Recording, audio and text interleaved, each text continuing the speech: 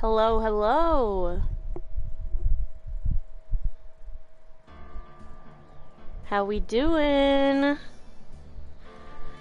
I'm not gonna lie, I haven't done like any of my pre-stream stuff. It's a weird kind of day.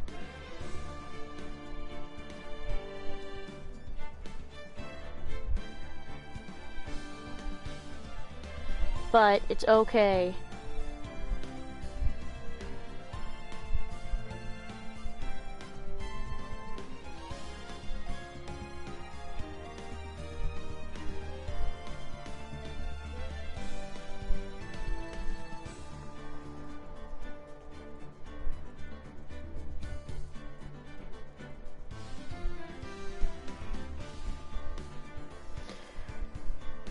I am... Let's see. Anything of note today? I took my melatonin earlier last night, which was probably good, but I still felt really tired today, but I think that's probably just the staying up way later than taking the melatonin. Lol. Let's see. I learned a bunch of stuff about punching. Somebody said something about, like, how to punch, and they said... keep your thumb inside your fist, and I was like, no. Not in, like, a bad way, not in, like, a, no, you're wrong, that's dumb way, but in, like, a, so, I was, like, pretty sure that you're supposed to keep your thumb on the outside of your fist so that you don't break your thumb, but I wasn't 100% sure, so I decided to look it up, and cite my sources and everything, and I ended up finding a really interesting article about, like, how to form a fist properly and as safely as possible. And what I ended up learning was, for one, it had some really interesting stuff about, like, the evolutionary purpose of... like, the evolutionary purpose of a fist, because, like, our hands, evolutionarily, are very intricate little things. They allow us to fiddle and, like, tinker and do all sorts of dexterous things. But, basically, the fist evolved as a way to use those fiddly little extremities as a weapon as well as a tool.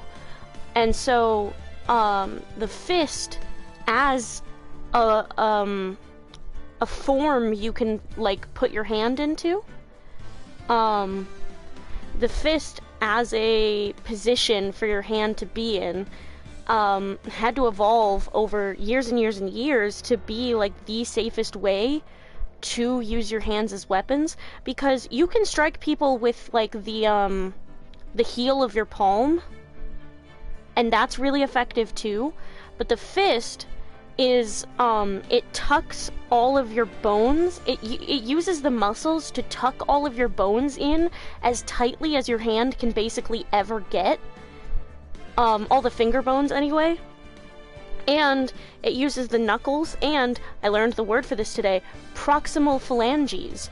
So there's 3 parts of the fingers. There is, you know, the bottom part.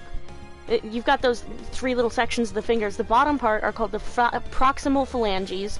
Then there's the middle phalanges. Then there's the distal phalanges at the very tip of your finger. So that's really cool and interesting. Hold on, I got a knock on my wall.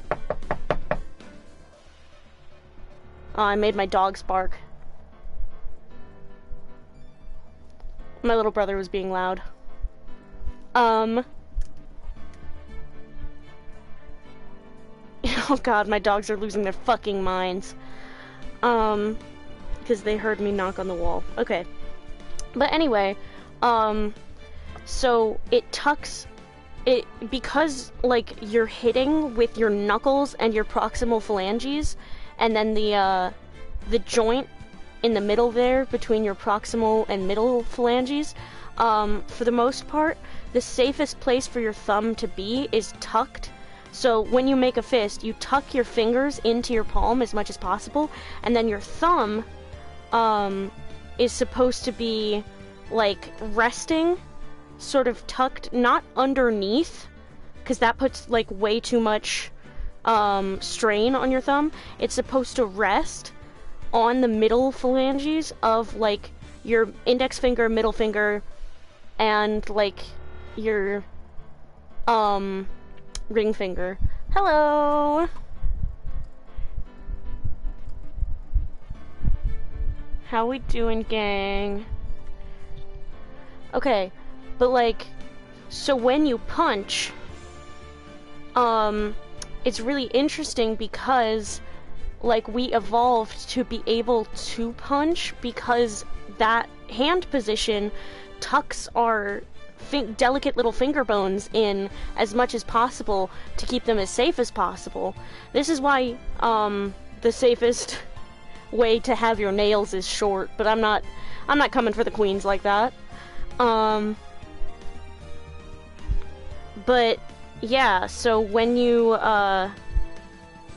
make a fist, your thumb needs to be resting on the middle phalange of like your index, middle, and ring fingers. And if you have like a freakishly long palm, then your pinky fingers, I guess. But like, yeah,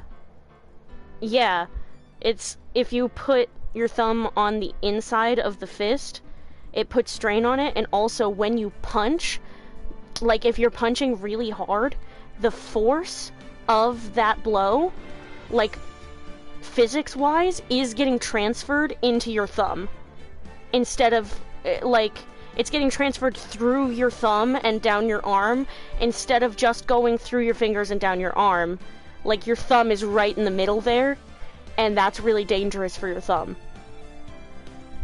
So, fun lessons in how to punch with Solar Stargaze. I did judo when I was younger, you know.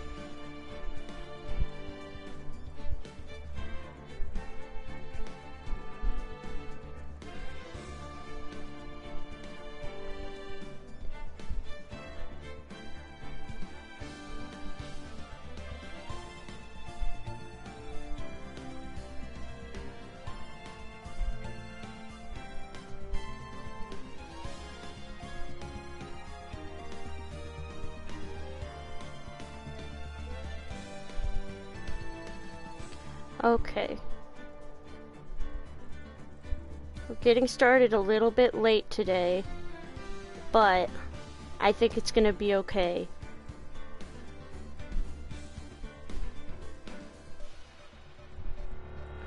Okay, I am set as live on Blue Sky.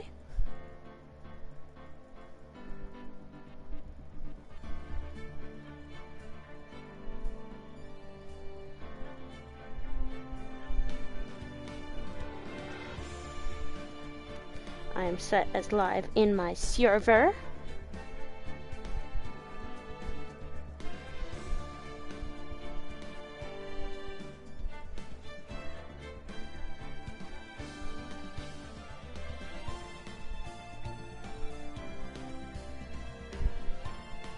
Okay, I think, Jesus, I just ate first. Why do I always say Jesus like my burp scares me or something? Ah, burps! How am I ever gonna survive? Okay. A little bit of ASMR with some ice crunching. You're welcome. Okay. When somebody actually comes into stream, I'm gonna have to get them to tell me whether or not they can hear my fan going against the mic. Because I cannot hear myself in my headphones, so I don't know. I guess VOD watchers are just gonna have to deal with it if it's bad. Okay, I don't know, I really want Romeo to be here.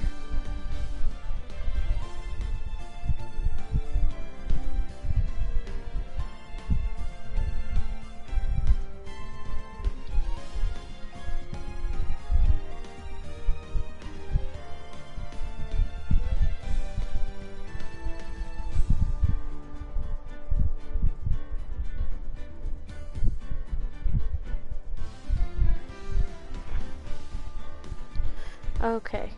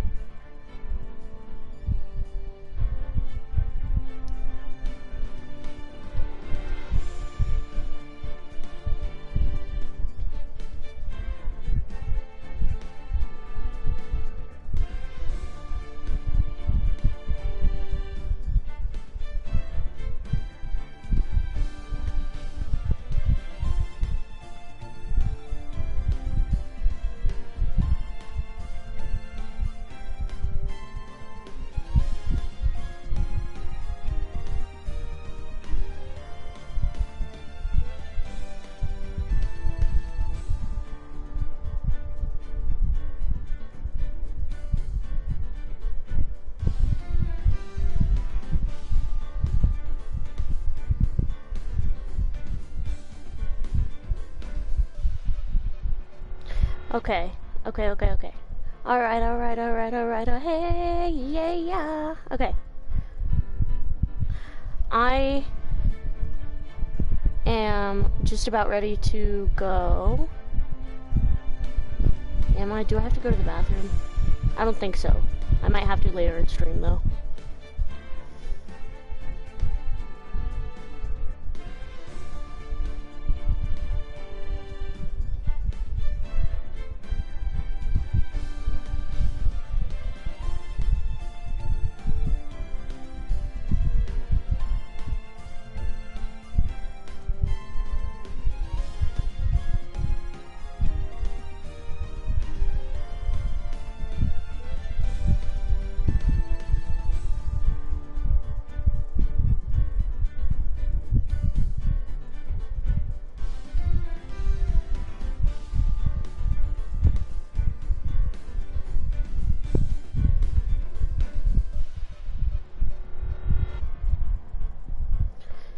Okay, give me 2 seconds. Sorry, guys.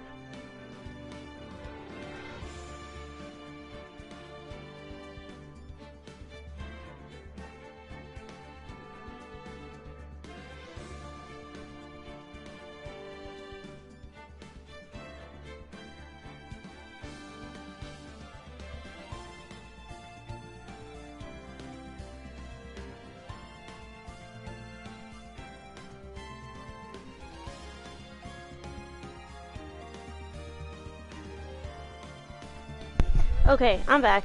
Sorry about that, gang. Alright. Let's get it going with Turnabout Beginnings. Shall we?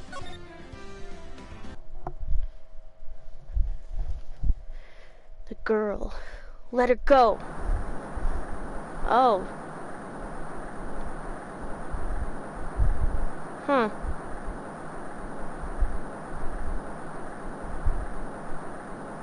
Shut up. Come closer, and I kill her. Sorry, but you're not going to get the chance.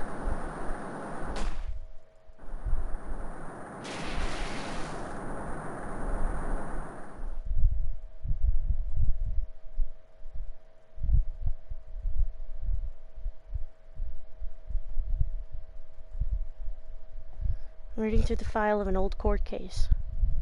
It was the first case of my longtime mentor, Mia Fey. Why are you in the hospital, Phoenix? What the fuck? Fugitive data. Terry Falls. Charge kidnapping, murder. Sentence death penalty. Fugitive movements. After escaping, Falls met with and then murdered Sergeant Valerie Hawthorne. Recapture on Eagle Mountain about 8 hours after his escape. Her very first client was a death row inmate who had recently broken out of prison. That was a whole year before Mia and I ever met. Oh, this is the case that traumatized her, huh? Mia Fey, first trial. Oh boy. February 16th, 9:42 a.m. District Court, Defendant Lobby Number 4. So this is, what year, 2013, I think? I think this is 2013, which makes Phoenix's computer fucking crazy! Oh, Phoenix.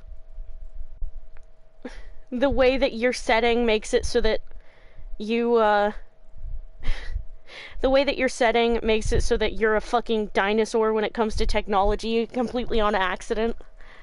Hi, Ronald. Hi, Gonald. Do we know you? Yeah, do we know you? Oh, not yet, I guess.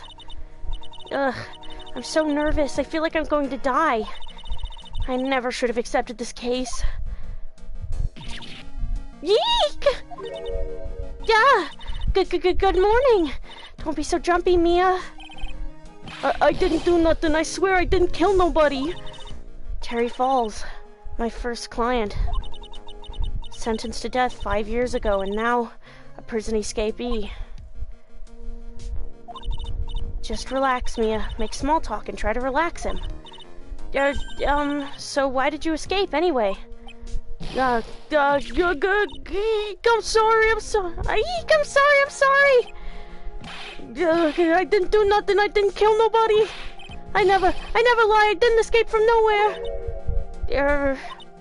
But, Mr. Falls, the police just recaptured you 2 days ago. Ugh. Sorry, I told a little lie. Oh boy. But anyway, I didn't do it. I never killed nobody. Sorry for asking, but you're on death row, right? Eek! I'm really sorry. They sentenced me to die 5 years ago, but I was tricked, I tell you. That woman, she lied in her testimony. That's why I got the death penalty. I swear it, I didn't kill her. I could never do that. 2 days ago, he escaped from the police wagon when it crashed. Then about 8 hours later, a policewoman was murdered before the police could recapture him. The police believe that Terry Falls did it. After you escaped, did you meet a policewoman? Yeah, I did. She's the reason I escaped. So that much is true. He did meet with the victim. But I didn't kill her! She was alive when I left. She was alive! It's true! I can trust him, right? I mean, I should. Man, I wonder who this guy is! You're not going to figure out the truth just by staring at the guy. Why are you here? I came to see how our little kitten was doing all alone in the big scary lion's den.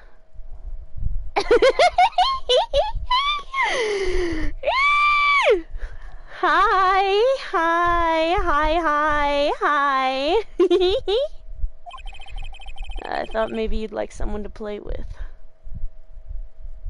For some reason, the eyes look so weird with the smirk now.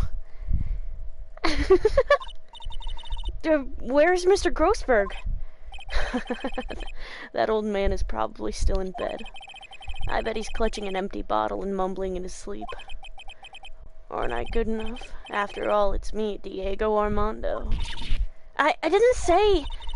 So, Diego Armando, the finest attorney at Grossberg Law Offices, is here for me?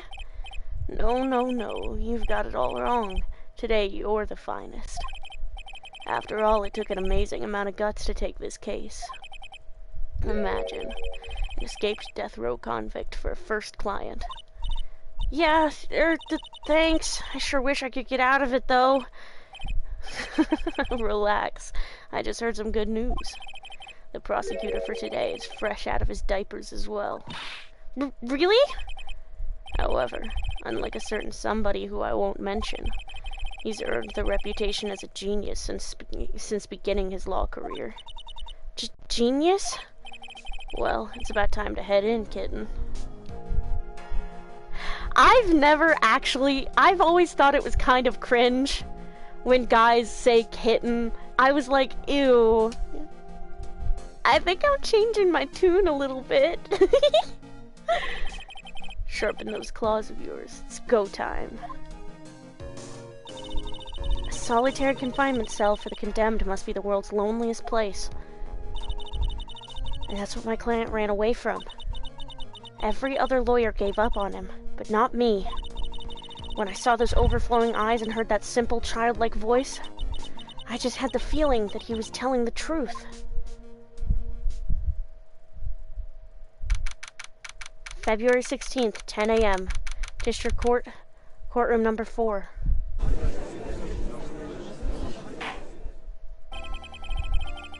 Court is now in session for the trial of Terry Falls. I don't remember what voice I gave this guy. The defense is ready, Your Honor. Oh my god, look at his baby face! His little baby face! He looks so young! His little baby face, how old is he? Oh, we haven't added him yet, okay. How old are we? Diego's 27. Okay, a hotshot lawyer, my senior and rival at the office, a bit smug. Oh, they're rivals, are they? Oh my god. The prosecution has been ready for a while, Your Honor. I understand that the lawyers for both sides are newcomers? Yes, Your Honor, I'm Mia Fey. Miles Edgeworth, Your Honor. So you're the new prosecutor everyone is talking about, eh? They say you joined the prosecutor's office at quite an early age. At 20, Your Honor. I guess our little kitten hasn't earned herself much of a reputation yet, huh? Come on, Mia. You can't lose, not to someone younger than you. Young people running a trial. I'm not too sure how I feel about that. Now then, the defendant in this case is currently a felon on death row. 2 days ago, he escaped from a police wagon, is that correct? Precisely. But the defendant is not on trial for escaping prison. On the day that the defendant escaped, a policewoman was murdered. So we're here to determine if Mr. Falls was responsible for her death? You got it, kitten. Well then, Mr. Edgeworth, let's hear your opening statement. Yes, Your Honor. It was 5 years ago. The defendant, Terry Falls, was sentenced to death in this very court. His crimes were kidnapping, extortion, and murder. The girl he threw off the bridge was only 14 years old. A truly horrible crime. I remember it well. There was no decisive evidence, so the trial was long and protracted. Correct, but in the end, what finally decided the case was a certain witness's testimony. A witness's testimony.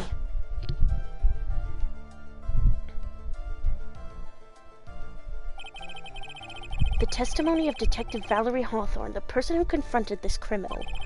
She arrested Mr. Falls at the scene and later testified against him. She said she witnessed Mr. Falls throw his young victim into the river.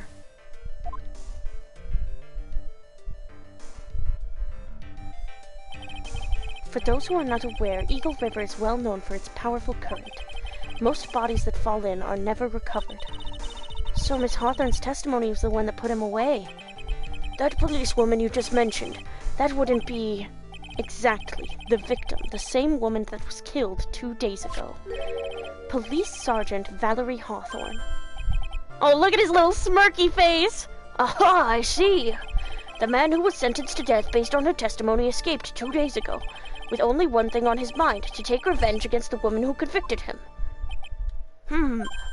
Aha, the truth is becoming clear to me now. Huh? Yes. It's quite obvious that the defendant is guilty. Wait a minute, that's not right. At least hear the case before you decide on the outcome, Your Honor. Watch yourself, Miss Fay. I'm not sure I care for your word choice or your tone of voice. Not the wink! Young people these days simply don't know how to respect their elders. Why, you're even younger than me, you hypocrite! Is he seriously 20 right now? Ah, look at him! Dubbed a genius as soon as he started as a prosecutor. Today is his court debut. Oh, man. Now then, Mr. Edgeworth, please call your first witness. I call the detective who is in charge of the initial investigation of this case. Gumshoe with a different coat! Witness, state your name and occupation. Gumshoe, Dick Gumshoe. I'm the homicide detective in charge of this case, sir. I finally got promoted to the detective division half a year ago. I don't believe anyone asked you about that. Hey, ma'am, you got any idea how much work it takes? What is it? You're really gorgeous. Excuse me? No, seriously, my heart, it's aching for you. Gumshoe! Shut the fuck up! Oh my god. 26-year-old Gumshoe. Man. Oh man. Detective, pull yourself together and try to be professional, otherwise I'll write you up on contempt so quick that something other than your heart will ache. Yeah. Oh, okay, I got it. Now, detective, tell us about the incident. Yes, sir, right away. The victim was Sergeant Valerie Hawthorne, a veteran on the police force. She was stabbed in the back with a knife and died from excessive blood loss. That much is already stated in the autopsy report. The court would like to hear more details about the incident itself. Yes, sir, I gotcha. Okay, let's take a look at this aerial map of the area here. This is a sketch of Dusky Bridge, an old suspension bridge. And the river that runs under there is Eagle River. The victim and the defendant met there, on top of the bridge. After stabbing her in the back, the killer carried the victim back to his car. He was recaptured at a police checkpoint as he was trying to make his getaway. I see. Dusky Bridge map added to the court record. Was the victim's blood found on the bridge? The victim, Sergeant Valerie Hawthorne, was wearing a thick coat, sir. Unfortunately, no traces of blood were found on the bridge. If you present Mia's profile to Gumshoe in this game, he says she cross-examined me once. Yeah, I found that out. In the Mask to Mask case. Also, hi, welcome back to the stream, Astro Dude 1987.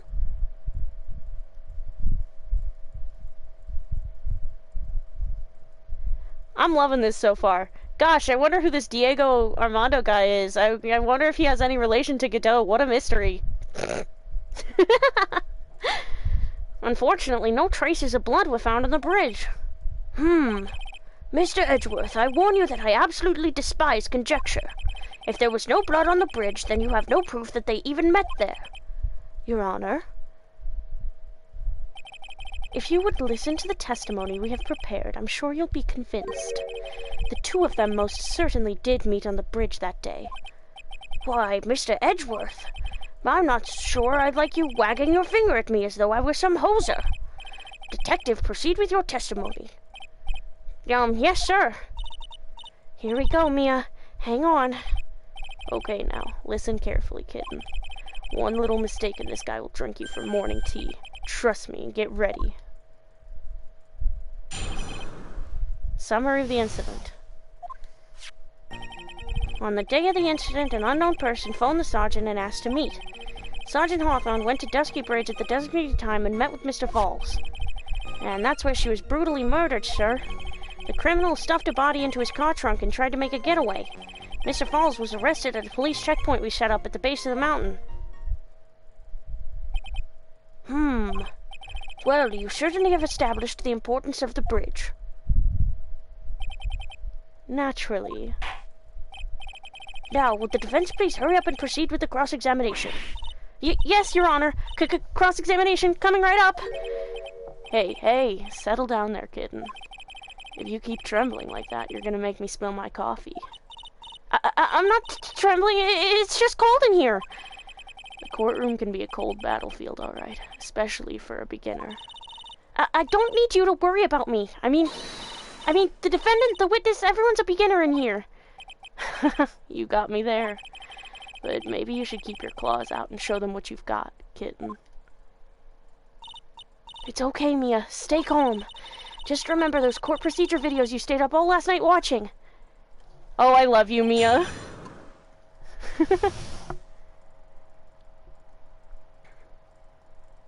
Okay. An unknown person. This unknown person, you have no idea who it might be, right? Sorry, but I'm afraid I do. What? The one who called Sergeant Hawthorne was the defendant, Terry Falls. What? The defendant? The defendant called her? Sergeant Hawthorne was a very thorough person, sir. She left a note about her phone call with Mr. Falls. A note? Yeah, a top-secret memo that she left in a desk. Victim's note added to the court record. According to this note, it seems the one who called her to the bridge was indeed the defendant, Terry Falls. Whose bright idea was it to keep that note from me? Looks like the judge is even more sure of his verdict now. Listen up. Never ask a question if you don't already know the answer. It's that detective's fault. He's the one that said unknown person. Hey now, don't make that face at me. I just said it that way because the prosecutor told me to. Was that a trap?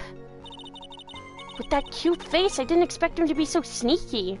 Yeah, look at Edgeworth's young little face. Woo! Okay. Sergeant Hawthorne went to Dusky Bridge at the designated time and met with Mr. Falls. And that's where she was brutally murdered, sir. The criminal stuffed a body into his car trunk and tried to make a getaway. Mr. Falls had a car, then? Well, that bridge is way up in the mountains, ma'am. The defendant and the victim both went up there by car. I mean, how else, right? What? You mean the defendant drove his own car? No, of course not. It was stolen. He stole it from a young couple that had been waiting at a red light. Car thieves. I'm not sure how I feel about car thieves. Is this guy sure about how he feels about anything? This is a photo of the stolen car's trunk. Naturally, that's the body of Valerie Hawthorne in there. Whoa, that doesn't look too comfortable. Yeah, fucking no kidding, dog. The victim, she was stabbed in the back, correct? Yeah. For some reason, men always seem to get stabbed in the back. We're talking about a woman here. You can't tell from this photo, but the knife was stuck in the back nice and firm.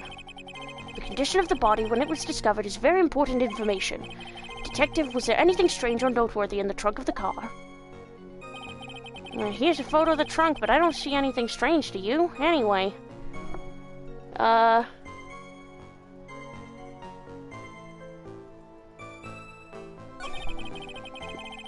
Okay. Let me...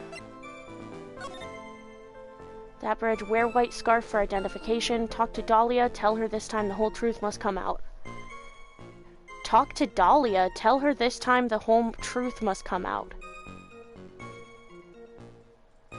On Valentine's Day? Bruh! Falls, 4:30 p.m. at that bridge. Wear white scarf for identification. Talk to Dahlia, tell her this time the whole truth must come out. Dahlia Hawthorne! Oh! Same last name, bet they're sisters. Anyway. Witness? What is it? Do you have something to say, Miss Faye? Yeah, I'm sorry, I totally forgot what I was going to say. This is the first time I've ever had to actually address someone like that. You should have practiced before coming to court. Honestly, Miss Faye, I'm not sure I like this. Say there, little kitten, want a piece of my coffee candy? Coffee candy? Bro, do you put meth in your coffee? Be honest with me. Candy? Well, you're still too young to be drinking real coffee. Come on, Mia, shake it off. You're a lawyer. Detective! Yes, ma'am. This photo. You said that there was nothing peculiar about it. Is that correct? Yeah, that's what I said. Well then, I suggest you take another look at the note written by the victim.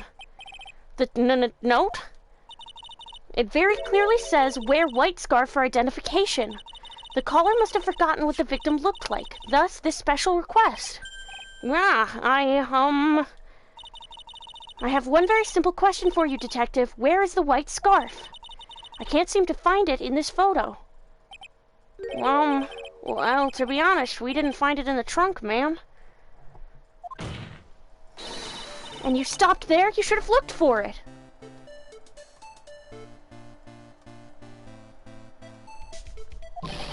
Yeah. The caller told her to wear it to identify herself, so I'd expect she did just that. Well, Mr. Edgeworth, what do you have to say about this? Sigh. I see the defense is a little lacking. The scarf you are searching so desperately for. Is it this one, perchance? Yeah? Well, where did you find that, sir? On Dusky Bridge. I was there first and decided to conduct my own investigation. Well, why didn't you tell me? I made a decision to keep all pieces of evidence in my personal satchel. It's the safest place, I know. That hotshot sure has a flair for the dramatic. It's not exactly white as the caller requested, but as you can see, it's close enough for what it was intended for. It looks like it spent some time in the mud. Not surprising, it was drizzling on the mountain that day. Prosecutor Edgeworth, he was intentionally hiding that scarf the whole time. The court will accept the scarf into evidence. Scarf added to the court record. Now, if the attorney for the defense has finished embarrassing herself, I'd like to move on with the testimony, if that is all right with you, isn't it, Miss Faye? Boy, would I like to wrap this scarf around his smarmy little neck. Very good. Now, if we're done with this mud-covered scarf business, the prosecution moves to establish conclusively and with hard evidence that Miss Hawthorne and Mr. Falls did indeed meet on that bridge that day. Further, we will show exactly what occurred there. That sounds quite promising. I can't wait to hear all about it. Everything is moving at his whim. Don't forget, kitten, there's a reason why everyone considers this kid a genius. A genius, huh?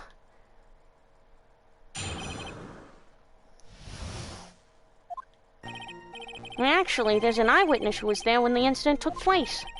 This photo was accidentally taken by the witness. It shows the Vic wearing the scarf, sir. It was drizzling that day. Unfortunately, it's a little hard to see what's going on. Anyway, the criminal shoved the victim down from behind and stabbed her in the back. That must have been when the scarf fell off. Looking at this photo, You really get the sense that this bridge is very high up. It is about a 40-foot drop from the bridge down to the Eagle River down below. Mr. Edgeworth, who took this photo anyway? Let's just say that it was a well-intentioned third party. Aha, a potential witness, so why isn't this person in the courtroom? Well, they said they absolutely did not want to testify. The person in question is very delicate, Your Honor. Besides, as long as we have this photo, we see no reason to compel them to testify. I'm not sure how I feel about that. I wonder who this very delicate person is. So as you can see, Terry Falls had both the motive and the opportunity. I think it's quite clear at this point what happened on that bridge. Aha, the truth is becoming clear to me now. Huh? Yes, it's quite obvious. He's clearly guilty. Not again, that's not fair. I haven't even done my cross-examination yet. What do you mean, Events on Dusky Bridge. Actually, it says eyewitness who was there when the incident took place. This photo was accidentally taken by the witness. It shows the Vic wearing the scarf, sir. It's drizzling that day. Unfortunately, it's a little hard to see what's going on. Anyway, the criminal shoved the victim down from behind and stabbed her in the back. Is that part of the witness's testimony as well? Well, of course it is. Yeah, he pushed the victim hard in the back and she fell down right on his stomach. I remember that happening once myself. It was really brutal. Are you talking about seeing someone get pushed, or were you the one getting pushed? Also, brutal? It doesn't mean that you pushed someone down like that once. With his mind-boggling tales and the way he said brutal, I wonder if he's Canadian. Ha! Save your nasty look for the right person. Huh? Take a look. Poor baby. The court record seems to have wet itself. Yay! Watch where you spill your coffee! The court record, huh? That must have been when the scarf fell off. That must have been when the scarf fell off. Okay, wait.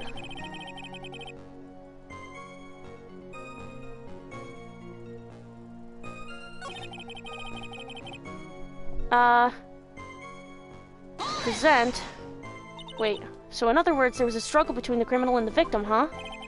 That's what the witness said.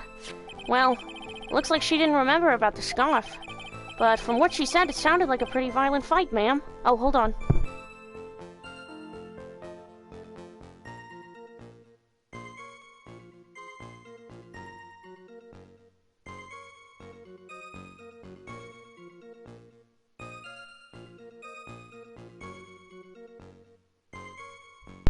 I got a package. Let's see what it is. Together! Let me find a pair of scissors. Got my children's safety scissors, because you can never be too careful.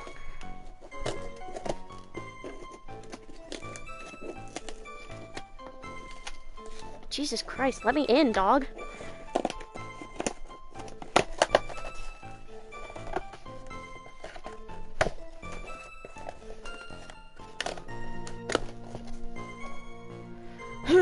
Okay.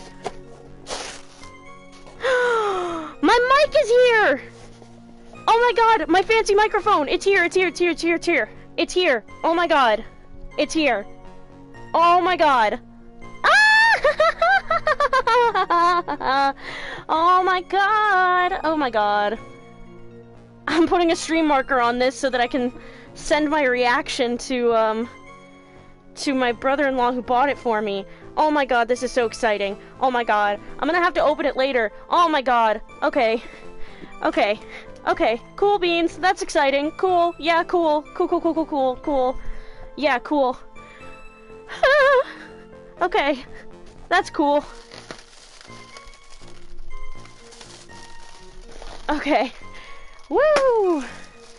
And I get to pop the packing stuff. Oh, pop and pop. Okay. Okay. Okay. Okay. Yeah, that's cool. That's cool. That's cool. That's cool. Ah! Oh my god. Oh my god. It's so fancy.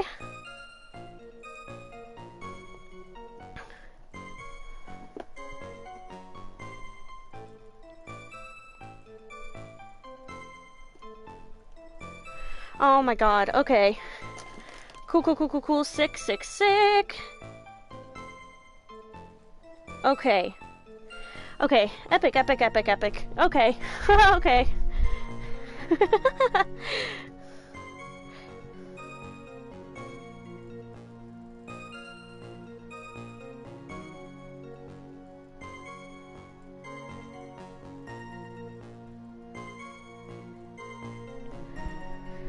Okay, yeah, that's pretty cool. It looks pretty awesome. Okay, okay. No more fucking clipping for me.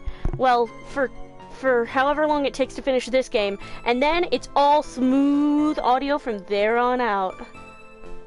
Fuck yeah, dude.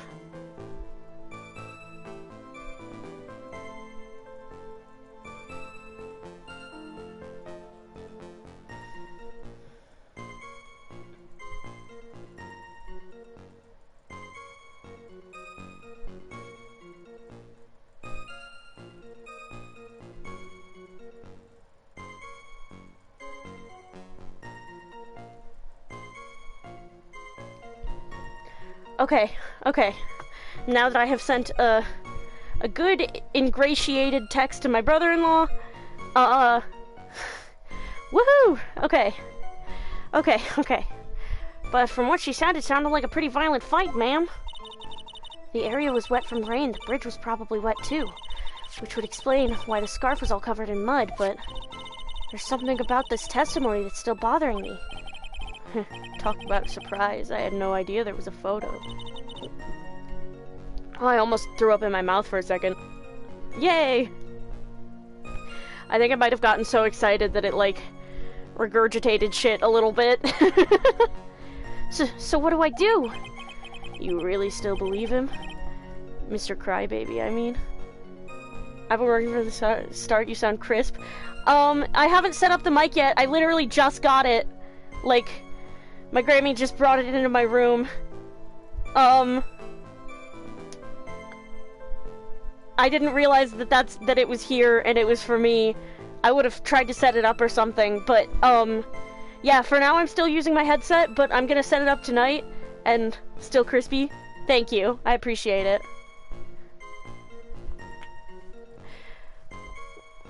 Dude, Diego Armando is my gender. Literally, he is my gender. I need to be him. He's just on that line of, like, rascally scoundrel and, like, gentleman. That I'm like, I want to live on that line. Valid. Thank you.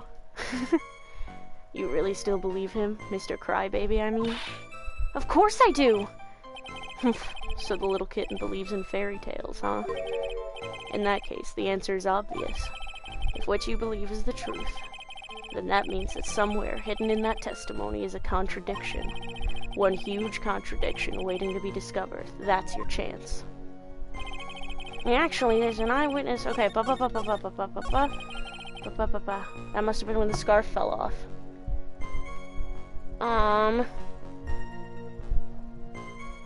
Yeah, let's present the crime photo, because why is her coat not muddy? So at the time of the crime, there's a light drizzle coming down, correct? Yeah, and fog, too. Just a generally soggy atmosphere. Well, I have evidence that doesn't go with the soggy atmosphere. But this is a photo of the victim's body that was found in the car trunk. Considering the conditions at the scene of the crime, something isn't right. Well, by all means, please enlighten us as to what isn't right. What is it about this photo of the trunk that doesn't fit with the conditions that day? Her coat. Bop. Naturally, the answer is right here. The victim's coat? As far as I can see, there is nothing strange about it. That's exactly what's strange. Recall the testimony. What were the conditions on the bridge that day? It was drizzling and foggy. Dusky bridge was all wet. If the victim really had fallen down on her stomach on top of the bridge, then the front of her coat should have been covered with mud. Yeah, that's exactly right. The other day I fell on a muddy street and my gorgeous playoff beard was befouled. I do admit the crime scene was quite wet that day. However, that doesn't mean that the top of the bridge itself was muddy. If your honor had fallen in the shower instead of on a muddy street, your glorious hockey beard, pride of the legal league, would be wet but not muddy.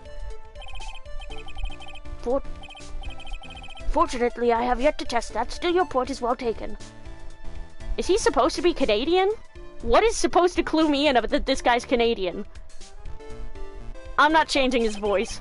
Can you prove that the surface of the bridge was muddy that day? The surface of the bridge, huh? I mean, the scarf, right? Yeah. A real man wouldn't stand for a taunt like this. Neither would a real woman. Of course I can. Here's the evidence that proves the surface of the bridge was muddy. The scarf. The evidence is this scarf. Duh. Should be obvious.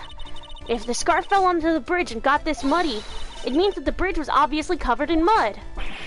No, I can't be outwitted by this novice bimbo. Bimbo! Edgeworth! If you were my kind of protege or something like that, I would give you such a talk about feminism, Mr. Edgeworth.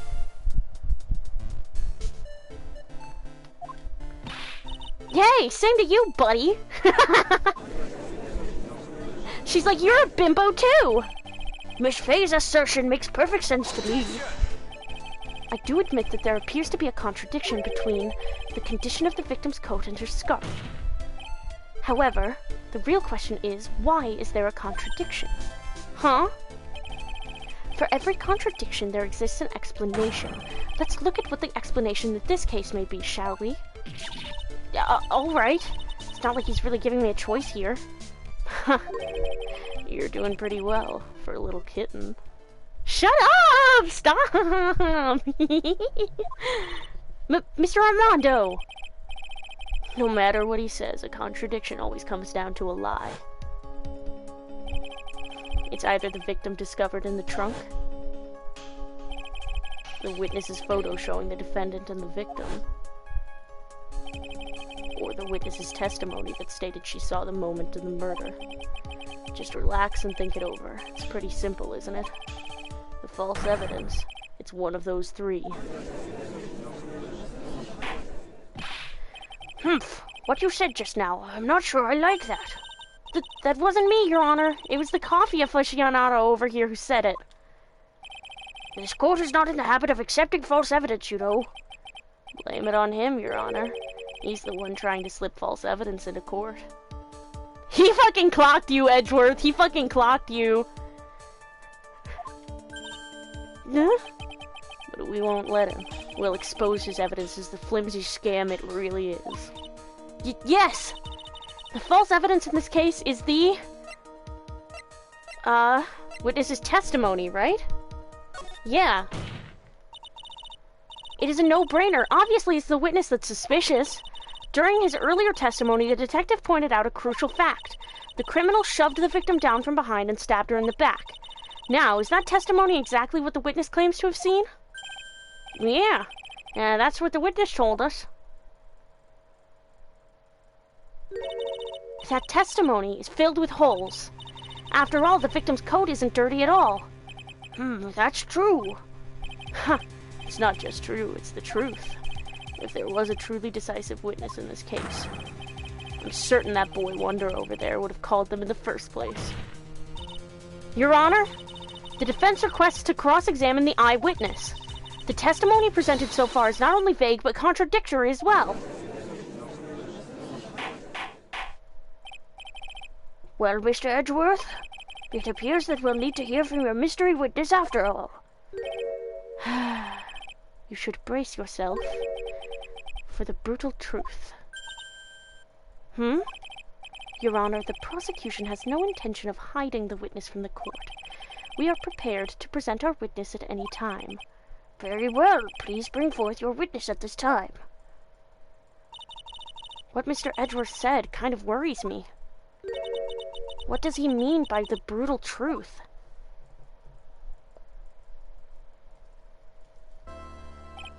Here she comes. Now let's proceed with the testimony.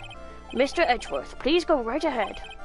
Thank you, Your Honor. The prosecution summons the woman who saw the events that day with her very own eyes. This is it, Mia. The battle begins here. Witness, what is your name and occupation?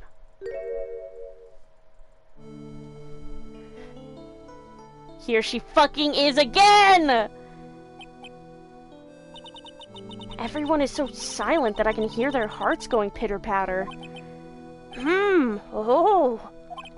When I look at you, how can I put it?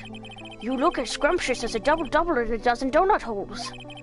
I feel like I want to hurry up and hand down a verdict just to have a bite. That's a weird-ass thing to say, Your Honor. Yay, not so fast.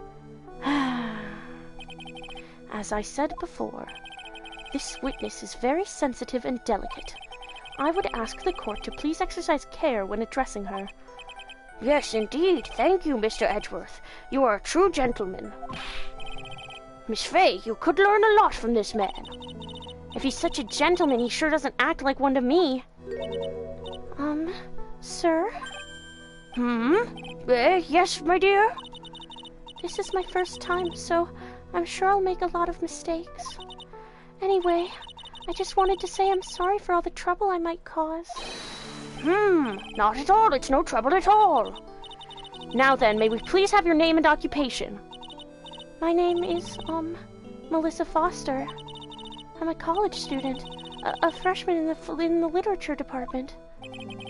You were on the scene when the unfortunate fucking shit. Mr. Edgeworth, language in this courtroom. I'm sorry, Your Honor, I don't know what came over me. You were on the scene when the unfortunate event occurred, correct? And you were the one who took this photo? Is that accurate? Wow! How can you be so mean? Now see here, what are you doing shoving that in her face like that? Huh? But it's just a photograph. It's not like it's something dangerous. Next time I'll be forced to penalize you. Uh-oh. I don't like the turn this has taken. Is she staring at me? And you would be? Huh? I'm the defense attorney. My name is Mia Fay. I see. So you are... Now then. Oh, so you are. Now then, young lady, could you please give us your testimony? Yes, Your Honor. I'll do my best.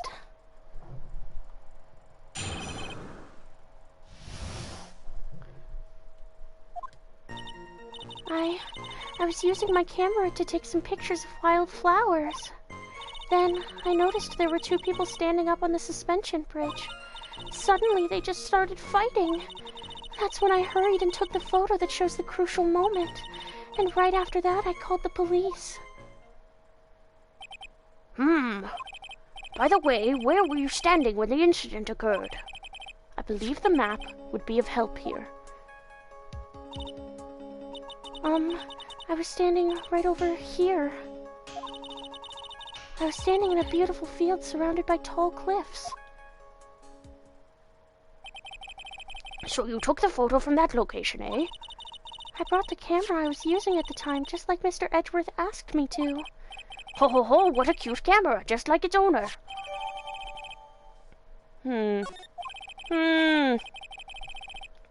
All right then, Miss Fay, time for your cross-examination. But I warn you, make the witness cry again and you'll feel the wrath of my gavel. Oof, jeez. I was using my camera to take some pictures of wildflowers, then I noticed there were two people standing up on the suspension bridge. Suddenly they just started fighting. That's when I hurried and took the photo that shows the crucial moment.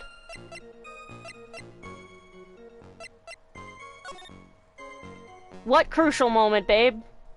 What crucial moment? Objection! Witness, when you said you took a photo of the crucial moment, is this what you meant?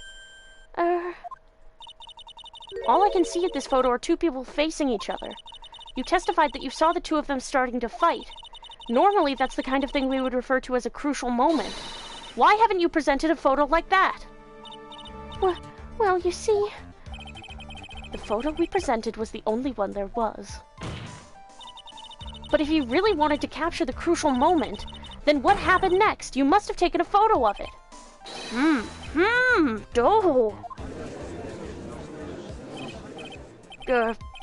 My apologies, young lady, but Miss Faye's assertion is not without a certain amount of merit. He can certainly downplay the situation, can't he? I'm sorry. I'm a very bad girl. I used it all up, the film, I mean. You ran out of film? This photo was the last one. What? Unfortunately, that is the truth. I personally examined all of the photographs she took that day. All the other photos are of the witness herself playing among the wild flowers. The witness herself? Then who took the photos? Well, you see, my camera has a timer feature built into it. So you took photos of yourself? I remember taking some photos of myself once too. Please, no details. It seems that Miss Faye's assertion was not so decisive after all. Wait, just a minute. Well, if she had no film left, she couldn't very well take more pictures, eh? Miss Foster, perhaps then you could tell us about a different sort of photo. Photos of the incident that you took with your very own eyes. Mr. Edgeworth, you're quite the poet. Ugh. Well, very well then. Let's get back to the cross-examination. Let's hear your thoughts on the fight that you witnessed. Yes, Mr. Judge. Boy, this guy really is a sucker for sweet talk. It looks like the other kitten in the room is the one that's getting all the attention. Yeah, it's sickening. I was using my camera to take some pictures of wild flowers, then I noticed there were two people. Suddenly they just started fighting. The victim turned around and tried to run away, but she only got about 10 yards before she was stabbed in the back.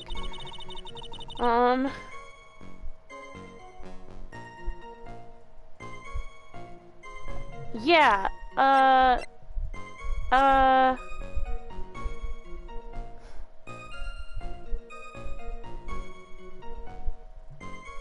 Yeah, if this was taken from the angle that you said it was taken from, she would have been on the collapsed part of the bridge, idiot. So if she turned around, then you must have been taking the picture from a different angle. But you weren't, because you're fucking lying. Objection! Witness, your testimony is a joke. Huh? What? But I just... Miss Faye, I thought I warned you not to make the witness cry. Bang, sweep. One short testimony and two bad contradictions. There's no possible excuse. Did you say there were two contradictions? It's simple. Just take a look at the diagram of the area.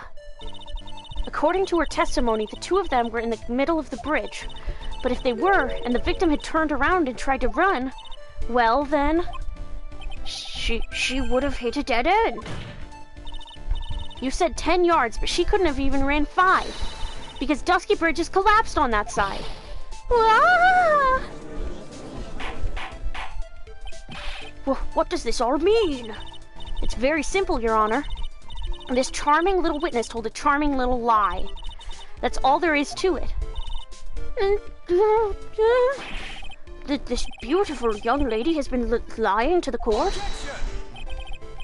Just a moment, Your Honor. Mr. Edgeworth. Your Honor, allow me to personally apologize for the confusion. What do you mean? There's one major mistake in this diagram. What did you say? What are you referring to? It's all because this diagram was made after the incident occurred. It's a very old bridge. We couldn't find any official blueprints of it. So you're saying... I'm saying that even though this bridge is currently in disrepair, there's no evidence that can prove that the bridge was broken during the incident. That's ridiculous! You can't actually tell the condition of the bridge from this photo. I apologize to the court for not being more clear when I presented the evidence. Motherfucker, Edgeworth. That guy is good. Huh? What do you mean? He planned it from the beginning. He's a genius, alright. That diagram of the bridge was his insurance policy. What? That coward! Well, Miss Fay, it seems you've once again made a reckless accusation.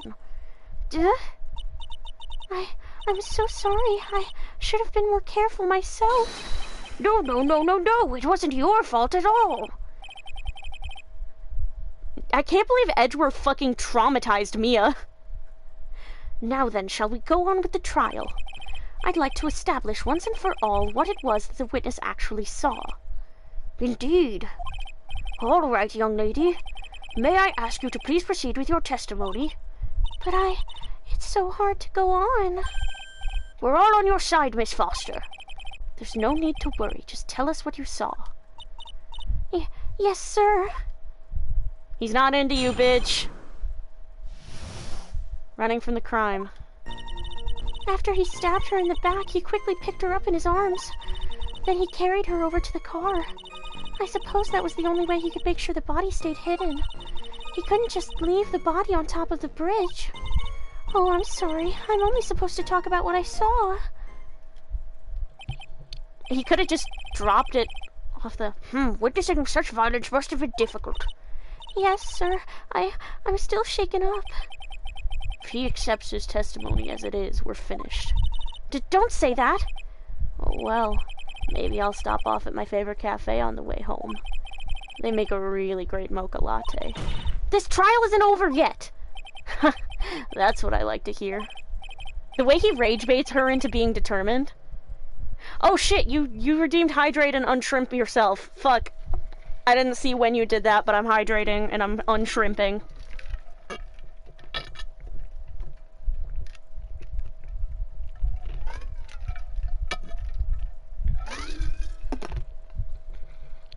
I think I actually did need a drink. The judge voice is kind of straining me. All right, Miss Fay, your cross-examination, if you please. The contradiction is staring you right in the face, Mia. Go on the attack. Yeah, it's the third... It's... I suppose that was the only... Yeah, no, bitch. A killer not wanting his victim to be found, I can understand that. However, the idea of moving the body for that purpose is clearly odd. There was a much easier way to make sure the body wasn't found. Well, what is it? Take another look at the map of the area and you'll see how. There's a river right below the bridge. Earlier, Mr. Edgeworth pointed out something interesting about the river. For those who are not aware, Eagle River is well known for its powerful current. Most bodies that fall in are never recovered. Ah! In the kidnapping case 5 years ago, the victim's body was carried away and never found. If 10 murders were to occur at that same spot above the Eagle River, you can bet your boots that every other killer would have tossed the body in the water. Order, order, order! I'm not sure if I care for the way you put that, Miss Fay, but I must admit it does seem odd not to have thrown the body into the river. I like our Udgy better. He's much more charming. Ooh. Well, Mr. Edgeworth? Sigh, how sad. Perhaps Miss Fay would do well to try taking a dip in the river herself. After all, you claim to be such an expert in the ways of nature. What are you talking about? My point is that no matter how odd you may find the killer's method of body disposal, the fact is that this is what the killer did. None of your arguments have anything to do with what the witness saw. Quite true. Miss Fay, it seems that your assertion is without merit after all. But what the witness claims to have seen is totally ridiculous. Surely you can't deny that the body was found in the trunk of the car. That's certainly consistent with what the witness has told us. Ugh. Please, witness, go on with your testimony. I'll try. All you have to do is tell us only what you saw. Otherwise, the mean lady might yell at you again. Who is he talking about? All right, I'll do my best. Bitch. After he stabbed her in the back, he quickly picked her up in his arms. Then he carried her over to the car. The killer broke into the trunk of the stolen car and hid the body in there.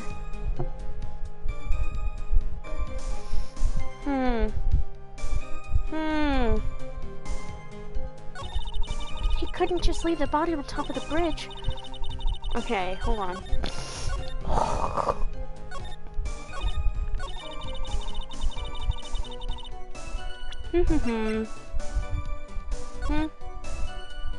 Yeah, bitch, if you were looking from where you said you were looking, there's a big outcropping of rock. How did you fucking see where the fucking... what he was doing with the car? Well, Miss Foster, it looks like you've done it this time. Done what? Made a crucial mistake. A crucial mistake? Like what, Miss Faye? The killer broke into the trunk of the stolen car and hid the body in there. You're saying you saw that, right? With your very own eyes? Yes, and? It's simple, Miss Foster. Take a look at the diagram. The place you claim to have taken the photo from that day is here. Do you see what I mean? Even if you tried to see the car, this outcropping of rock is directly in the way. Ah! That's right, Miss Foster. From where you were standing, you could not have possibly seen the killer's car. Ah! I admit that the diagram shows a large outcropping of rock. However, it isn't so tall that it would stop her from seeing the car. That's right. It's not high at all. I was able to see his car just fine. Nuh-uh. I'm so sorry, but that just doesn't wash. Huh? I believe it was the witness who presented this as evidence to the court, yes? This is the location that the photo was taken from.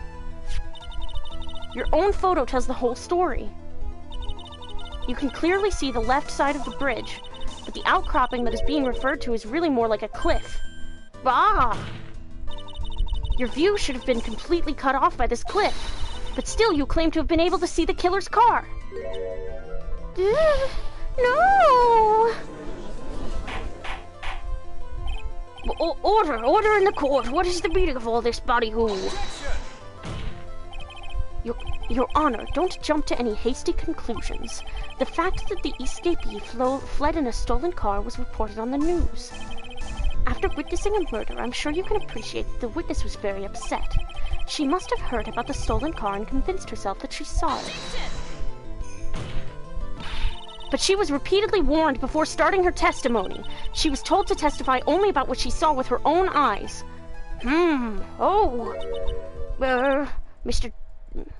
Mr. Judge? What is it?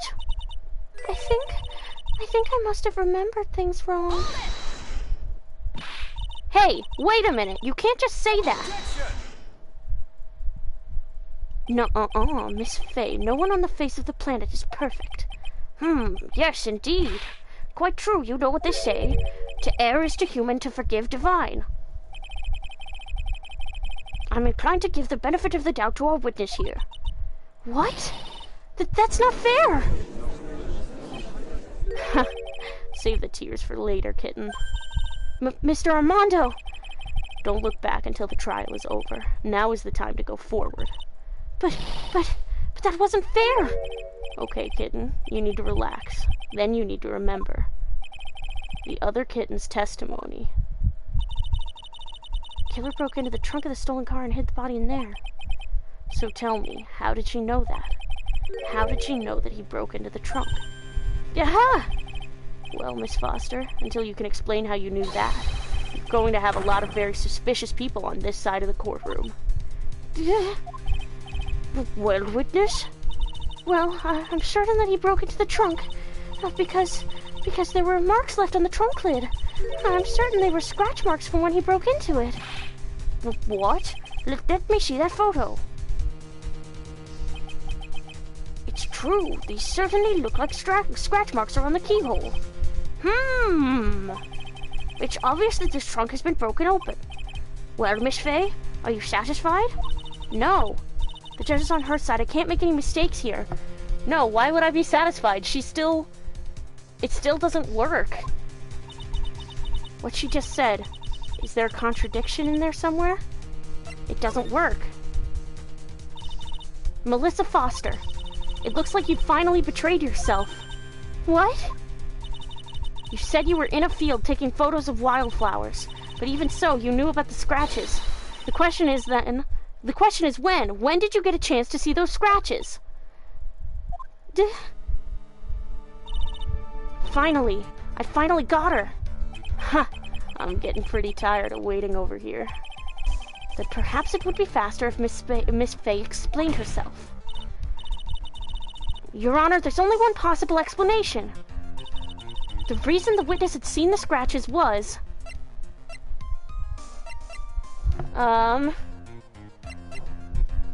she put the corpse in herself, I guess.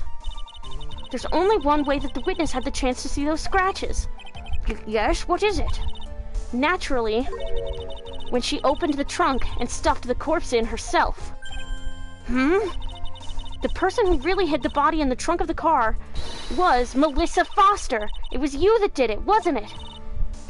That's ridiculous. I could never. It was the man in the prison garb. He's the one that... I don't think so, Miss Foster. If Mr. Falls had been the one that put the corpse in the trunk, he would have simply used the car key. There was no need to break it open. But he stole the car. He stole it from a young couple that had been waiting at a red light, which means that the key would have still been in the ignition. Oh, I see. Hair flip. Thank you for telling us about the scratches, Miss Foster. Without that, we never would have uncovered the truth. That is, that it couldn't have been Mr. Falls who put the body in the trunk. No! Preposterous to even suggest that the witness put the body in there. If that were true, then how do you explain the photo that she took? The corpse could only have been put in the trunk when the incident occurred, and we already know that at the time she was taking photographs. The timer on the camera. Now's your chance, Mia. Finish this thing.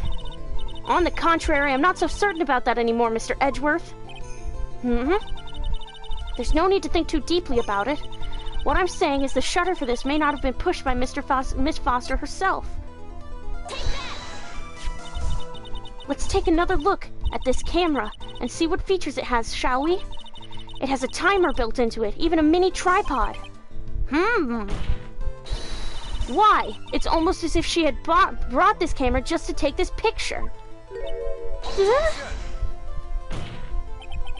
What are you trying to say then, Miss Fay? That when the crime occurred, Miss Foster wasn't in the field as she claimed? Well, if she really did use the camera's auto timer, then the answer is yes, she was somewhere else. Exactly, she was not in the field. Would the defense please explain further? Listen, this is a crucial point. Where was Miss Foster when the incident occurred? In answering that question will also make clear Miss Foster's true identity. Well then, please answer this question. The killer spot? Or in the car? Hold on.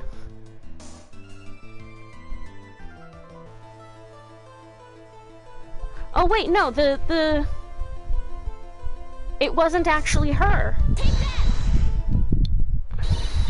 Naturally, the witness was right here. But that's where the victim, Miss Hawthorne, was standing. Order, order, order. Miss Fay, what on earth? Your Honor, if I may. After parting with the victim on the bridge, the defendant fled by car. But this would mean that there was no time to put the victim in the trunk. In other words, if someone put the body in the trunk, it could only have been before the defendant met the victim. How asinine. Of course Mr. Falls met with the victim.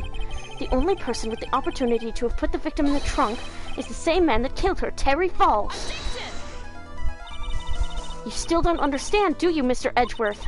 By the time the witness's photo was taken, the victim was already dead.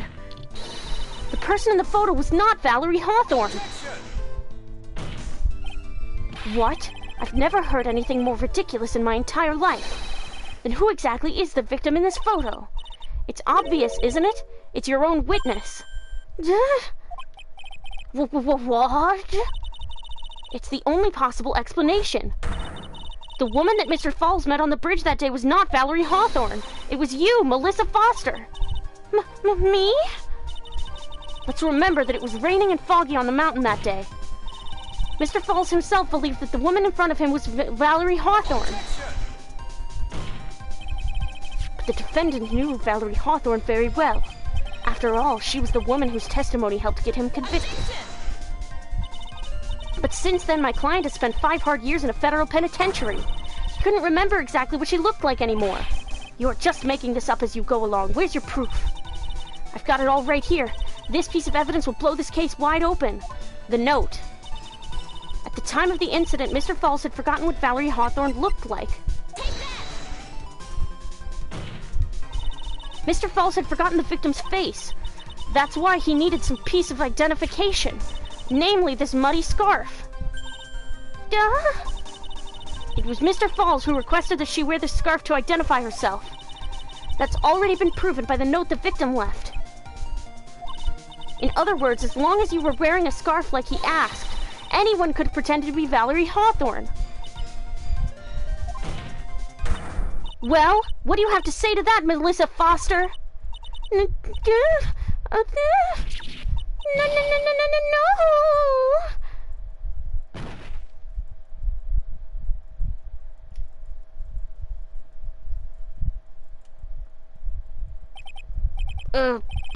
Where's Miss Foster?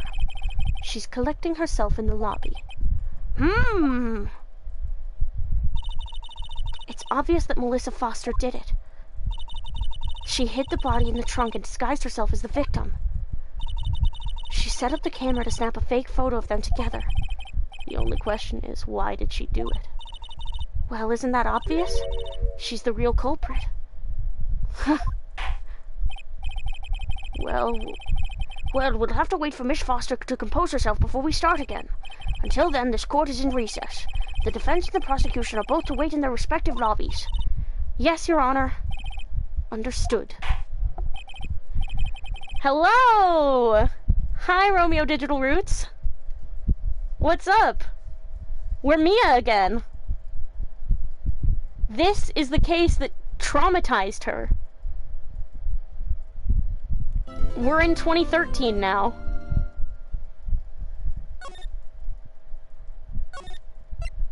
We're defending a guy who was on death row who escaped from a police wagon. Wow, just getting to the start of part 2. Yeah. I did fuck around for a while, though. So, this is our defendant. It's February 16th, 2013, I believe.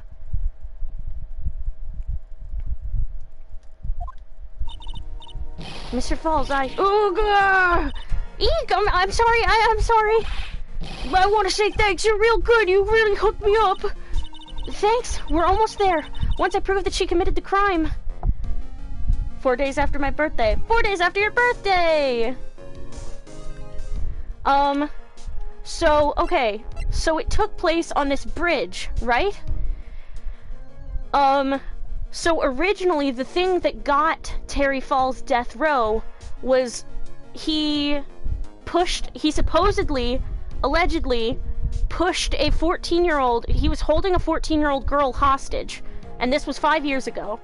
He was holding a 14-year-old girl hostage, and Valerie Hawthorne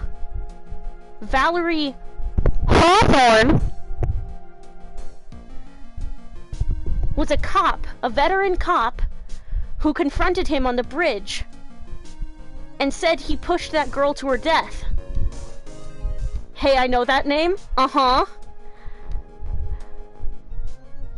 So, that's what got Terry Falls death row, and it's been 5 years since then. He's been, like, in solitary. So, he escaped, and he stole a car from this couple, and then he stole a car from a couple, and he called Valerie Hawthorne and told her to meet him on that bridge at 4:30 p.m.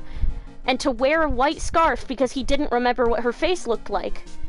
And she left this note: talk to Dahlia, tell her this time the whole truth must come out. Dahlia Hawthorne, her fucking sister. But we haven't...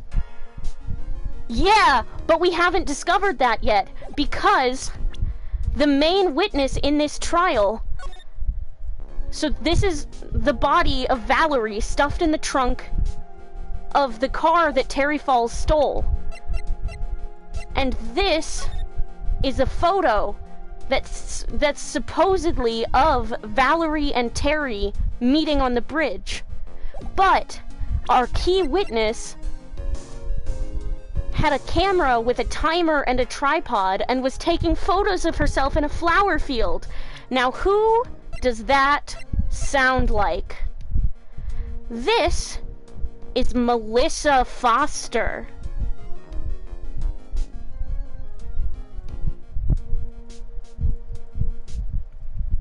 Also, Edgeworth is 20. This is Edgeworth's first case, too. This is Edgeworth and Mia's first cases.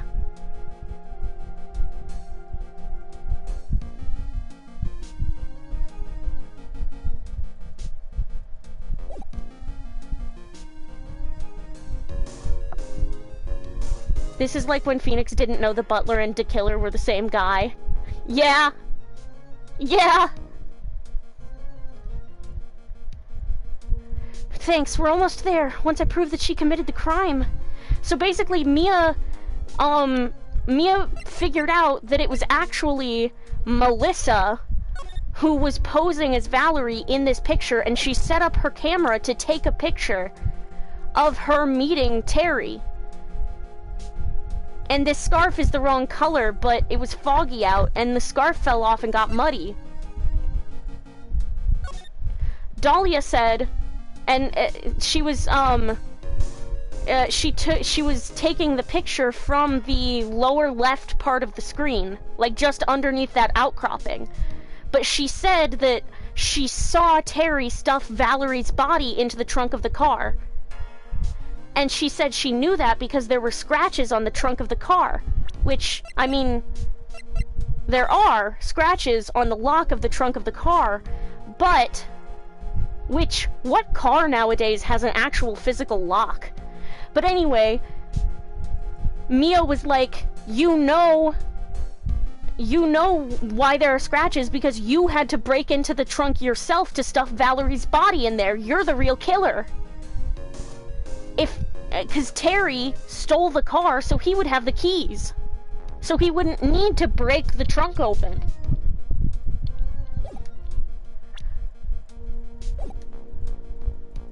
And then Dahlia, or Melissa, pretended to pass out, so they're letting her collect herself. Once I prove that she committed the crime. And who's this guy? This is Diego Armando.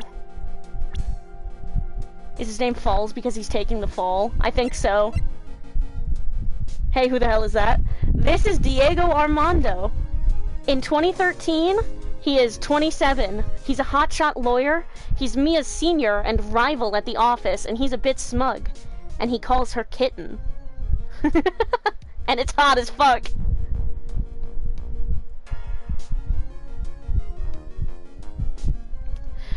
Gee, I wonder who this guy is. Look at the smirking face with the actual eye expression. Doesn't it look so weird to be able to see his eyes with it? I love him. Hi, Nova, hi! Gosh, I wonder who this Melissa girl is. Fucking Dahlia! Yeah, but there's one more big obstacle we've got to get past. Obstacle? Yeah, motive. Why would Melissa Foster kill that policewoman anyway? Motive, huh? Anyway, we're still badly in need of information. Information, right. What we need the most is info about this Melissa Foster herself. All we know is that she's a student studying literature. And one more thing. What is it? Well, the incident that happened 5 years ago, of course. The kidnapping murder case that Zebra Boy is on death row for. I didn't do nothing. I didn't kill nobody. I never lie. Mr. Falls, in that case, tell us more about it. About what happened 5 years ago. Okay, I trust you. That day 5 years ago, I dream of it every day. Oh my god, this case? Yeah. This picture, it reminds me everything. Bridge looks same. Just like then, 5 years ago. Like it could fall apart any minute. So it's been broken like that for at least 5 years. Ha! Sorry, buddy, but you sound like the one that could fall apart any minute. True, I did. I did kidnap her. 5 years ago, I kidnapped my girlfriend, Dahlia Hawthorne. Ah!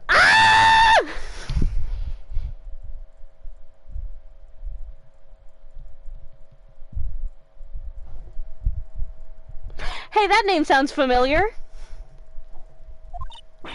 Your girlfriend, huh? Yeah, I'm key smashing too, dude. Hey, hold on there. Did you say Hawthorne? The victim's last name. Dahlia Hawthorne, Valerie's little sister. What? Are you serious? Keyboard smashing at the reveal because it makes me so happy. The girl, let her go!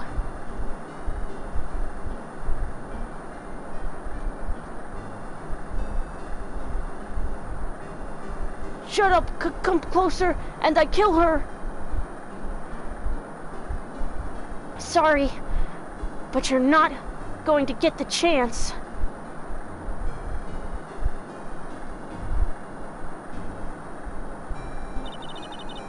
The detective back then was Valerie Hawthorne.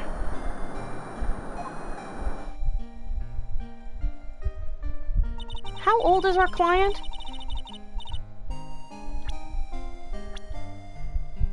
Age 25. Girlfriend! She was 14! What the hell? Get him a guilty verdict! He was 20 and she was 14!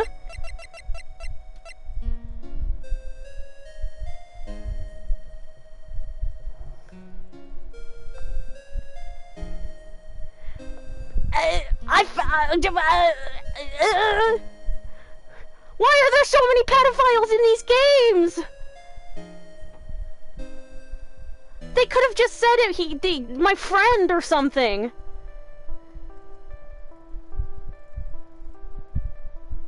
Nova, why did they do that? Why again? Why more? Nova, why did they do that? Nova, please answer me. Why? Nova, why? Why did Ace Attorney game do that? Why do Ace Attorney game do so? I fear it's to normalize these behaviors. Fucking Epstein, dude! I'm blaming him! I'm blaming his influence on shit. I wish you could answer why they'd think it's okay. Especially because we're supposed to sympathize with him and want to get him acquitted. Like, no, maybe I'm actually okay with him having the death penalty.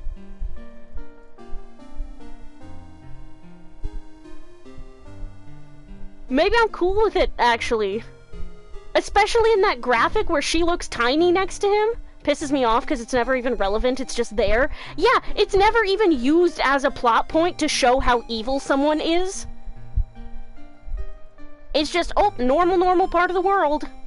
It never actually serves a purpose. Exactly, it's, Oh, man, dog, why? Why they gotta do that to me, dude?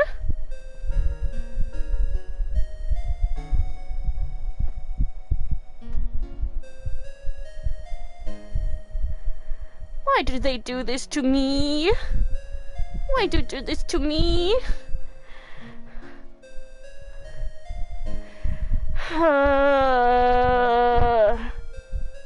I was all sympathetic to him, too.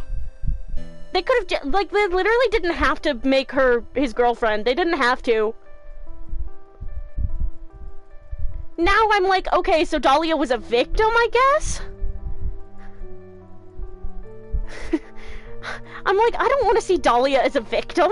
She's the worst.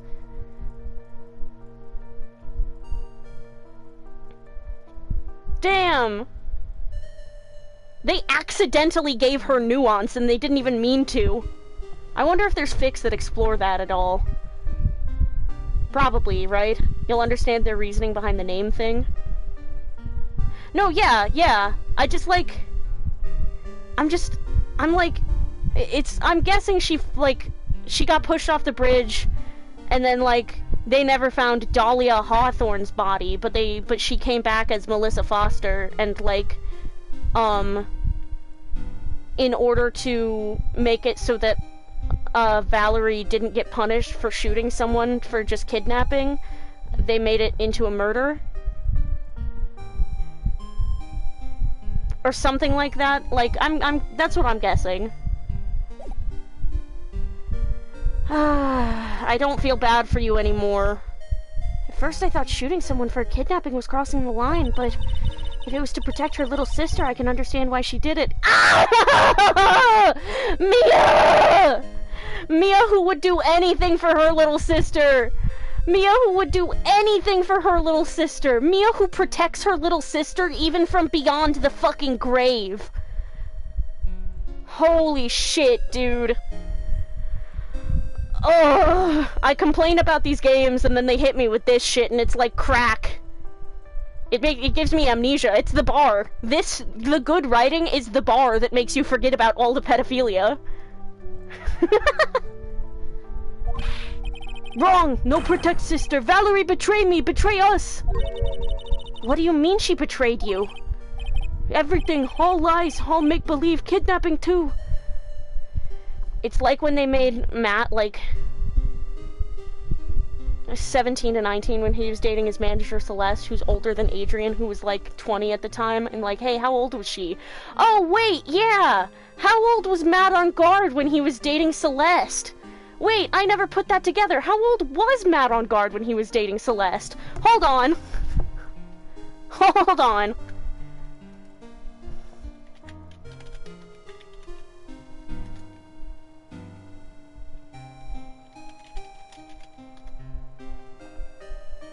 Oh, he's 21. Whoops, accidental weird age gap.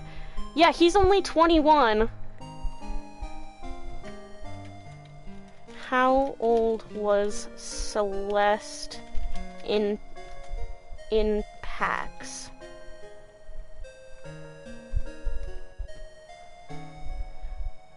Celeste in PAX's age is never specified in Phoenix Wright Ace Attorney Justice for All. As a seasoned talent manager who previously managed Matt on guard and later was engaged to Juan Corrida, she was clearly an adult and older than them, but her birth year and age remain unknown. Celeste, yeah, Matt and Juan were only 19 when Celeste died.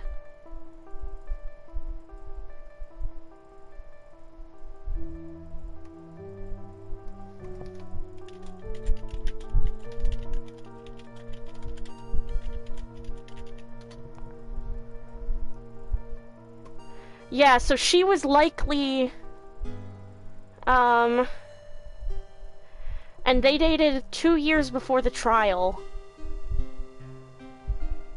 They dated at least 2 years before the trial in Farewell My Turnabout, in which he's 21. So she was likely around 21 to 23, but it says she's a seasoned manager. So it kind of seems like it implies because she's older than Adrian, who is 23 during the trial.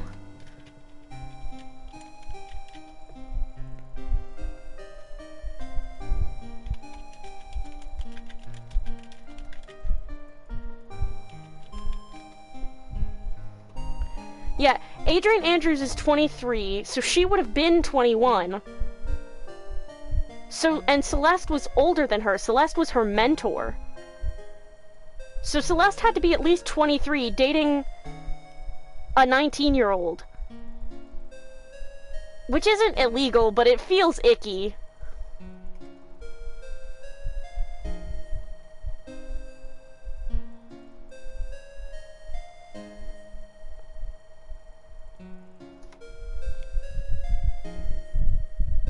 Icky, icky, icky, icky, icky. I'm actually on Valerie's side. Really hope in later games they stop doing this. I think they do. Even then, if it's in the Great Ace Attorney Chronicles, then it's more time period appropriate at least. 'Cause it's like the 1800s, right? People were doing fucking whatever in the 1800s. People were creeps to, like, people were fucking, like, marrying 14-year-olds. I'm not sure, I haven't really seen the most recent games. Fuck! Beloved said, Spirit of Justice is really painful. But, like, emotionally so. They didn't mention anything about, like, weird pedophile shit. So, I think they might have stopped doing it in the more recent games.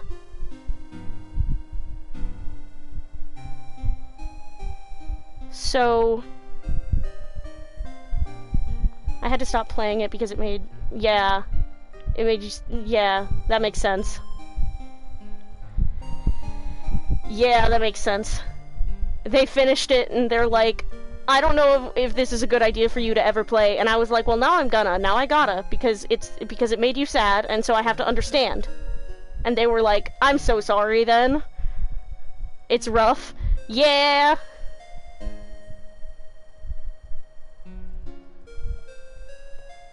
That's what I get the sense of.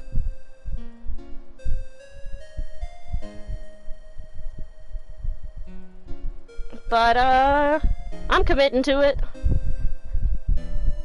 We're gonna play Dual Destinies probably right after we finish Apollo Justice. I don't know, part of me is tempted to like, continue playing things as they canonically happen. But we can always replay them, and, like, do bits about some kind of time loop happening or something. We can always replay them on the days that they take place.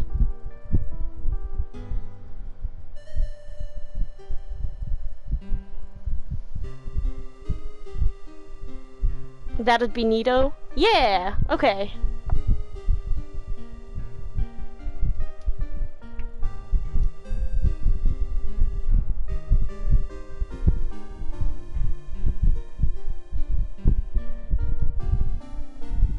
Okay. Well, let's continue with this bullshit. All lies. All make-believe kidnapping, too. A make-believe kidnapping? Dahlia, my girlfriend, my love, my teen angel. Ew, ew, ew, ew, ew, ew, ew, ew, ew, ew, ew, ew, ew, ew, ew, ew. I'm gonna puke.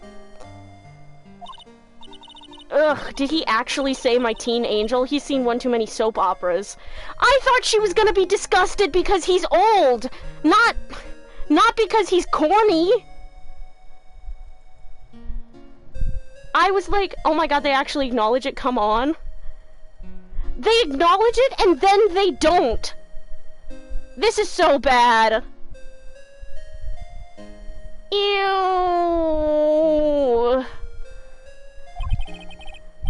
I do anything she says, anything Dahlia says. Anything Dahlia says? Hold on a minute. What you're saying is that the kidnapping 5 years ago was planned by... Yeah, me and Dahlia. And Valerie, too. Valerie was in on it? That's the worst of it, they're just annoyed like it's a funny quirk and not a fucking groomer. Yeah, he literally has barbed wire tattooed on his face, too, a known huge issue for a lot of reasons.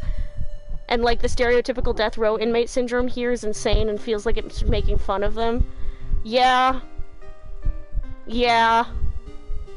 I mean, at least it has Mia putting her faith in a death row inmate. But, like, the faith is that the death row inmate never committed the actual crime in the first place.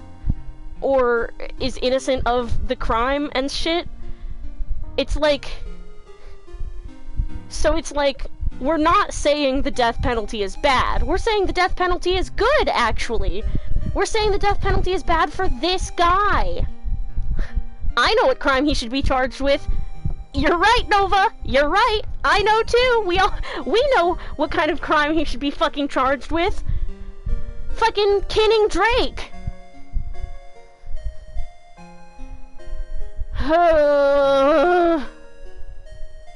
Valerie was in on it? Dahlia's family rich jewelry business. We get one jewel, that's what we thought. Me and Dahlia wrote kidnap note we sent to her dad. Ask for $2 million diamond. Tell him make exchange on Dusky Bridge. We tell him Valerie make transfer cause she knew detective. Having a police detective in your pocket is a useful thing, alright. In the end, you were planning on splitting the 2 million 3 ways, huh? Yeah, but that woman...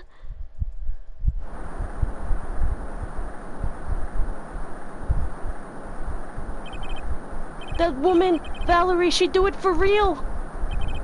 She shoot at me for real, me and Dahlia.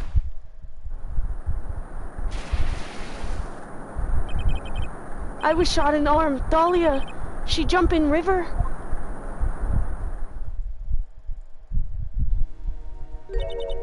Jump? You don't mean she jumped on purpose, do you? It's like, damn, now I don't give a fuck. Yeah. Us three are the world's collective number one I don't give a fuckers. You don't mean she jumped on purpose, do you? I couldn't do it, I could never push her. Anyway, I blacked out, wake up with police all over. And that's when they decided to give you the death sentence. I couldn't believe it, that woman, she betrayed me!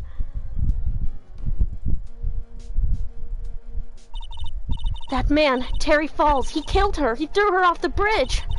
He threw my beloved sister into the roaring river 40 feet below. Why couldn't they make him the same age as Dahlia? Would have made his dumb choices make more sense. Yeah, and also would have made his character likable and tragic. If he was like a fucking like 18-year-old kid on death row, or wait, 5 years. If he was a 19-year-old kid on death row, like, that would be more sad. If he was 19 and they put him on death row because, like, he can't articulate himself and, like, like, a fucking detective lied about him. Like, it would have cost them absolutely nothing to just make them the same age. I don't understand why they didn't make them the same age. These 5 years, all I wonder is why? Why did she lie? That's all I want to know. So that's why you called her. You wanted to hear the truth from Valerie herself. Yes, but I forget what she looked like, so I tell her to wear scarf. I don't want to hurt her. Just ask why. Why did you lie? Why did you betray me? I just want to hear answer come from her mouth, that's all. Making my characters call Apollo Justice in my Tomodachi Life World Polly Pocket. Defendant supposed to be sympathetic, actually a creep dipshit. Welcome back, Max Galactica. This is what Max Galactica looks like now. Feel old yet?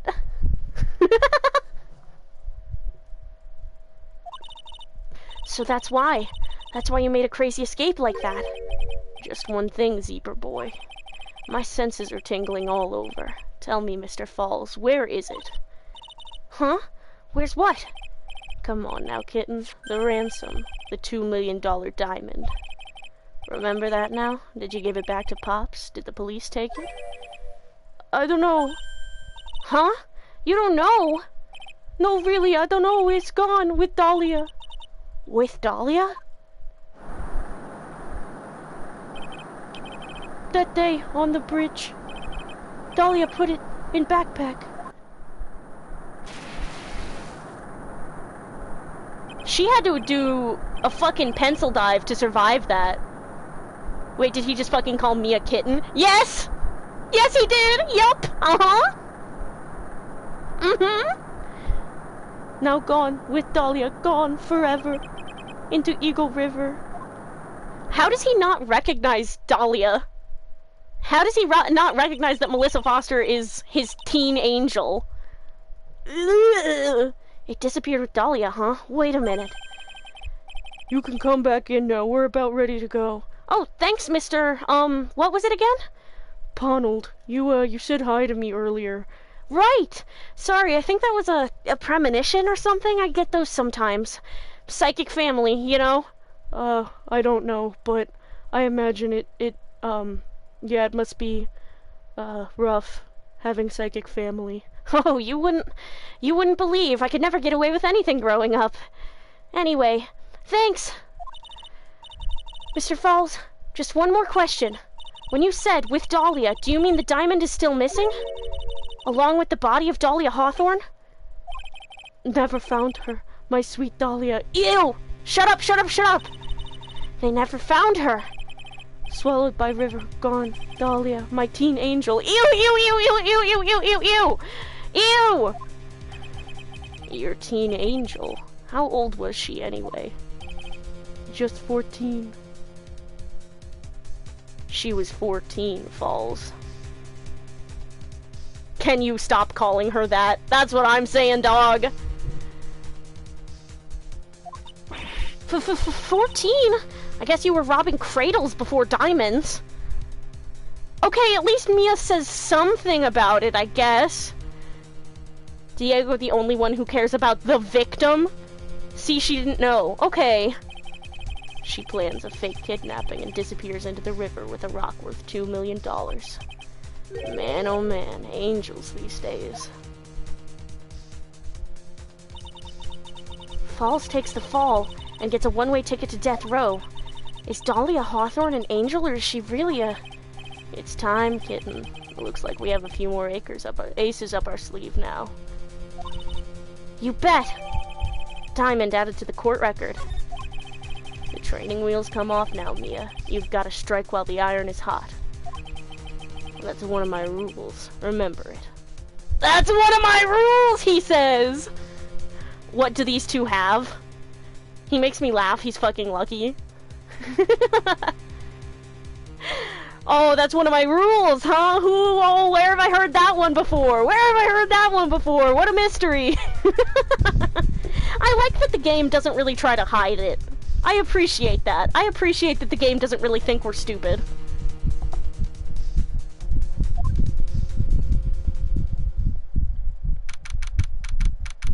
February 16th, 1:49 p.m., District Court, courtroom number 4. Fucking crazy of him to be constantly chugging 17 cups of coffee every day when he, like, died from poisoned coffee. Like, he's not just like a cool operator, average disabled person. No, but like the psychological implications of drinking coffee on purpose after it killed you. It's like, have you guys ever seen the movie The Old Guard? Average traumatized bitch who decides to chug coffee. No, this is the thing, is I think that he's like, I didn't know it was poison. I thought the coffee itself made him look like that. No, he is Mia's boyfriend from the first trial of this game, remember? A defense attorney that was talking to Dahlia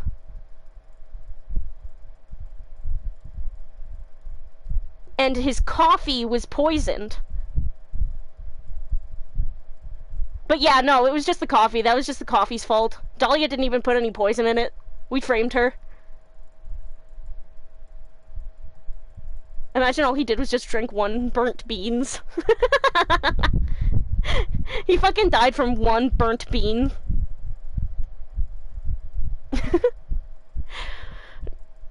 No, but for real, okay, have you guys ever seen the movie The Old Guard?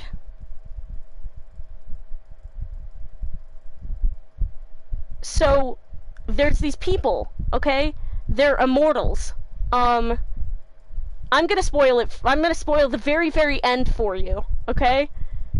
I'm spoiling it right now. This is your cue to mute the stream if you don't want spoilers for The Old Guard. I will move on to the next frame when I'm done talking. It's an amazing movie. It's gay. But, like, cool, I don't give a fuck. Okay, fantastic. Okay, so, in The Old Guard, okay, there is Charlize Theron, and then there's two and then she has these two guys that she travels with, if I'm remembering right, and they're gay for each other. They met on opposite sides of the Crusades, which is fucking crazy. But anyway, these three, they're immortals. But it's like the type of immortal, it's like Homestuck immortal almost, where it's like you still get injured, but you heal from the injuries no matter how bad they are.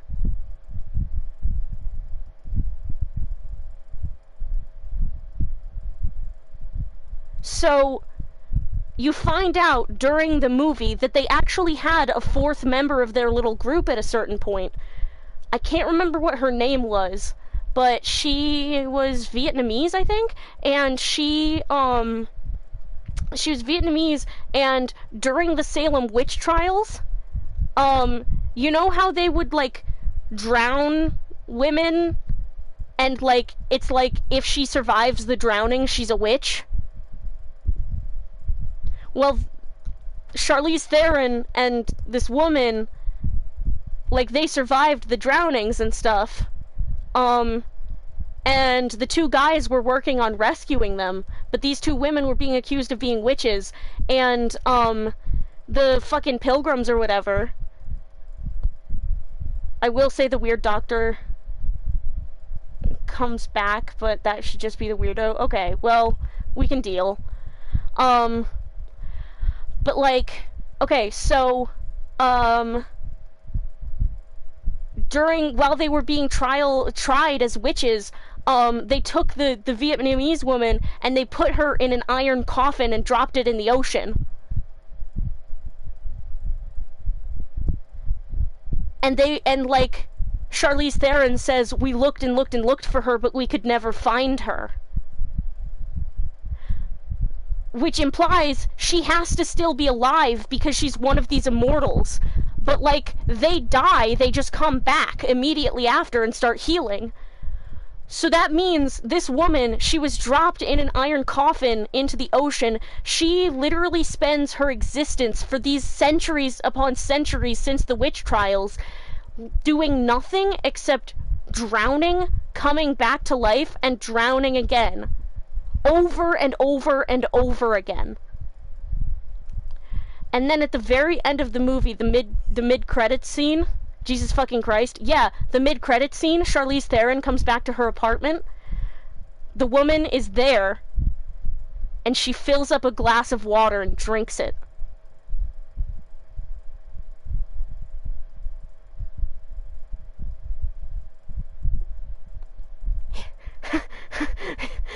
Girly pop, haven't you had enough?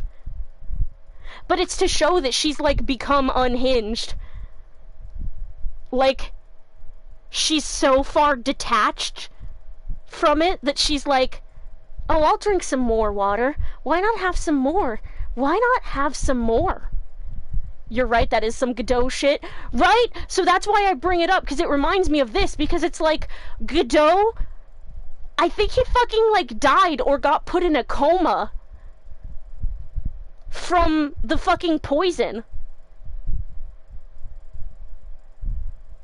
in his coffee. And then he decides, you know what I'm gonna do? I'm gonna get really obsessed with coffee. I'm gonna do nothing but drink coffee. I'm gonna fucking drink coffee 17 cups a day, every day. I'm gonna come up with 100 and some different blends. That's his bit now. It's been his bit. He's smooth as fuck. So it seems like sexy instead of unhinged. But, like, the unhingedness is kind of sexy.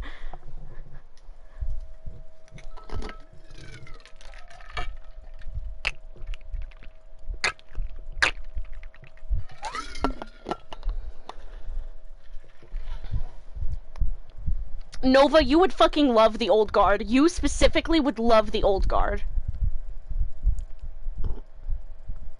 It's historical. They make jokes about history and, like, they make references to history and stuff, and, like, He's such a masochist, so his body can take it. Trust. Markiplier core. Put glasses on Godot. Does he look like Markiplier? Hispanic Markiplier. February 16th, 1:49 p.m. District Court, courtroom number 4. Look at Edgeworth! Look at baby Edgeworth! Now then, let's continue with the trial of Mr. Terry Falls. Witness, are you feeling better? Yes, Your Honor. I'll try my best. You're a brave young lady. Not this again. I can understand a defense lawyer wanting to get her client off the hook. Look at Edgeworth's little baby face! Look at his little baby face!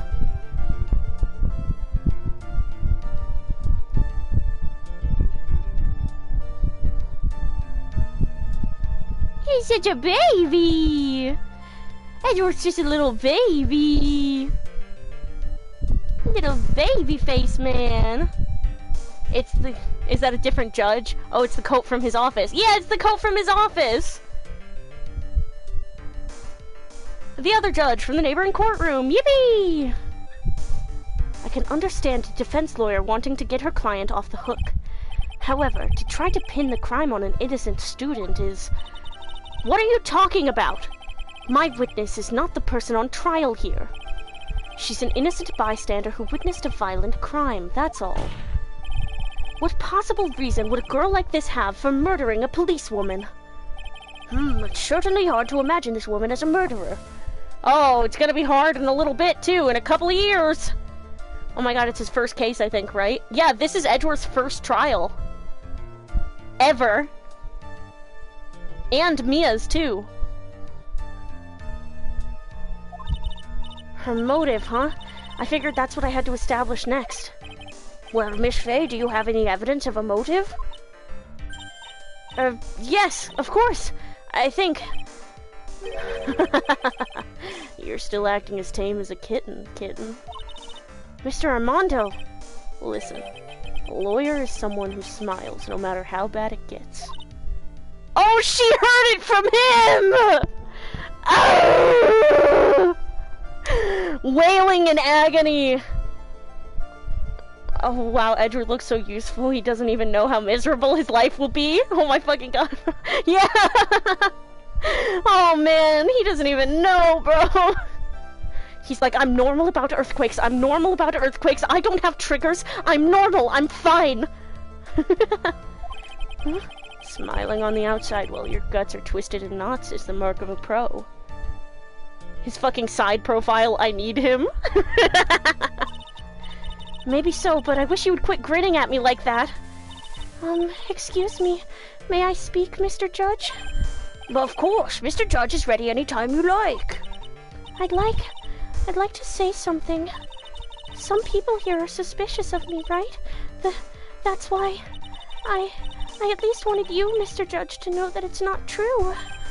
I see. You're such an honest and upstanding young lady. God damn it! Fucking hate you, Dahlia! Looks like this witness is a real professional. What do you mean? Look at that 100-watt smile. Just when things are darkest for her. Click. She lights right up. Very well then, let's hear what the witness has to say. Be gone! Bot! And be gone thought, TBH. Fuck you, Dahlia. Melissa Foster's history. I was out of the country until the year before last. Until I entered college, I had never even been to Eagle Mountain before. And I certainly don't have any reason for wanting to hurt a police officer. Holding a grudge and killing the officer who testified against you 5 years ago, or kidnapping a poor girl. I just think the defendant is a terrible, horrible monster.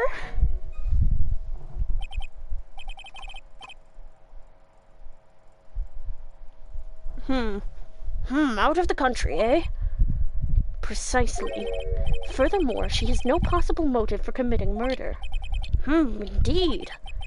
You're up to bat, kitten. Sharpen those claws and put on your best smile. You bet! Somehow, I have to tie her to this case. God, it's so interesting. It's so interesting seeing Mia, like, a rookie and so unsure of herself, because she's so confident when she's in court with Phoenix, especially when she's possessing Maya. Like, she just, like, knows what she's doing all the time, and she seems so in control of herself, and, like, and then we get to see her be cringe fail as well, and I think it's really great. I was out of the country until the year before last. Until I entered college, I had never even been to Eagle Mountain before. I certainly don't have any reason for wanting to hurt a police officer. Holding a grudge and killing the officer who testified against you 5 years ago. How do you know that? A grudge? Well, the policewoman's testimony was crucial, wasn't it? Crucial in getting the defendant sentenced to death. Yes, and that's precisely why he harbored such a deep anger against her. So much anger that he forgot his own guilt. My client has always maintained that he's innocent of those charges. He seems rather forgetful. Your client, I mean. Not only did he forget about what he did, but he forgot the poor policewoman as well. What do you mean by that? Your client. He forgot what the detective looked like, right? It's too bad for her that he didn't forget about her testimony as well. Well, she's right about that. Mr. Falls is kind of forgetful. Press harder, though. You said he forgot what the detective looked like. What did you mean by that? Well, he couldn't tell who she was without some kind of identification, right? Quite right. That's why the victim was wearing a scarf as identification. Why, if I had been wearing a white scarf that day, then he probably would have tried to kill me. That's true. He's clearly a bitter man. This is bad. Mr. Falls' reputation just keeps getting worse and worse. Sometimes it's best not to poke too deep. What should I do with that last statement, though? Have it added to the testimony. Your Honor, what the witness said just now was tremendously important.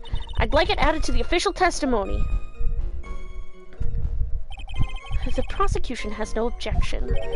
After all, the defendant is a killer and a mentally unbalanced one at that. That testimony only helps to further prove that point. No, that's not why I... Enough. Witness, if you would. My pleasure, Mr. Judge. I guess I'm lucky I wasn't wearing a white scarf. What do you mean by lucky? Well, it's February now. Everyone is wearing scarves. If I had accidentally worn a white scarf like you said, then you yourself might have been killed. That would have been a terrible loss for this world. Looks like you pressed too hard this time, kitten.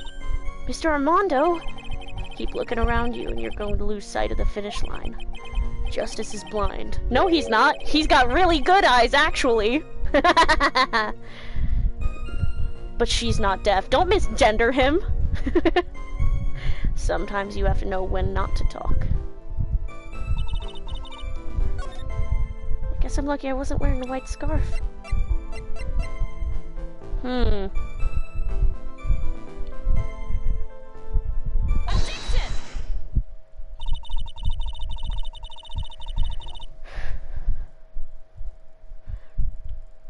I don't want to call this Edgeworth by his last name. That's Miles, bro. Yeah, that's Miles for real. Speaking of which, did you know Edgeworth's name in French is Benjamin Hunter? Awful. Terrible. Benjamin Hunter. I can see Benjamin for him. Benjamin Edgeworth honestly sounds, like, very correct to me. But, like, Hunter? Wright and Hunter? I mean, what's Phoenix's name in French? Name should have been Pierce. I can't see Benjamin as a name. Pierce Edgeworth. Oh, Pierce Edgeworth is good. I can't see Benjamin as a name. I think it's just because it's, like, fancy. Oh, shit, I forgot to read something. The note that she left said, wear white scarf for identification. Yes, what about it? Isn't it obvious? Doesn't it strike you as odd?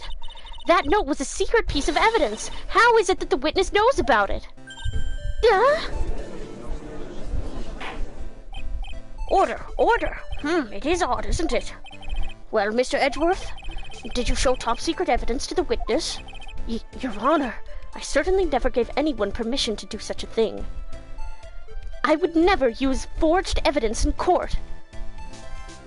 Never, ever. Looks at camera.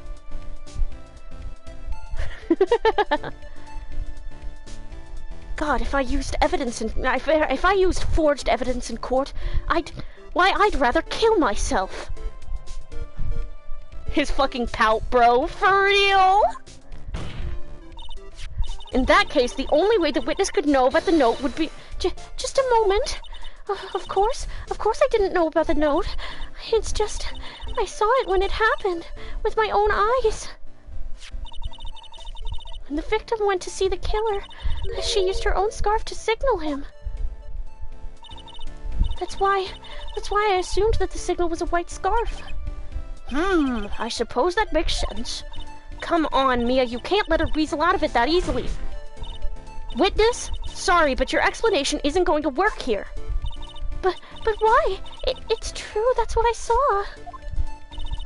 Impossible. There's no way you could have seen the victim use a white scarf to signal him, because the scarf is fucking blue. Rip to colorblind people trying to play this game. I love how much he looks like Francisca when he's younger. He loves her so much. Oh, you're right! You said several times in your testimony that the victim was wearing a scarf. A white scarf, correct? Yes, is something wrong? Bang sweep. That's what I'd like to know, Miss Foster. Have a look at this. It's the victim's scarf. I'm sure people would disagree about what to call this color. However, it certainly is not white. You knew what the note said.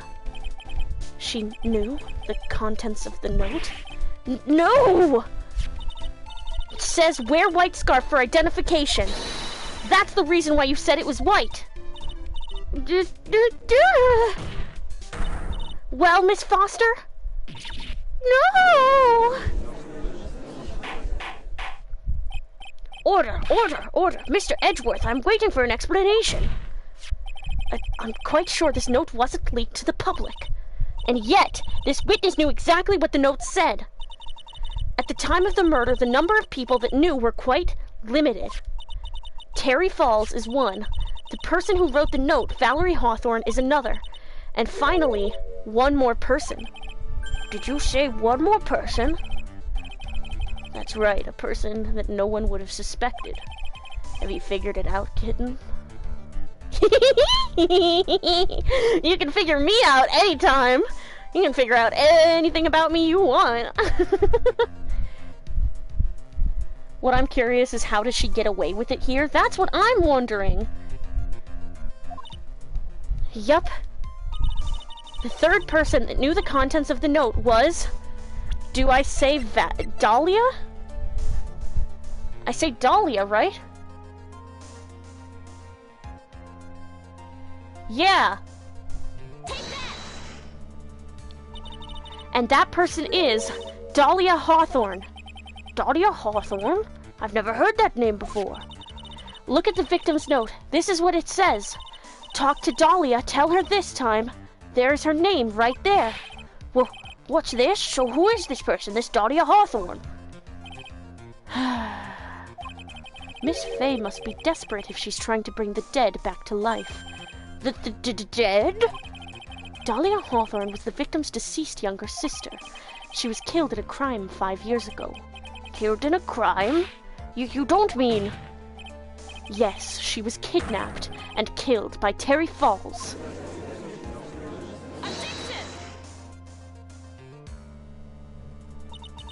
You said she was killed, but was she really? What are you implying? Of course, people thought she had died 5 years ago, when she fell off of Dusky Bridge and was lost in the Eagle River. However, her corpse was never found. She was declared legally dead 5 years ago. As far as the law is concerned, Dahlia Hawthorne is officially dead. But the fact remains that her body was never recovered. Dahlia Hawthorne was 14 years old 5 years ago. If she were still alive, she would be 19 now. Melissa Foster. I believe that's the same age you are.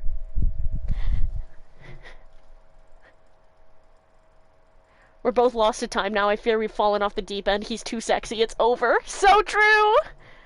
This trial is conceptually so cool. Like, you see these familiar but different characters, but you know something bad happens to them, like a ticking time bomb. Reminds me of Mimi Meanie. What is with sisters and one dying, but not really? Oh my god, yeah! I love the character design in this game because they tell the story. They really do! I believe that's the same age you are. Yeah? Even you couldn't... Miss Faye, you're not saying... But I am. That's precisely what I'm saying. This witness before us is the girl that was kidnapped and killed 5 years ago. This girl is, in fact, Miss Dahlia Hawthorne. What? Nice work. That was like tossing a grenade into a 3-alarm fire. But unless you can tie all the loose ends together, you're nothing but a hit-and-run arsonist. I understand. If I can expose her true nature, I can turn this whole case on its head. Now is my chance to make Mr. Edgeworth squirm. Something tells me that it's going to be someone else's job to make Mr. Edgeworth squirm in a very different way later on, but I don't know, the premonition isn't very clear about it. I know Mia was getting flashbacks when Phoenix revealed Mimi's true identity, and they're both redheads. They are both redheads!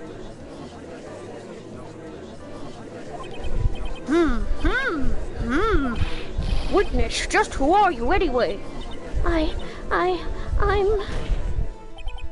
didn't think it had come to this. That's enough. You don't have to say any more, witness. Yes, I understand. But what? Mr. Edgeworth, explain yourself. I like to think they're meant to be foil characters. I think so, yeah. Your Honor, I have an admission to make. I honestly never thought the defense would pursue the matter this far. You don't mean... No way he fucking knew! Yes, the prosecutor's office isn't filled with fools, you know. Naturally, we conduct full background checks on all of our witnesses. What did he say? Looks like the kid knew. He knew her true identity from the get-go. No way, but then why?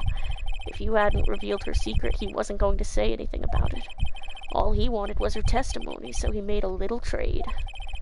Let me introduce you to the victim's younger sister, Miss Dahlia Hawthorne. Motherfucker! Baby's first trial and he's already pulling shit like this. Literally! This is Von Karma bullshit! You're an Edgeworth, not a Von Karma! But, I thought she died 5 years ago. We thought so as well, but, well, as you can see. Why? Why did she hide her identity for 5 years? That has nothing to do with the current case. She was merely an accidental witness to a crime. Accidental? I don't believe that for a minute! For the last 5 years, she's been playing the role of victim. And now we find her acting suspiciously at the scene of another murder. No. Really, Miss Faye, I must say your strategy here is painfully obvious. You're trying to pin your client's crime on an innocent witness in order to win. At any cost. How dare you! Please, let us take a moment to think. 5 years ago, this girl was kidnapped and nearly killed. But even worse than that, 5 years later, Dahlia Hawthorne lost something much more precious, her big sister. Miss Faye must be insane to even suggest that she murdered her. What? She's like, I'm literally an older sister, bitch, and Edgeworth is like, so was I until I transitioned. I'm inclined to agree with the prosecutor's logic. Miss Faye, do you have any evidence to back up your assertion? What possible reason would this witness have for killing her beloved sister?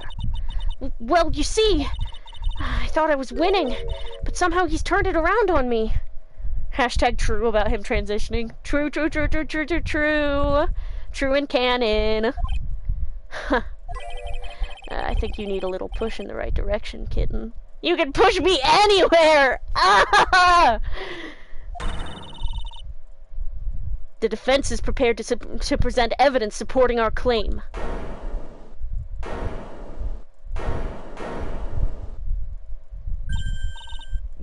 That wasn't me, it was this guy, this crazy coffee addict! I think we've heard enough empty threats from you, old man. What makes you think they're empty, boy? Oh, the girls are fighting! The girls are fighting! What makes you think they're empty, boy? I want him to call me boy in that tone, dog. Because your protege looks like she's sweating bullets. Yeah, I am sweating bullets. You think you're in a tough spot, huh? Of course, aren't I? No, you've just arrived at the moment of truth, that's all. Whether you win or lose, that's up to you. Up to me? Sigh. The rashness of youth, how charming. This coming from someone younger than me? Now then, let's not waste any more time, Miss Fay. What motive would this witness have for murdering her own sister, Valerie Hawthorne? The diamond? Oh, wait, no, the victim's note. Because she said, talk to Dahlia, tell her this time the whole truth must come out. I have crazy things to say about Armando. Me too. Okay. The story starts after Terry Falls escaped.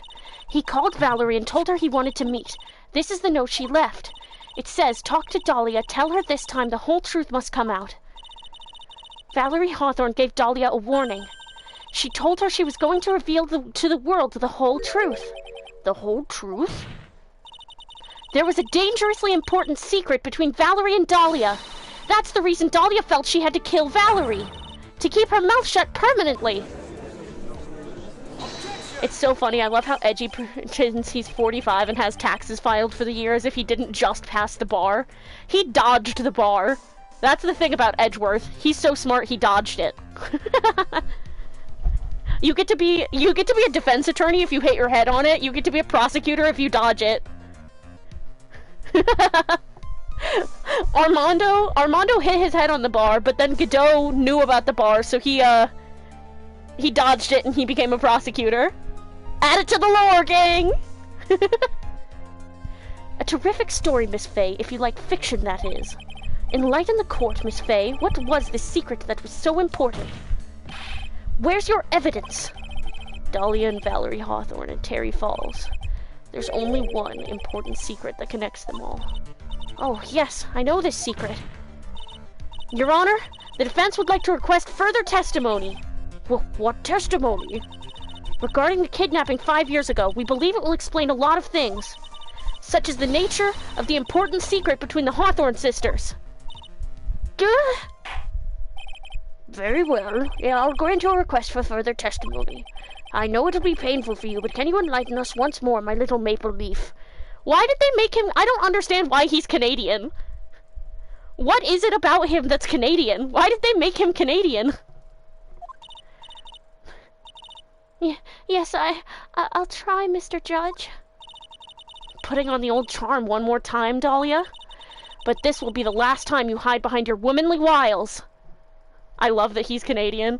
It's like, why? It makes me giggle so hard, just for no reason. 5 years ago. 5 years ago, I was kidnapped by Mr. Falls. The ransom price was a raw diamond. My sister, Valerie, brought it to the bridge. After she made the exchange, she shot Mr. Falls in the arm.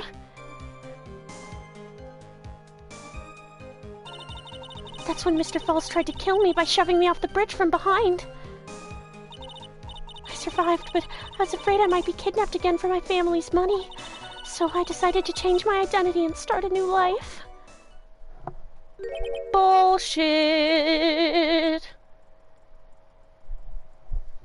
The kidnapping left her emotionally scarred. With her sister's help, she left the Hawthorne family and started all over again. And we're to believe after all that she murdered her sister. Preposterous! Thank you, Mr. Edgeworth. Miss Fay? Yes, Your Honor. As you've heard, the witness is still traumatized from the kidnapping. I'll ask you again to be extremely gentle in your cross-examination. Mr. Edgeworth got the jump on me again. If we're not allowed to fight, then let's twist some arms. Listen up. We've still got that info, that ace up our sleeve. What info? Come on, kitten. Don't say you've forgotten already. The fact that the kidnapping 5 years ago was staged. That's right. It was a fake kidnapping. Terry Falls told us that in the lobby. I do anything she says, anything Dahlia says. What you're saying is that the kidnapping 5 years ago was planned by... Yeah, me and Dahlia, and Valerie too. Yes, that's it. The fake kidnapping is your best shot, Mia. That's her secret. Okay, hold on. Boom, boom, boom, boom, boom, boom, boom, boom, boom, boom. Shut up, go to the next ones. Okay, that's when Mr. Falls tried to kill me by shoving me off the bridge from behind. Let me look at this. Yeah, wouldn't you have landed on the rocks, idiot? If you were where you said you were, anyway.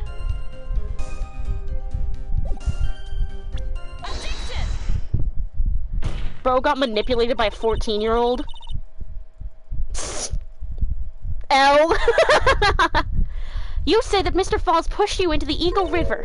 However, that's hard to believe. But it's true. I felt a push on my back. I'm certain of it. It was Mr. Falls. I'm sorry. I guess I wasn't clear enough. I shouldn't have said that's hard to believe. I should have said that's impossible. Impossible? I ask that the court recall the condition of Dusky Bridge now and 5 years ago. The bridge hasn't changed one bit in these last 5 years. If someone had pushed you from behind, as you claimed, instead of being carried away by the river, you would have been smashed by the bedrock below. A most certain death. Do you understand now, Dahlia Hawthorne? The very notion that my client pushed you from behind is impossible.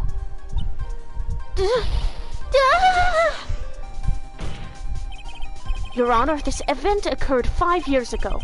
Why, for all we know, the water level in the river may have been higher back then.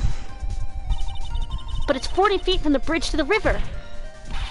A small change in the water level wouldn't have made a difference. Fucking got him! You're right. If the event occurred just as the witnesses testified, then the defendant couldn't have pushed the witness into the river. Young lady, what is the meaning of this? You see, Just a moment, Your Honor. It's true that the witness testified that the defendant pushed her into the river. However, she never stated that she fell from the back end of the bridge. What do you mean? After being shot in the arm, it's plausible that Mr. Falls panicked. Therefore, he could have unwittingly pushed her off the side of the bridge. If that's true, she would have fallen into the river. Well, Miss Hawthorne, is Mr. Edgeworth's explanation correct?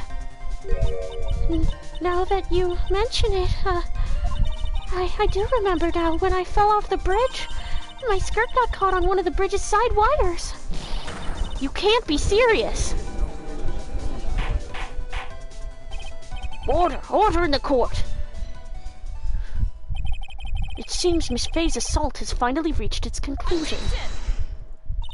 Oh, I'm gonna keep assaulting now. I'm gonna keep on assaulting. Wait, that sounds bad. I'm gonna continue my attack. Yeah.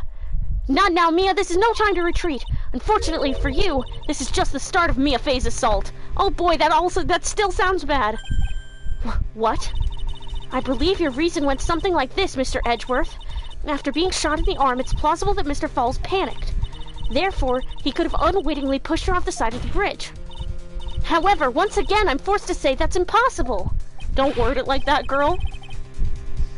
I low-key kind of love the fact that she's that insane of a teenager that she fully schemes around it. Like, yeah, I guess that is teenager behavior. Ridiculous. What's so impossible about it? because your flawed logic contradicts the court record. Oh shit. The photo? Oh yeah, there's a bunch of fucking railings.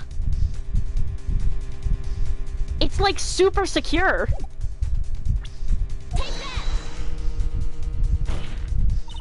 Your Honor, all of the answers are right here in this photo. Take a look at the wires supporting both sides of the bridge. They extend up to about 5 feet off the ground. It would be impossible to push someone off from there. No! But let's remember the size and strength of the defendant. Wires like this wouldn't be a problem for him. He could have easily picked up a 14-year-old girl and thrown her over. That contradicts you. So young and already so forgetful, Mr. Edgeworth. Mr. Falls had been shot in the right arm. Ah. And more importantly, Valerie Hawthorne had her gun trained on him at point-blank range.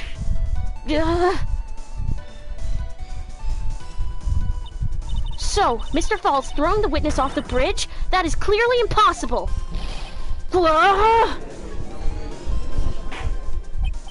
Order! Order! What is the meaning of this? Dahlia Hawthorne, you jumped into the Eagle River intentionally. What? What is this? Indeed, what do you mean by such a ridiculous remark? Yes, it's ridiculous. My sister was there to help me. She had her gun and handcuffs. She could have saved me. Jumping into a raging river like that, it would have been suicide.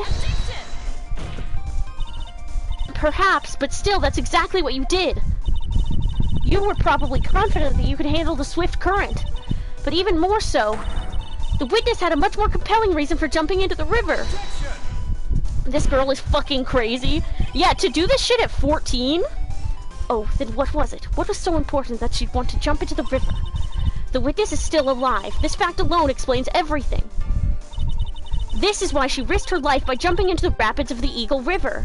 The fucking diamond. 5 years ago, something else disappeared along with Dahlia that day. The item that Valerie brought up the mountain with her, the $2 million diamond. No, it can't be. Yes, Dahlia had it all planned from the beginning. The $2 million. She was going to keep it all for herself. She forced Mr. Falls to help her fake the kidnapping.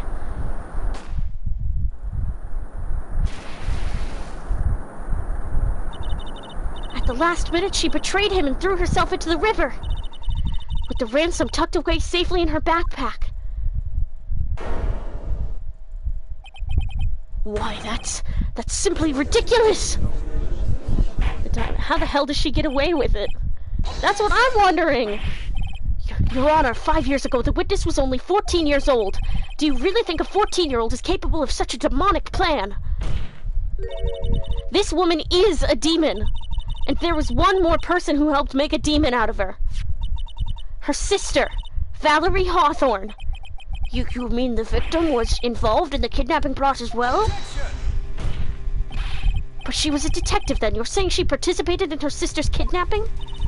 Precisely. I'm sure that it weighed heavily on her conscience for the past 5 years. This is the sole reason behind the victim's murder. What do you mean by that? On the day of the murder, after receiving the phone call from Mr. Falls, Valerie called her sister, Dahlia, and then she told her what she was planning to do. Planning to do? She was going to tell the whole truth, as she wrote in her note. That is what sealed Valerie Hawthorne's fate. That is when you hatched your demonic plan to kill 2 birds with 1 stone. A plan that would ensure neither of your accomplices to the kidnapping would talk. And that is why you killed your sister, Valerie Hawthorne! His monkey-looking ass. Who is that laughing at a time like this? Oh, there she is! Forgive me. It's just hilarious. Witness? Is that you? I saw a post about how Trials and Tribulations has major themes on how far a person is willing to go and do for their loved ones, and it's like, yeah, the Valerie stuff here is crazy. Yeah! Like, she was willing to do all that and stay quiet for 5 years just for her sister. And then, when she couldn't take it anymore and she was going to come clean, she was very literally stabbed in the back. You amuse me, woman, Miss Mia Fey. You can certainly weave an exciting tale. Naturally, you have the evidence to back it up, don't you? Evidence? Evidence that I planned the kidnapping, of course. That at 14 I plotted it with Mr. Falls and my sister. And one more thing. What happened to the $2 million diamond? If you can't provide evidence to at least show that... Well, Miss Fey? I don't know. What a joke. You, Miss Fey. Are you stupid or something? How can I prove a fake kidnapping that happened 5 years ago? I don't even have decisive proof of Valerie Hawthorne's murder. Dahlia voice, I was literally neurodivergent and a minor. You dumb bitch. Well, it seems that we've come to the end. To be honest, the witness's behavior does raise certain suspicions. However, I am forced to reject the assertions made by the defense. Of course you are. Is this it? Is it really over? That girl has made a fool of me and there's nothing I can do about it. Without evidence, the trial is over. Who decided that? Mr. Armando! Come on now, kitten. Haven't you figured out that you can make your own rules? For example, even if there's no evidence, there's still testimony. Testimony? On the day in question, Dahlia Hawthorne murdered her sister, Valerie Hawthorne. She hid her body in the trunk of Mr. Falls' stolen car, and then she went to meet with him. Disguised as her sister, Valerie Hawthorne. That's what you think, right? Yes, that's right.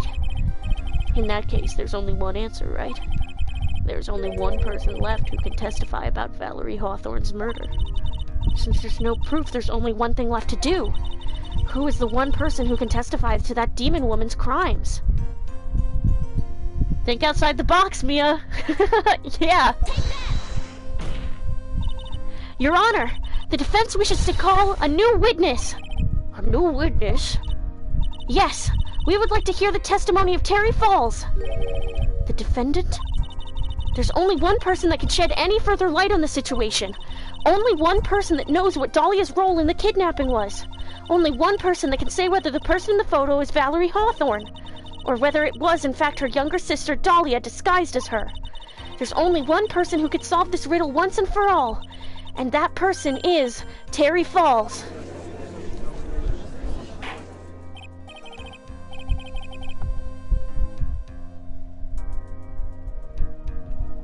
Well, Mr. Edgeworth, what is your take on this? Why not? The prosecution has no objection. Very well. Bailiff, bring the defendant to the witness stand. Okay. Thank you, Gonald. This is my last chance, Mr. Falls. It was actually me, Ponold. Oh, I'm sorry, Ponold. Thank you, Ponold. This is my last chance, Mr. Falls. My last chance to establish Dahlia's guilt. You're all I have left.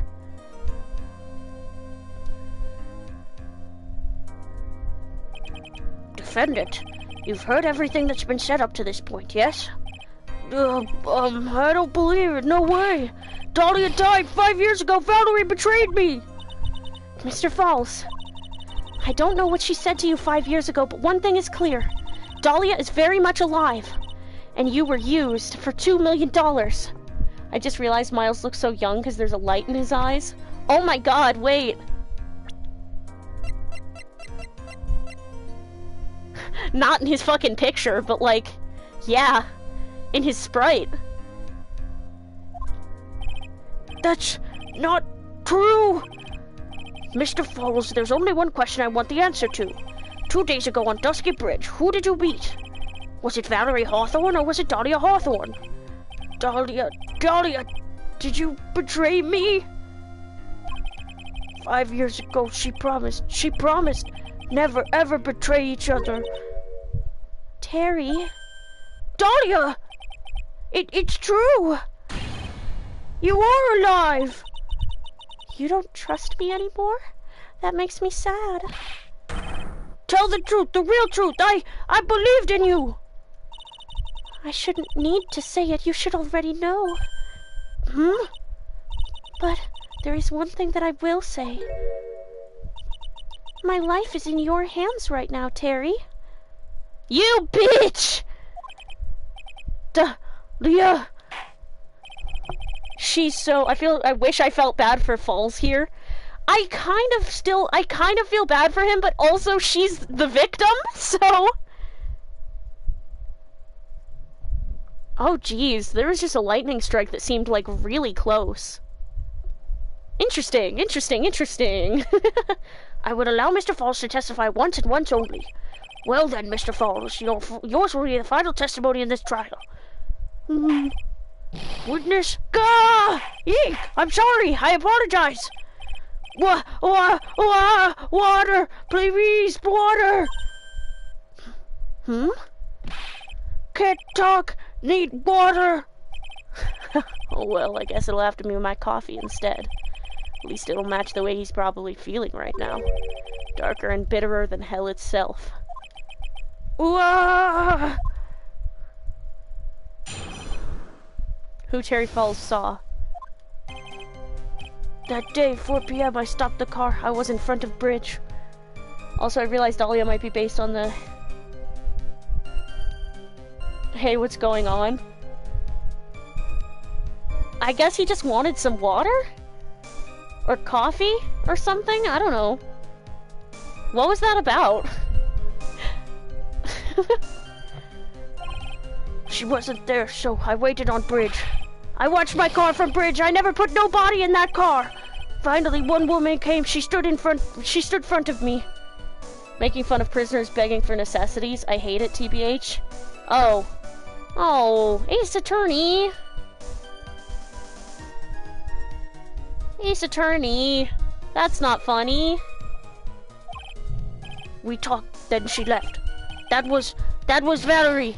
Not my Dahlia! She ain't yours, buddy! Also, she's, an adult now. She's not your fucking teen angel anymore. Mr. Falls, you're covering for her! Do you think she would do the same for you? That's enough, Miss Fay. His last statement was a fitting way to end the final testimony of the trial. Well then, Miss Fay, please proceed with your cross-examination. Is this how you want it to end, Mr. Falls? Another guilty verdict to go along with your death sentence? There's only one person who can stop it. You can, I think. Who Terry Falls saw. That day, 4 p.m., I stopped the car. I was in front of Bridge. She wasn't there, so I waited on Bridge. I watched my car for Bridge. I never put nobody in that car. Okay, no, because she got there before you. Because she was on that side of the bridge.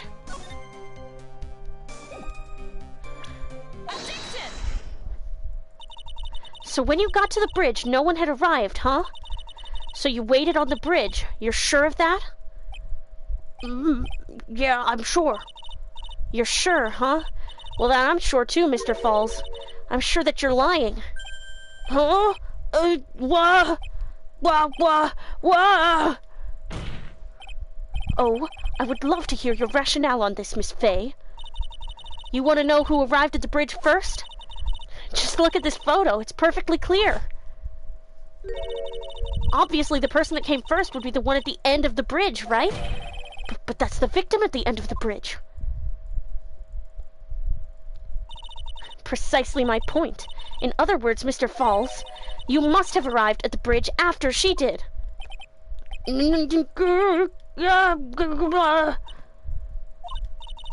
Mr. Falls, please don't get so worked up. We just want the truth. I got there around 4 o'clock, it's true. I had somewhere to go, a special place. Did you go to this special place before you went to the bridge? Yeah, it's an old temple about 15 minutes from the bridge. 5 years ago, me and Dahlia, we promised each other. We swore we wouldn't betray each other. She brought a memento to represent our love. A memento? 5 years ago, I hid it under base of tree there. It's a special memory for me. This is it. This is what I went to get. The fucking necklace! Motherfucker! Oh my god! I was gonna say she was the temptress Lolita trope with how she's manipulated a grown-ass man into getting what she wants. Yeah, that's... Yeah. It's icky. That's what I was thinking, honestly, the whole time, is like... What's that one book that's like, Hold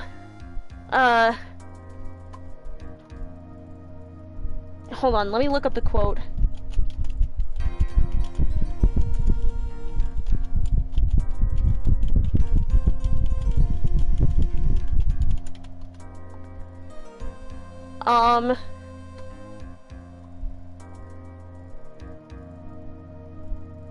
Yeah, so it reminds me of the book My Dark Vanessa, which is about a woman who was groomed by a teacher and who always stayed quiet about it, and then like stuff comes out about that teacher on... I hate that book. Really? It scares me. Oh, okay. I thought you meant like you read it and it was bad. Yeah, I haven't read that much, but I read an article about it, and it, like, fucked me up a little bit just reading the article, I'm not gonna lie. But, like, she convinces herself that she was the one who was in control and that she was, like, torturing him, and, like, she was, like, a nymphette and stuff. Like, she was the temptress Lolita, and, like, she was the one who was, like, torturing him. And, like, her therapist is like, Vanessa, you were 15 and he was a grown man. You just wanted to go to school.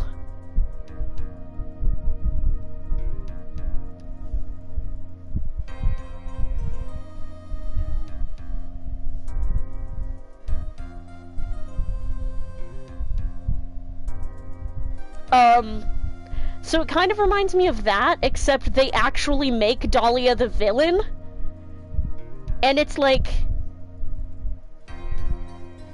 icky. You know, because it's like, oh, she really did have control the whole time. And it's like, he was a grown man.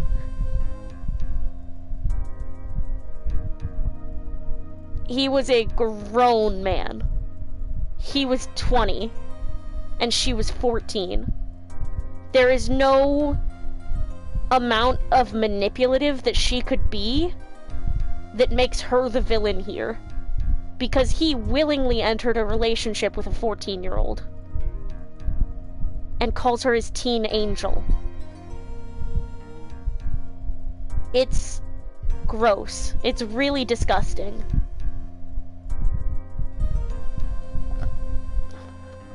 And we're supposed to feel bad for him. I hope he did get executed, dude. I hope when we flash back forward to Phoenix, I hope he's like, and he got executed, and it's like, oh no, what a shame! What a fucking shame!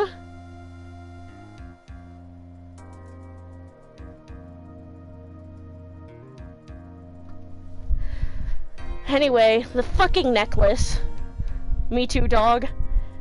Him and Max Galactica, they're both fucking dead in my book. And Ben, too. They're all dead at this point. I think Regina should have let her fucking tiger eat Max Galactica. Eat both of them, and the fucking puppet. Wait, no, the puppet would be bad for the tiger's digestive system. I hope it mauled the puppet.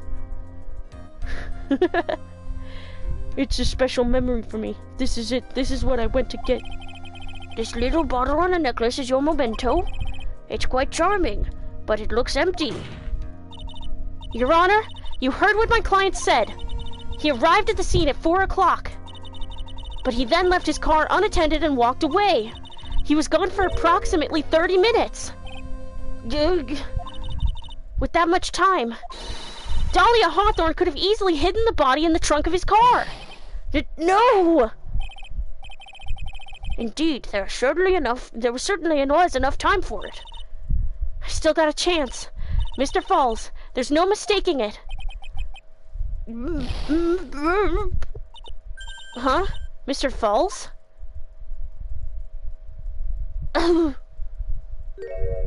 Wait, what the fuck? That's enough. Please. Witness? I promised her 5 years ago, if it ever happens, that we can't trust each other no more, then we're supposed to drink bottle. Oh my god, he fucking kills himself? Oh my god! No, stop the trial! Your Honor, we need a recess! I was stupid, couldn't keep promise, so I did it. I drank this. No! We are so close, just a little more! I was going to prove your innocence! No, don't want that. Don't trust self. Maybe kill again. Kill sweet Dahlia again. Mr. Falls! Mr. Armando, thanks for the coffee.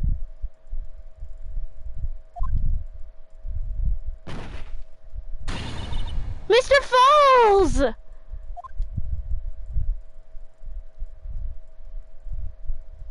Oh my god!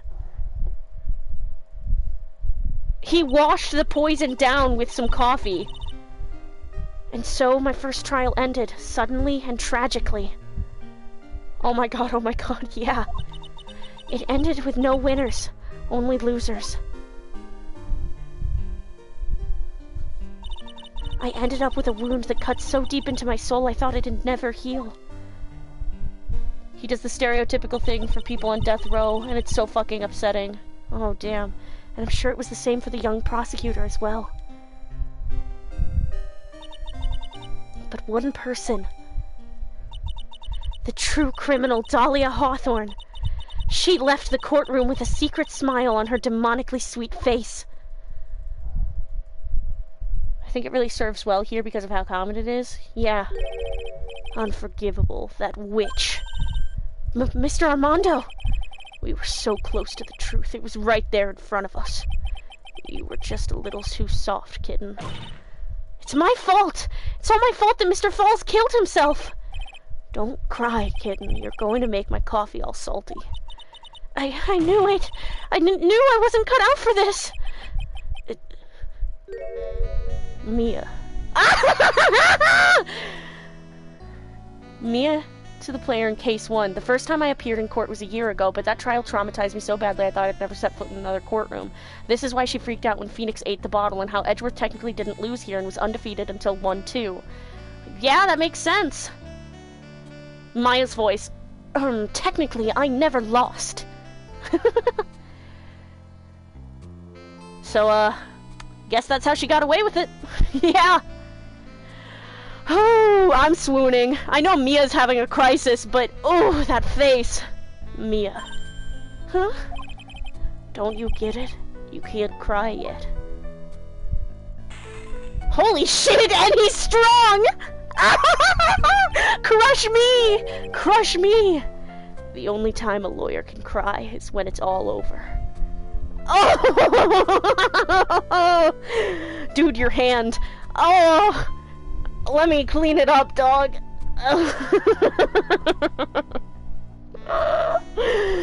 Oh! I love him, I love him. Whew.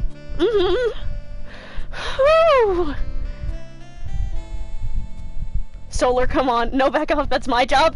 No, it's my playthrough, it's my playthrough. I get to clean the blood off his hand. I get to tenderly wrap his wounds. He's my husband now!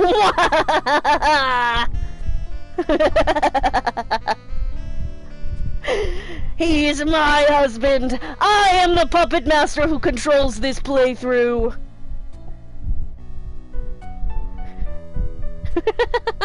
Damn it, no! Yeah!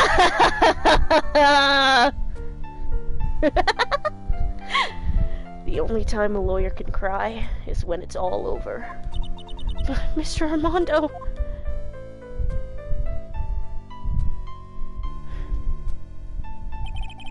No matter how tough the case, no matter how bitter the memories, they always fade over time.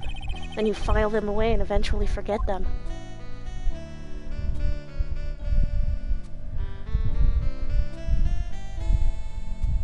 Look at how depressed Phoenix looks. 1 year later, in this very same courthouse, I, myself, got wrapped up in that case.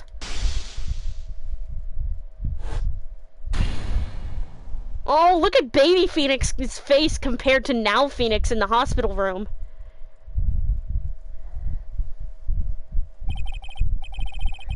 Only after that did Dahlia Hawthorne get put on trial for her crimes.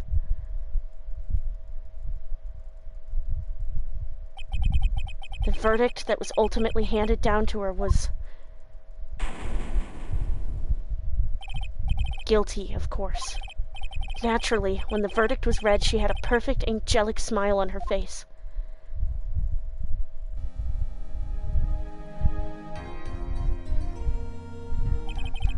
It was finally all over. At least that's what I thought at the time. Unfortunately, I couldn't have been more wrong. It's been 5 years, but now something has happened that's made me remember all this. So Dahlia would be 24 now. Did she get released from prison? Bridge to the Turnabout. I've heard that this one is a lot.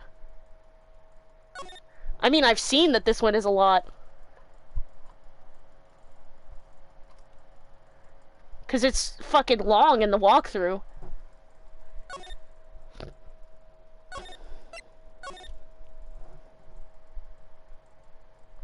Oh wow, one last one, baby. Yeah! I love this case, it's the best.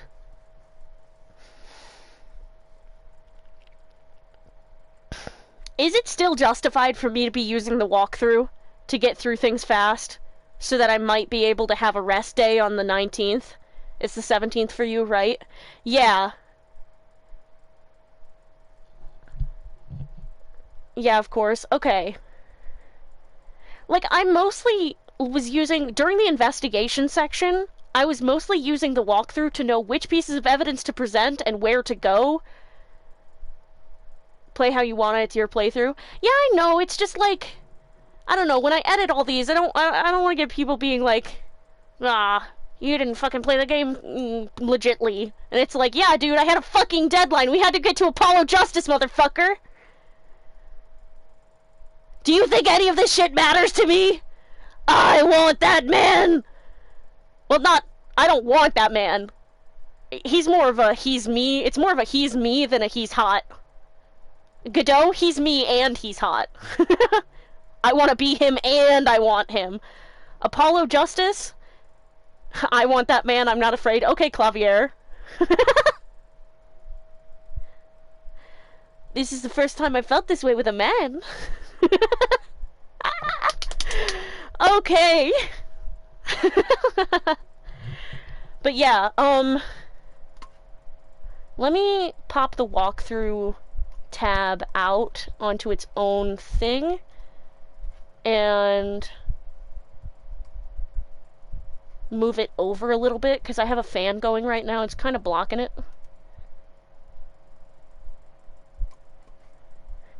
Edgeworth! We're gonna see Edgeworth again! Yeah! Oh, I'm so excited to see my man! The best character in the entire franchise! Well, the best character in this trilogy, because the best character in the entire franchise is Apollo Justice. Finally, my boy coming back. Finally. Fuck Matt on guard being a refreshing spring breeze. Miles Edgeworth is a refreshing spring breeze. Didn't he say something like, what's so refreshing about a spring breeze? Miles Goatworth, for real. Oh, opening cinematic. Mystic Amy. Shitso, the treasured Karain village heirloom, whose name means seven-branched sword. Shito.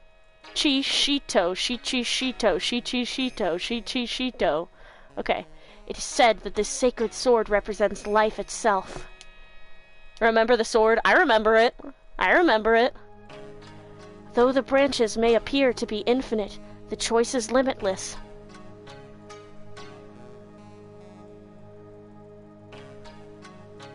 Like our destinies, the sword comes to but one end, one merciless point.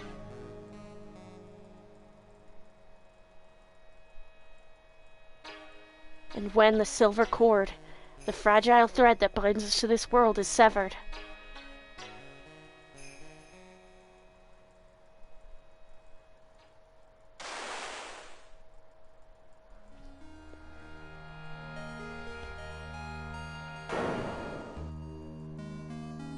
the illusion is revealed, and the implicability of fate is... I don't know, did it say revealed? Is finally laid bare. Charlie! February 6th, 9:48 a.m. Wright & Co. Law Offices. Whoop, whoop, whoop, whoop. So it's been about 6 years exactly since the trial with Terry Falls. Hey, Nick! Maya, I missed you! I know it hasn't been that long, but I missed you! I love that intro, it's fire. For real. Yeah, what is it? You know how I've got spiritual powers, unlike you? Sure. You are a spirit medium after all.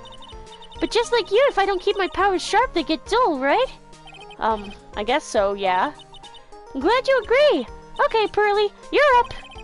Pearls? So, that's why we need to go on a special spiritual hotspot tour, Mr. Nick. Huh? I'm lost. What's this magazine you're shoving me in my face? I don't like the face of the person in that magazine! I don't like it! Hey, who's that in the newspaper? Yeah, I fucking wonder!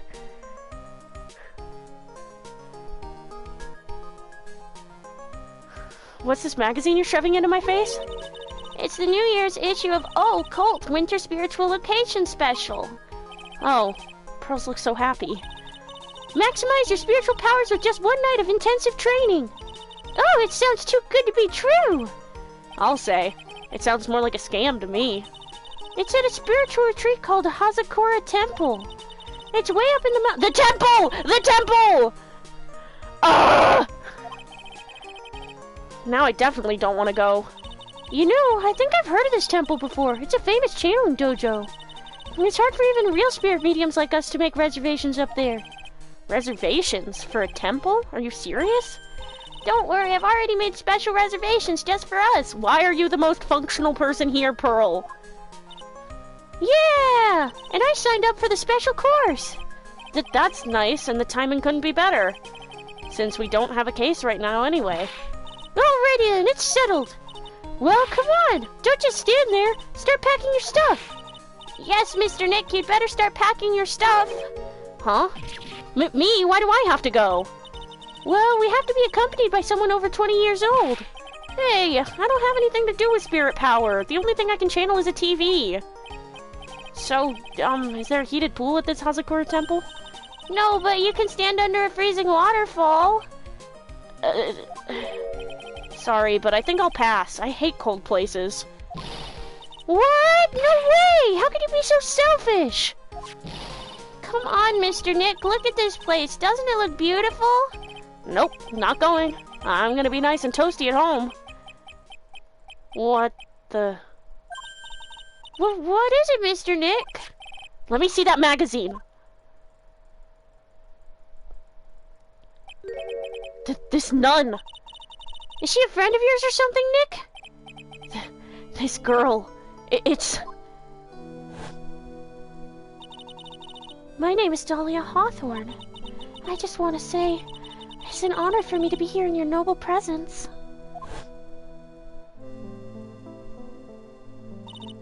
Honestly, how can any woman ever count on you for anything? You disgust me. But it can't be. He's having a full-on fucking PTSD episode right now. She was found guilty and she should still be in prison. Mr. Nick? I'll go. Huh? Huh? Hazakura Temple. I'll go. Yay! Isn't that great, Pearly? They are not picking up on the vibe at all. Pearls can run 2 hours to the city, beat up Phoenix, and knows how to make reservations. By age 10, she will rule the world. Pearly will run for president at this rate. Honestly, I'd elect Pearl. Pearl Faye for president. Fully, yeah. Is she old enough to be president yet? No, not yet, right? She's a teenager in 2026. I think. She's a teenager in 2026. So... Oh my god, yeah, he's going to protect them! I thought, my immediate thought was like, oh, he's going to investigate. But like, he's gonna make sure that they're safe. Oh! Yay, isn't that great, Pearly? Yes, oh, thank you, Mr. Nick. You'd do anything for Mystic Maya, right? Even walk over burning coals, right? Oh, Colt, New Year's issue received from Pearls. Dahlia Hawthorne. I knew there was no way she could possibly be at that temple, but I just had to see for myself who this nun really was.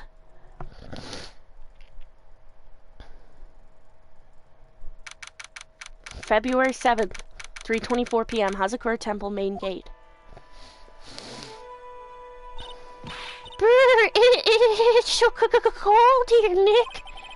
Maybe you should put on something warmer for a change. Well, it's supposed to be cold. It's training. Achoo! Her teeth are chattering so loudly it's all I can do to make out what she's saying. Wow, Mystic Maya, so this is the famous Hazakura Temple! I love that Pearl is unfazed because Pearl keeps up with her training. Pearly can't run for president until 2044. Oh, we have so long! God damn it! In 2044, though, I'm gonna make a draft on my fucking Blue Sky for 2044. Yeah, let's be real, Tumblr's the one that's living until 2044. Making a draft on my Tumblr in 2024 that's like, I can't wait to elect Pearl Faye president this year. Maya wearing anything other than what's necessary, bogus. True. Also, yeah, I like that Pearl is not phased because she's actually kept up with her training and she's, like, probably been standing under frozen waterfalls for, like, ages. Pearly, achoo! Well. How nice to see you here. Welcome to our temple. Oh, thank you. Achoo! Oh my. Thank you for coming all this way. Come now. You must have been cold. What's with the past tense? We're freezing into human popsicles as we speak. Well, we are high up in the mountains after all. In any case, we shouldn't speak here. Please follow me inside. Thank you. I was starting to think I would pass. Oh, yes. I almost forgot to introduce myself. I'm the head nun here at the temple. My name is Bikini. Bikini? That's right! Actually, that's my temple name. What do you think? It's a tradition to have one, and I wanted something that has a nice image to it. So I thought, why not choose a bikini? Besides, it makes me seem younger. Wow! It certainly does. Oh, I signed up for your special course. Well, my, quite brave of you considering how cold it is. Young people can be so reckless with their health. Don't blame me if you become one with those you channel. By 2044, Pearl Faye will have her own spin-off trilogy. The characterization of forced freezing temperatures for a baby. A baby, Pearly, let me always give you warm blankets. Bikini is not the weirdest name in AA. True. Reckless? Maybe you should take it easy tonight, Mystic Maya. We can come back another day.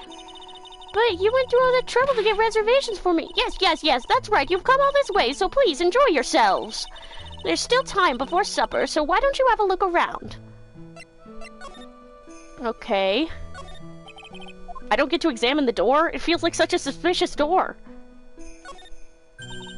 Oh, look, it's one of those snow motorcycle things. Most people call that a snowmobile, you know. Snow motorcycle thing, snowmobile, same thing. Too bad we didn't invite Desiree.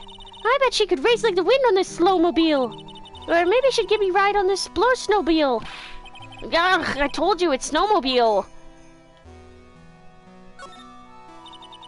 What do you think, Nick? Pretty awesome gate, huh? It sure is. It looks pretty well maintained, too. This thing kind of puts your hometown to shame, Maya. Yeah, well, a lot of things have happened in Green Village. We used to be a lot richer back when people hired us to perform channelings. Oh, I see. But now the place looks a bit run down. I guess I was just born in the wrong time. I was born in the wrong generation. I'm meant to be Gen Alpha, not Gen Z. Oh, look! It's a cute little bell tower. I absolutely love the sound of a giant bell. Oh? So which do you like better? That or the sound of money? Huh? Sorry, but I'll take money for the win, Nick. What are you apologizing for? That looks like the main hall where we'll be staying tonight. I have a hard time with W's sometimes in quick succession. From here, it looks like one of those ice hotels you always hear about. They gotta have a heater or something in there, don't you think? I don't want to die. I'm not worried. I brought my hot water bottle. Did you bring one for me? What are you talking about, Nick? Who carries around 2 hot water bottles? Brr, if the cold doesn't kill me, the Ice Queen over here will finish the job. Big Bell. So true, so true. So what's a channeling dojo anyway? Oh, my, you don't even know that? Forgive him, sister, for he knows not what he is saying. Well, just call me Bikini and forget that sister part. A channeling dojo is basically a spiritual power training ground. We have special holy items prepared here to help people boost their spiritual power. Feeny, you should have brought your pink pea sweater. I feel like that one might remind him of some rough memories or so. Holy items? If you train an entire evening surrounded by these items, it's quite mysterious. The spiritual power of these items seems to envelop you. Wahahaha! Wow, she must have just gotten off the trolley from the land of make-believe. Why are we being like this about the spiritual powers? You must be incredibly devoted to be interested in that at such a young age. I didn't even see Maya's fucking line. It's a training session where you sit on a block of spirit ice and chant a spell. 30,000 times all will be showered in freezing cold spirit water. Yeah? It's February now, right? You have to be careful this time of the year. If you don't watch it, you'll catch pneumonia or maybe even die of hypothermia. So be careful, you hear? How am I supposed to be careful? Oh no, I knew I shouldn't have signed Mystic Maya up for this. Sister, about this picture. Well, look at that. I must say, I look rather divine here, don't you think? Yo, yeah, unforgettable in every way. You mean it? Oh, I knew it! Wow! The makeup was pretty tough, but Iris helped me out. Of course she chooses another fucking flower! Iris? The cute little girl in the photo, she looks just like me, doesn't she? We're just a small temple here, so she and I run the entire place. Really? That kind of sounds like fun. Sorry to cut in, but... this Iris, where is she right now? Oh, just listen to you. You haven't come all the way up here just to find a girlfriend, have you? No, I'm... Pearly glare. No. That's not what I had in mind at all. I'm committed. Anyway, Iris is in the inner temple preparing for this evening. Inner temple? Yes, that's right. Iris will be back this evening. Why don't you go have a look at the main hall for now? Wahahaha, wahahaha. So she's in the inner temple, huh?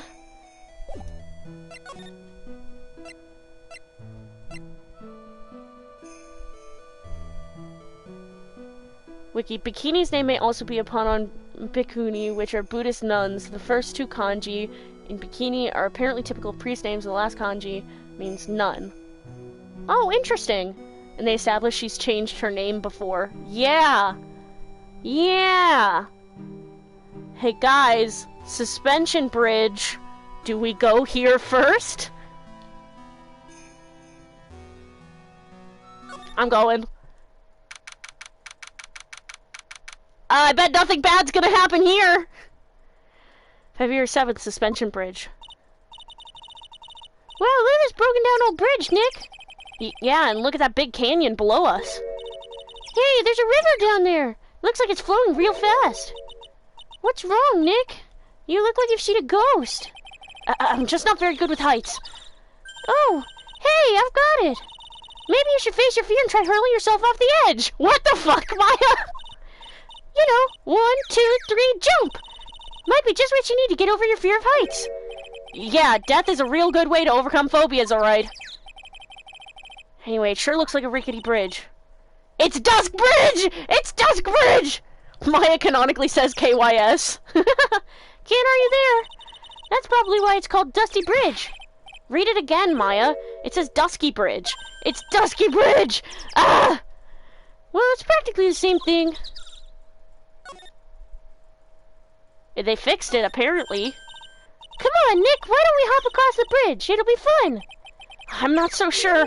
It looks like a bunny hopping across the bridge would destroy it. Okay, Nick, then let's try to find a cute, fluffy little bunny and test your theory. That right there sums up the fundamental difference between sane and insane. I can't believe there's a public phone here. Who would ever use it? The people who live here, I guess. I doubt they have any real phones here. Yeah, but it took like 20 minutes to walk here from the main hall. It did?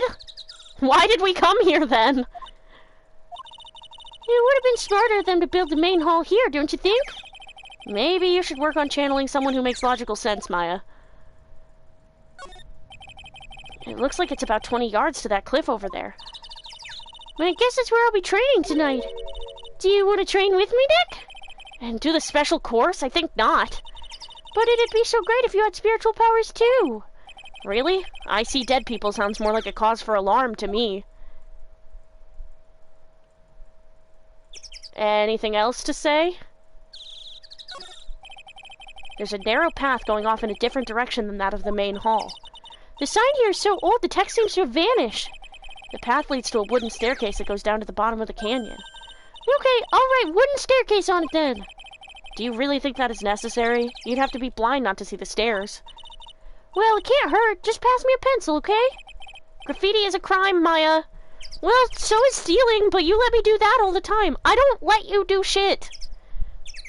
She's dyslexic, by the way, I said so. Maya dyslexic is so real.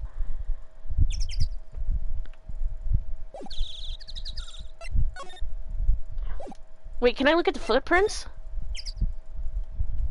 I can't look at the footprints? Really? Back to the main gate, and then into the main hall, I guess. February 7th, Hazakura Temple, main hall. The main hall? I think it's even colder in here, too. Where is she? That's what I'm asking! Mr. Nick, do you smell that? It smells like meat and gravy. Yeah, you're right. I guess it's pot roast for tonight. Yum! Weird. I thought they would serve something a little more, well, traditional. What are you talking about, Nick? You think monks and nuns just sit around eating rice and gruel all the time? Mystic Maya is right. Oh, I hope there's mashed potatoes, too. I love mashed potatoes. My little autism baby. Me for real.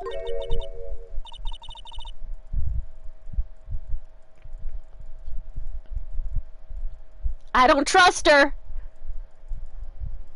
They actually have burgers here. What a cute little acolyte. Oh no, not her, not her. What a cute little acolyte. Greetings to all of you. Oh, hello. Wow, this lady makes Maya look like a 6 out of 8 on the weirdness scale. Your outfit. Did you come here for the special course too? Unfortunately, no. Actually, I'm...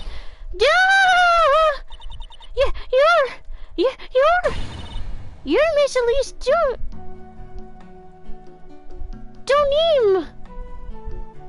Me and my hot wizard lady. How do I say this? Donim? Donim. Okay. I was thinking so. But thank you for the confirmation. You're Miss Elise Dunim! Yes, that's right. You know of me? My name is Profe. I'm your biggest fan. Who is she, Nick? I see it now. Zvari, a fortune teller. I've got all your books, Miss Donim. What a sweet thing to say, and please call me Elise. Books? Mr. Nick, don't you know anything? Don't you even know who this is? No, Nick, that's next game. Well, an author, maybe? Yes, and an illustrator of picture books. Picture books, huh? Oh, now I get it. I'm sorry I didn't know who you are. I don't get a lot of chances to really enjoy picture books. It's all right, I take no offense to that. My books are nothing but simple stories for children. And really beautiful pictures too, Miss Elise. Your books always make me feel as if my heart has been purified. It makes me feel very happy to hear you say that. I do have to admit, she certainly seems like a kind, sensitive lady. I don't trust anybody here! I don't trust anybody! Miss Elise won an award last year for her book, The Magic Bottle. Yes, a friend of mine secretly submitted a story I had written to a publisher. They liked it so much that they asked if it was all right to make it into a book. Wow, it must have been a really great story. Maybe I should try to write a children's book too. If I do, you can secretly send it to a publisher for me, Nick. Recently, I've accepted a sort of apprentice, you might say. An apprentice? He calls himself Larice Donim. I believe he's off doing some landscape sketches now. On Larice's behalf as well, I'd like to thank you for your support. Of course, Miss Elise, anything for you.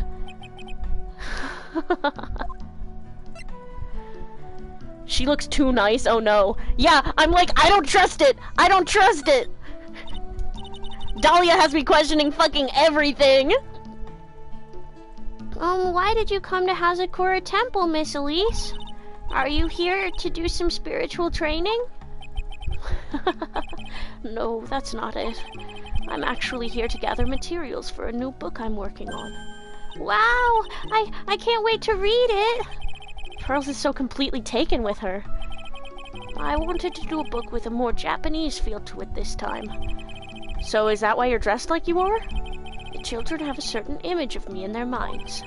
I don't want to disappoint them. What can I say? She's really a sweet lady. I don't trust it! Wow, Miss Elise, you're dressed up like a mountain nun! Yes, the good people here were kind enough to let me borrow this. I'm wearing training clothes underneath my robe as well. I want a staff like that! You like the crystal sphere? It's real amethyst, you know. That's a big fucking chunk of amethyst! Maybe we'll find one like that up here on this mountain. Good luck, Nick! I know you'll find me one! Well, you'll have to excuse me now.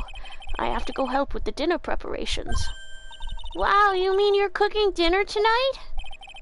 That's right. Would you like to help too, Pearl? Yes, I want to help with whatever I can. Pearls looks like she's just won the lottery. Oh, I'll help too then. Oh God. No, it's fine. Please don't worry about it. Feel free to relax and explore the area with your friend. Huh? But... Oh, yes. Please take this. I think it will be of help to you. Weird. Suspicious. It's a map of the area. We wouldn't want you to get lost now, would we? The inner temple. There it is on the other side of the bridge. And there's the fucking outcropping! Ah! Well, if you insist, I guess we'll take this chance to go check out the other temple. Hazakura Temple map added to the court record. Okay, I'll see you two later then. Remember, you're not allowed to fight. Come on, Nick! Let's go! At least we'll stay warm if we keep moving. I don't feel like examining anything in here. Let's just fucking go. February 7th, Hazakura Temple, main gate. Huh? Where did Sister Bikini go? I guess she went to the inner temple to go help that other nun out. Oh, right. I think her name is Iris? Yeah, that was it. I want to find out who Iris really is, but I'm scared of what I'll find. She's like, why are you acting so fucked up today, Nick? It's nothing, okay? And now we have to cross this bridge, and I'm totally cool about it, and I bet nothing bad's ever gonna happen on it. Nick, why are you foreshadowing? I'm the one with the spiritual powers. February 7th, Inner Temple Gate. Whoa! That bridge was shaking like jello in an earthquake. And at least half of the wood on that rickety bridge was rotting, I bet.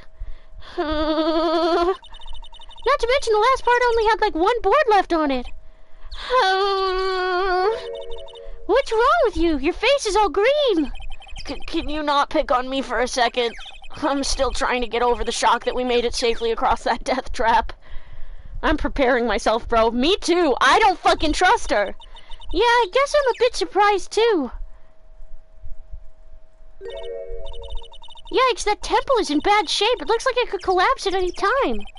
I guess people don't use it too often. Is this really where you're going to train tonight? That has to be it. It's kind of creepy around here, like a ghost might jump out at you or something. A spirit medium afraid of ghosts. Isn't it ironic, don't you think? Isn't it ironic? Looks like there's something written on it.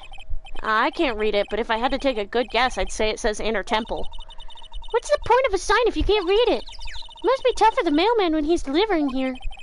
I guess the sign is a good indication of how long this place has been here. Huh.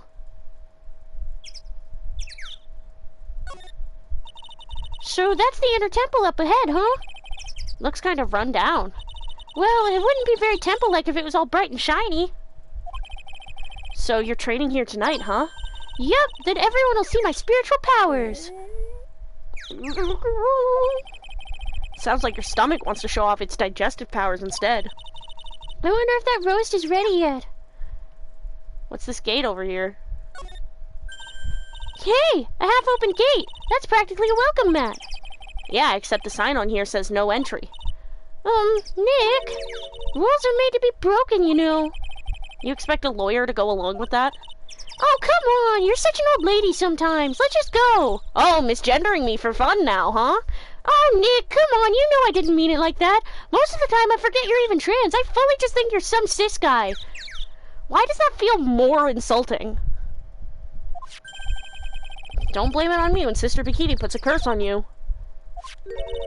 Now you've got me scared. Let's just forget about it, okay?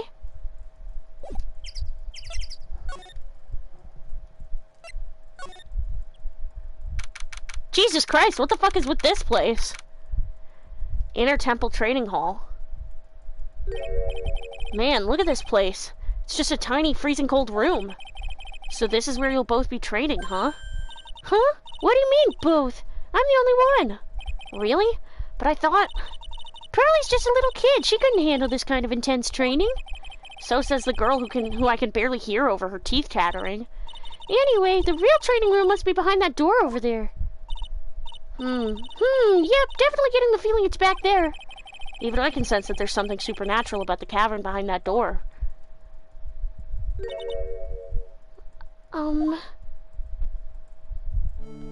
I don't trust her! Excuse me, but who are you? You're... Hi there! We're just looking around since we're going to be staying here tonight. You! The fucking cat picture! You! She looks slightly different, though. Is this gonna be a twins situation? Like, it's not actually gonna be Dahlia, and we're gonna suspect her the whole time, and then it turns out she's not actually suspicious? Is something wrong? No, it's nothing. I wonder why she's spaced out like that, don't you, Nick? Did you say something, Maya? Not you too, Nick. My name is Iris. I'm one of the nuns here at this temple. I'm Maya Fey. It's a pleasure to meet you.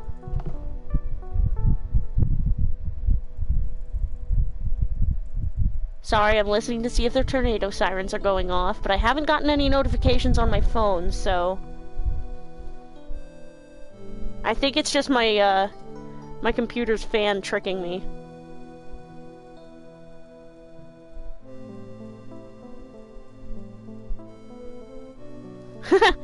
Sorry, I just looked at my phone for a second and I saw that, earlier my partner responded to something I said. I was like, Solar, I hope it's okay right there. Yeah, it's fine. Do you want me to check the radar? I mean, we've got some storms, but...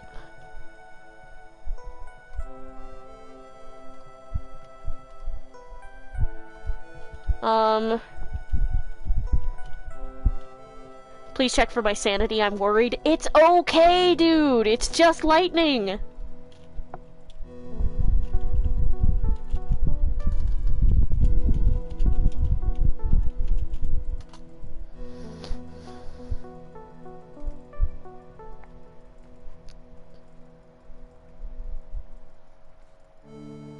Severe thunderstorm warning. Oh boy, everybody shaking your boots. Hello, are you gonna load? Can I zoom in, please?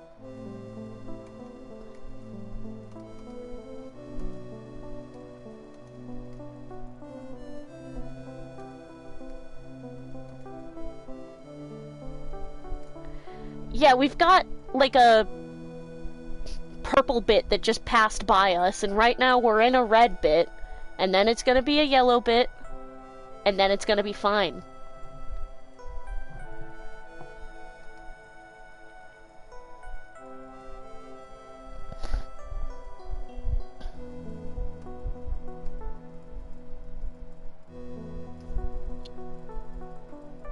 Yeah, it's literally gonna be fine in like an hour.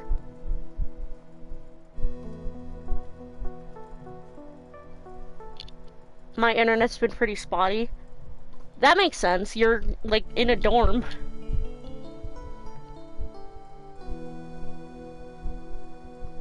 I'm okay, though. Also, I started, working a little bit more on my PNG tuber today, so that's cool. Anyway. I'm Maya Fey. It's a pleasure to meet you. The pleasure is mine. Oh, please excuse me. I have some, chores to attend to.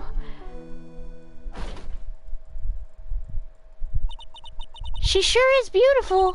And a bit spacey, I guess. I guess she's just not used to talking with urban sophisticates like us. Nick? That girl. It can't be, but... Huh? Bestie, what's going on? A hanging scroll. It doesn't look that old either. Ah! Yeah. What is it? Why did you scream like that? The scroll. It's my mother. What?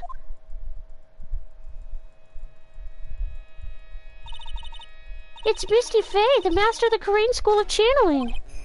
Are you sure? Yes. Nick having the craziest time right now. Yeah, true. That crest at the top of the scroll. That's the special mark of the master of our tradition. So that's what the mark means. That's what the point of the mark is. No! What is it? Nothing. It's just that I last saw her over 15 years ago. How old is Maya now? She's 19. God, she was just a baby when she left.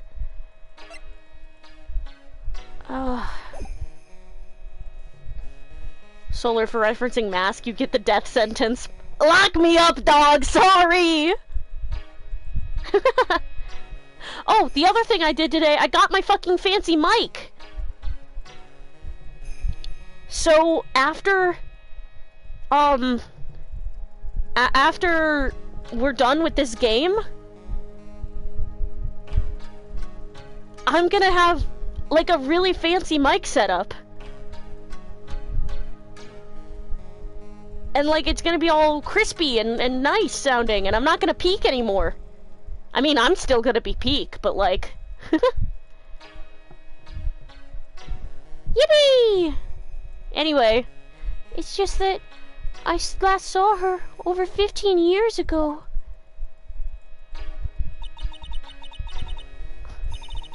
If it wasn't for that crest, I wouldn't have even known it was her. Oh, baby. Aw, God damn it, there's a tornado warning. Let me check with my mom if we're taking it seriously.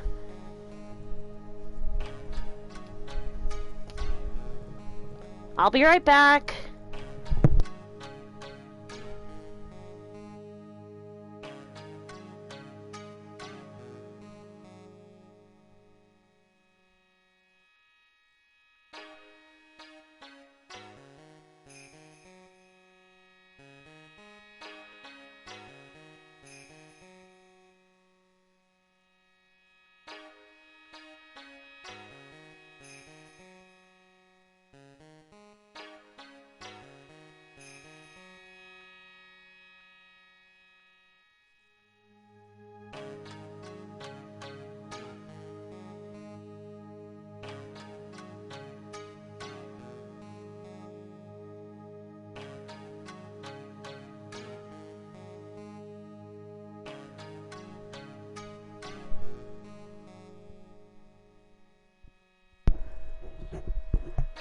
Dad stands up looking to see if the clouds are swirling or if it's green. Oh, hi, beloved. Hi. Hi, hi. Hi, hi. Hi. Hi, beloved. Hi. Hi. Hi. Hi. Hi. Okay, yeah, we're good. The tornado's to the southwest of us.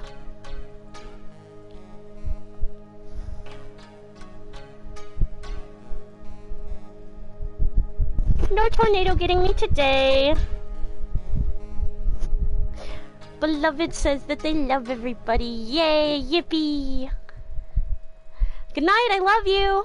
I was literally just about to, I was just saying that I got interrupted in the train of thought, but, like, I was just saying, I looked at the message you sent earlier that was like, I was gonna say, oh yeah, I just looked at, like, the notification from a message my, partner sent earlier from when I told them about, like, a memory that I randomly had pop up recently, and they were like, Jesus Christ, that's awful, and I was like, oh yeah, that is awful, isn't it? You know when you have those? That's like, you're like, oh yeah, this was like, I mean, this kind of sucked in the moment, but it's like, you know, and then it's like, wow, that's really awful. I'm so sorry that happened to you. And it's like, oh. Ah. Huh. Yeah, every time it's like, oh god. This happens with my beloved and me frequently. It's like, alright, I forgot. Exactly. That's a horrors. Mm-hmm.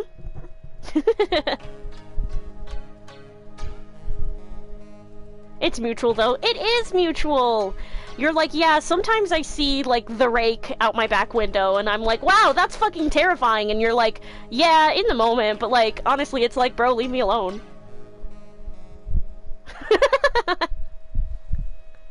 I'm like, hey, remember that time you saw Slenderman at the foot of your bed? And you're like, yeah, that sucked. But, like, then he went away, so it was fine. Yeah, sometimes you are like, oh yeah, I almost died a few times. Me dapping up the bros in my vision. Psychosis is funny. Psychosis is funny, but genuinely one of my favorite stories about our relationship and, like, when I was falling in love with you, like, actively falling in love with you, fucking... Psychosis is funny! Okay, Psychosis is funny. It's just that, like, the one time when I was, like, we were falling in love or whatever, ugh, gay people, but, like, shout out to that time that we were texting, and you were telling me about your hallucinations, and you were like, for example, right now I'm seeing Slenderman at the foot of my bed, and I went, oh my god, really? That's so scary! And you went, yeah, and then you went, fuck, fuck, fuck, fuck, he's coming closer, in all caps.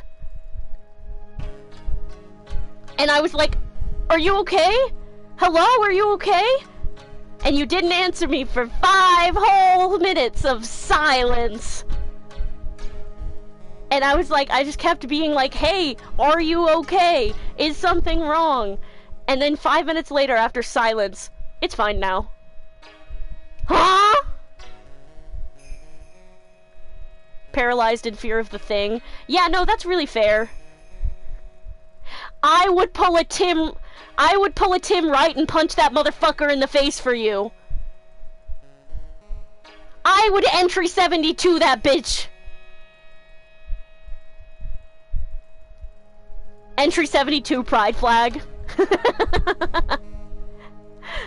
Slight spoilers for fucking Marble Hornets, which has been out for fucking excess of 15 years now. Gay people, entry 72 pride flag. Yeah! Yeah! I think about entry 72 pride flag all the time. I love you so much.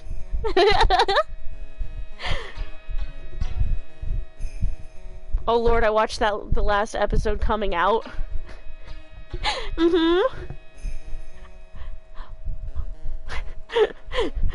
Romeo, this is when you call beloved Unk. When did the last episode of Marble Hornets come out?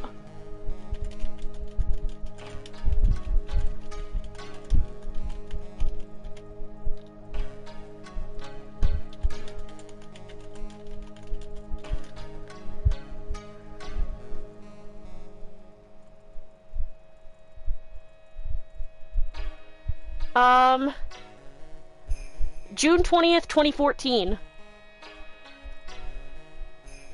was entry 87.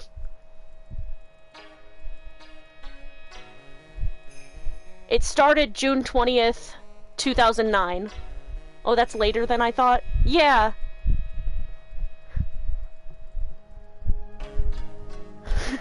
Romeo got you with the unk. Yeah, I was there for 2014. Yeah! My bubbid who is unk. Okay, okay, okay.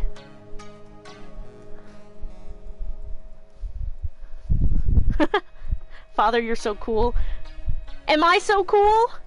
Anyway, good night, everyone. Good night, beloved! I love you! I love you enough to burp while I say it, apparently. I love you! I love you too, Nova!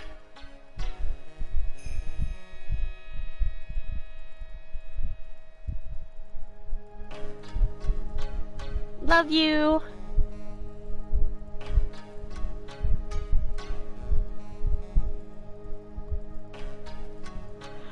Good night! Okay. God, telling them good night made me start yawning. What the fuck?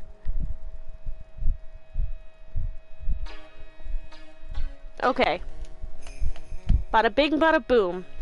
Let's get back into it. If it wasn't for that crest, I wouldn't have even known it was her. My own mother. And I can't even recognize her face. Maya. Hanging scroll added to the court record.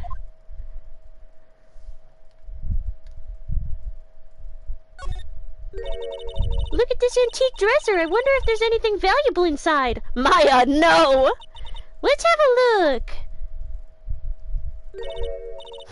Nothing. Just a bunch of clothes. Hey, Nick. Huh? Oh, sorry, I was just thinking. Yo, about Iris, I bet. Looks like you've been bitten by the love bug, Nick. Oh god, this has to be so painful for him. What the fuck?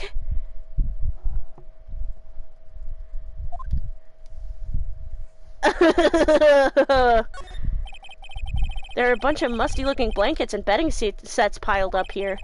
I wonder why they're even here in the first place. It's because all spiritual training is done under the supervision of a nun. I wonder if Sister Bikini is planning to sleep in here while I train. But if they sleep, what's the point of having them be here in the first place? Well, what about the little tea set? No? Okay. Do we have anything to say about the fact that this place is fucking crumbling?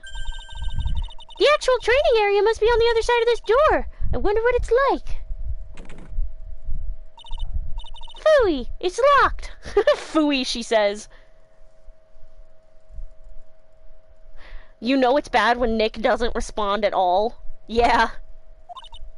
Come on, Nick. You know you want to open it for me. I can't. You've been in kind of a bad mood lately, haven't you, Nick? Sorry, I know what it is. IRIS. The IRS? What? I paid my taxes. No, wait, what did you say? IRIS. Oh, Iris. Iris and Nick sitting in a tree. KISSING. Oh, awful. Maya, stop. Maya, cut it out, girl. Oh, no. Maya, let it go.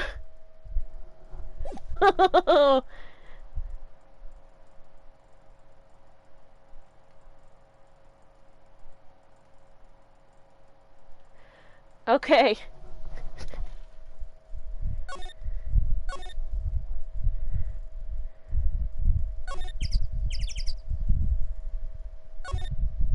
What is this? It looks like this bridge is suspended by 4 of these wires. They're really thin. Shouldn't they just be a little thicker? Oh, stop it. You're such a worrywart, Nick. It's not like anything bad's gonna happen to you on that bridge or anything. Nick suffers more than Jesus. If only he had a sprite of his arms out, then I'd also edit him being crucified. Did you end up posting that on Tumblr? Because I need to reblog it. If the bridge were really going to collapse, I'm pretty sure the boards would break before these wires ever did. What's wrong? You're turning into an overripe avocado again. Oh wow, look at these neat Buddha statues. Maybe I'll take one home with me. Maya! But there are so many, they wouldn't notice if I took just one. Are you kidding? Of course they'll notice. What are you gonna do with one of those anyway? Put it in the office, of course. We can trade that wooden statue in the office reception area for one of these. You know, come to think of it, where did that wooden statue come from anyway?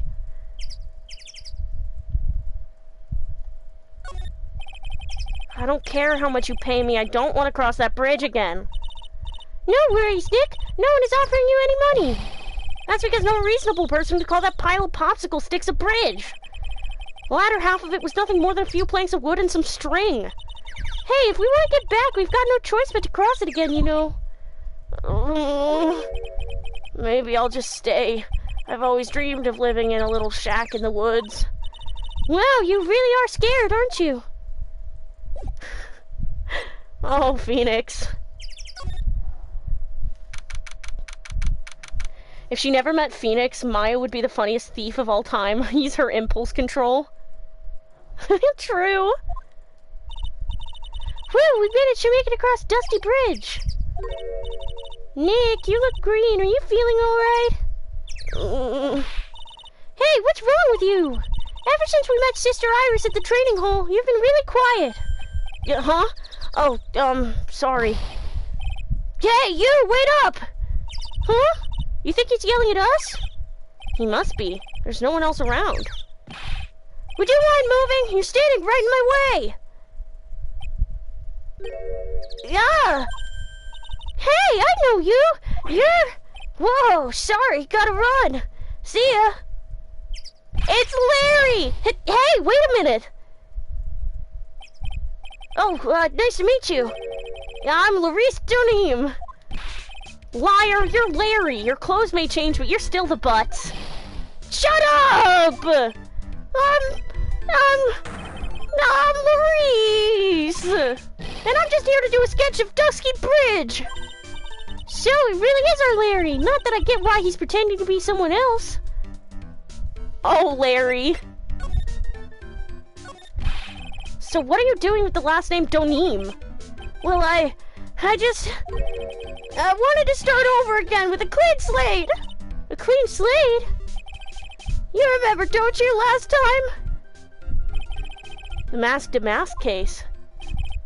After that, I started to realize I didn't like this guy known as Larry Butts. Oh wait, this is actually kind of sad! And that's what I came across at the Book of Destiny! The Book of Destiny? Do you mean The Magic Bottle by Miss Elise Donim? It's so beautiful, it's so moving, so gentle. My heart felt cleansed, I was saved! Maybe I should buy a copy of The Magic Bottle.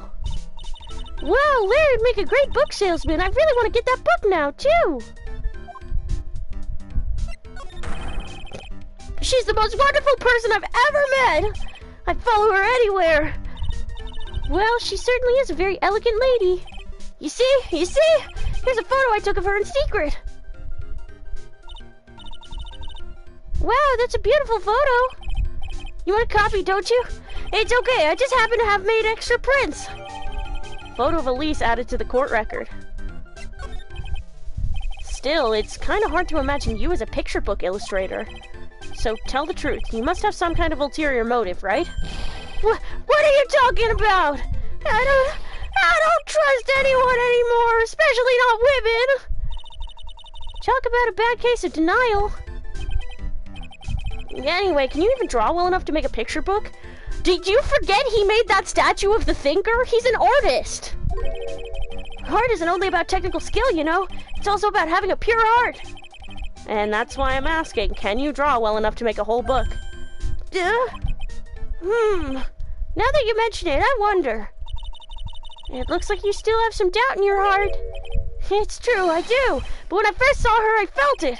Something inside me ended and something else began. Oh, Larry, it sounds like you've fallen in love with Miss Elise Donim. No, you're wrong. It's not her. It's the other girl. Other girl? Uh-oh. I got a bad feeling about this. This is hell! Phoenix is in hell from the Bible. Phoenix is in hell from the Bible.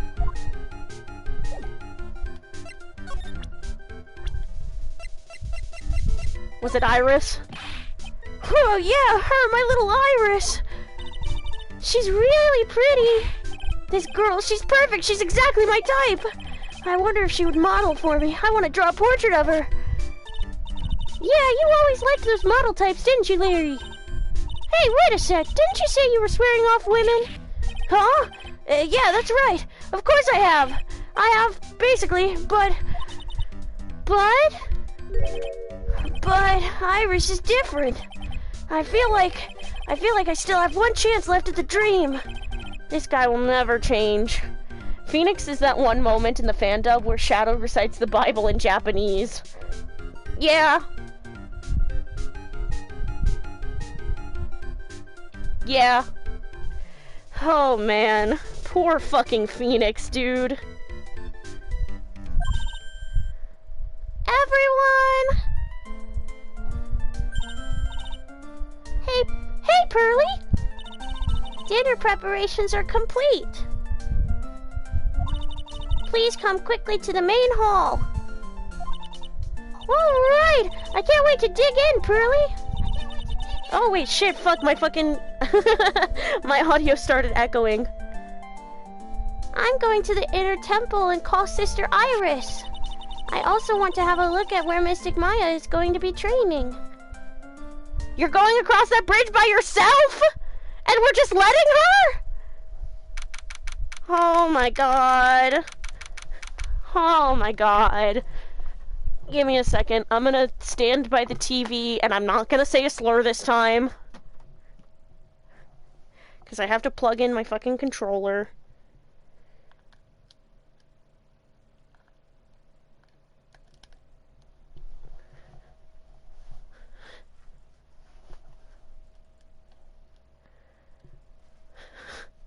February 7th, 7:46 p.m.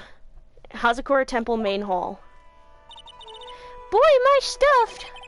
Are you sure it's alright to eat that much before your training? Well, this kind of training is a battle of endurance. Mystic Maya, please don't do anything that might put your health at risk. Ha! No pain, no gain, I guess. I'm still worried about you. Of course she's worried. She's the only functional person here, and Maya's her only family left. Oh, Pearly. Getting myself Wendy's for dinner? Hell yeah, brother. Well, let's not dilly-dally shilly-shally. You must get ready for tonight. Good luck, Maya. Alright, here I go. I'll see you all tomorrow, I guess. Is Maya gonna get accused of murder again? Iris, please ring the bell at 10 o'clock for lights out, alright? Yes, Sister Bikini. And then after you ring the bell, I want you to come join us at the training hall. I understand, Sister Bikini. Maya and Bikini really seem excited about this training thing tonight. Well, Pearl, what are you going to do tonight? Well, if you'd like, you can come to my room. Perhaps we can read some books together. Really? I'd love to. I'm not very good at reading. Well then, would you like to practice reading with me? Somebody's finally gonna teach Pearl to read! I'd love to. Pearls is absolutely smitten with Miss Donim. So, Larry, what are you going to do? Huh? Me? Well, I'm just gonna hang out in my room. I can't stand the cold at all. I totally hear you there. Miss Elise, so for example, how do you read this? It says, gravely. That's kind of a tough word. Oh, okay, and what about this word? That's another tough one. It says roast. What kind of book is she reading anyway? Well, I'm going to go wash the dishes and help clean up. I'll go visit you when I'm done, Miss Elise. Well, not much to do except head to my room and huddle under the covers, I guess. Gosh, I wonder if anything's gonna go wrong tonight. February 7th, 9:12 p.m., Hazakura Temple Main Hall. Ugh, it's a whole different type of cold up here in the mountains. Yeah, why couldn't the nearest bathroom be just a little closer to my room? Mr. Wright? Yeah! Oh, Mr. Wright? No, Miss Donim, are you going to use the bathroom too? No, but have you seen Pearl?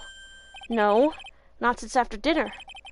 I thought she said she was going to go to your room. This is why we need to keep a better eye on the literal... I literally just, punched my PS4 in rage. We need to keep a better eye on the 9-year-old!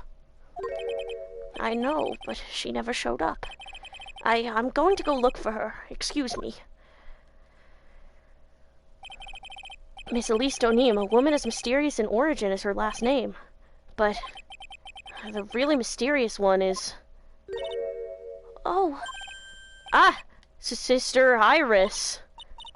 Good evening. The really mysterious one is this girl.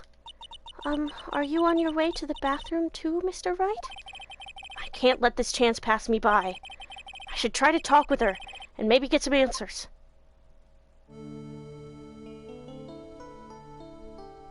She's not a redhead, but she could have just dyed her hair. I don't trust her. Your sister Iris, right? Yes. So, when did you come to Hazakura Temple? I don't remember. Ever since I was a small child, the temple has been my home. So you've never left? Well, I don't have any family left to take care of me. Sister Bikini, I've come to think of her as my real mother, as it were. Ah, I see. But didn't you go to college? And maybe enroll in the Ivy University Literature Department? No, I never had an interest in going to a big university like that. My training is all the education I need. I see. Left to eat breakfast? How sus is Iris? I don't know. Her hair is a different color, but she could have just dyed it. Her eyes are the same color. At least I think so. Do we have a picture of fucking Dahlia in the court record?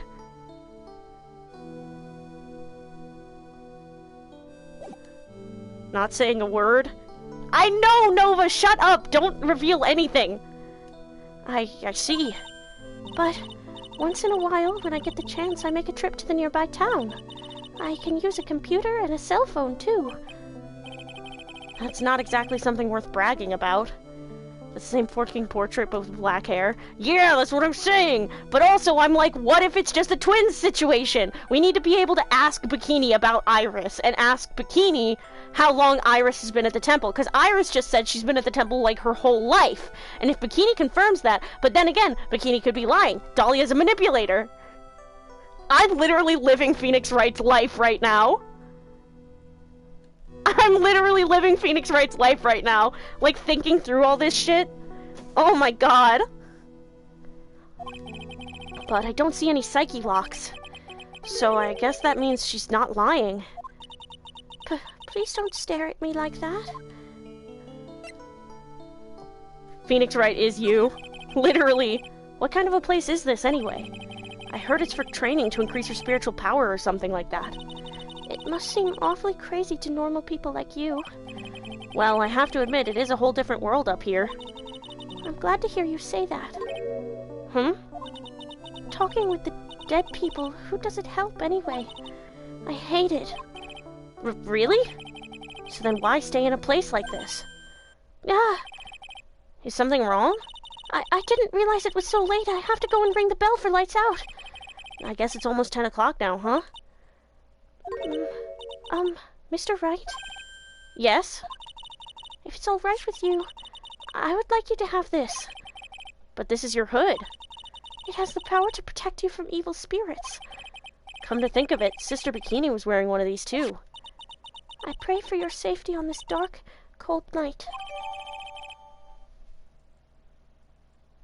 Just because she doesn't have psyche locks doesn't mean she's not sus, Nick. Remember, on guard. Why am I calling him Nick more? Romeo Maya confirmed. Romeo, you're literally Maya IRL. I'm sorry, but I must bid you good night. Wait a minute, Sister Iris! Yes? Just now, you called me by my name. You said Mr. Wright. How did you know my name? I never introduced myself to you. That's... Sister Iris, please tell me the truth. You and I... Have we ever met before?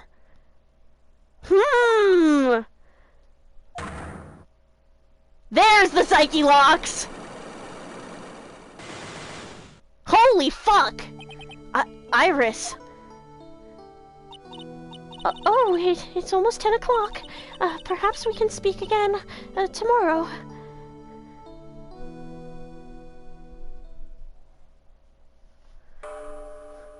Gong. Gong. Gong. So my hunch was correct. She does know me. I'll have to try to talk with her again tomorrow.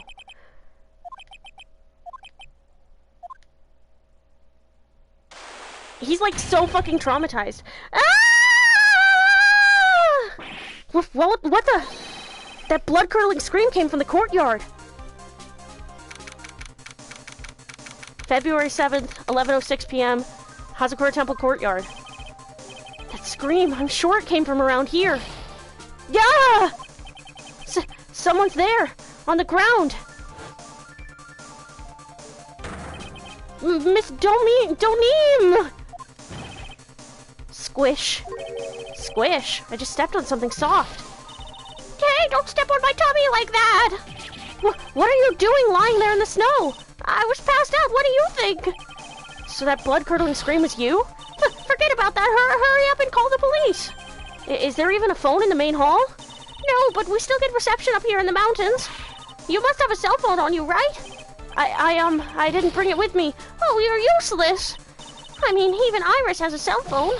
We've got no choice. We'll have to use the public phone by Dusky Bridge. Hurry! Run as fast as you can! Nick goes somewhere, murder occurs. Oh shit! Yes, ma'am! If you don't hurry, Iris will... February 7th, 11:18 p.m., Dusky Bridge. It's farther than I thought. The bridge is just up ahead. I have to go tell Maya what happened, too. Yeah! Dusky Bridge! It's burning down! What the heck happened? What are you doing here? Yeah! Huh? What is it? Is it me? Don't scare me like that, Larry. I almost had a heart attack. My name isn't Larry, it's Larice. Larry, hurry up and call the police. I'm going to the Inner Temple.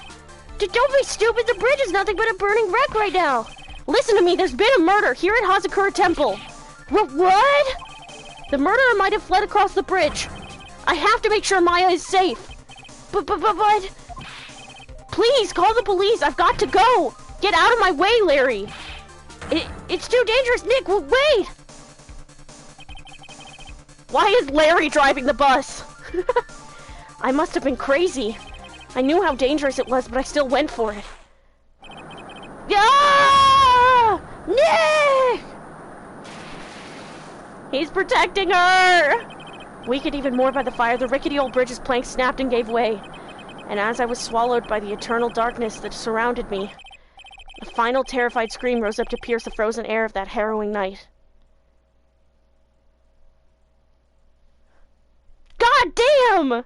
Yeah, we're gonna keep going. Yeah, we're gonna keep going. We're gonna continue, right away. Phoenix died, no more story. Yep, that's it. Date, question mark, time, question mark, location, question mark.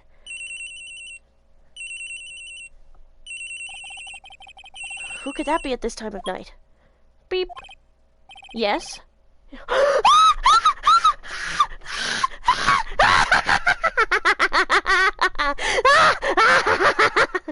Who could that be at this time of night? Yes, Edgeworth speaking. Gagged! Gooped! Oh! Open the floodgates from heaven! Woo! We're back, baby! Everything's gonna be fine. Everything will be fine. Everything's gonna be fantastic now. Oh! Baby, where the hell's my husband? What has taken him so long to find me? Okay, here it is. We're back, baby. Yes, Edgeworth speaking. Edgy, get up! It's an emergency! Huh? Larry? Do you know what time it is? It's not Larry, it's Larice! Larice, don't aim! This is nothing more than a terrible nightmare. I'll just roll over and... Wait! Don't hang up! It's an emergency! It's Nick! He took a really nasty spill! Well, it wouldn't be the first time, so... I'm not joking! His life is in danger! What? What happened? Tell me. Talk about a guy with bad luck. He may already be dead. Yeah, anyway, you've got to come back. You're the only one that can help. My Iris, my beautiful Iris, she needs help. Alright, I don't know what's going on, but I'll be there as soon as I can. I'm at the detention center. Please, hurry! It's been 1 year since I left that country. I thought that I wouldn't have to see him again for a while. Sounds like it won't be a pretty reunion, as if I expected anything to change. Oh! Ah! Gagged. Oh my god, Edgeworth POV.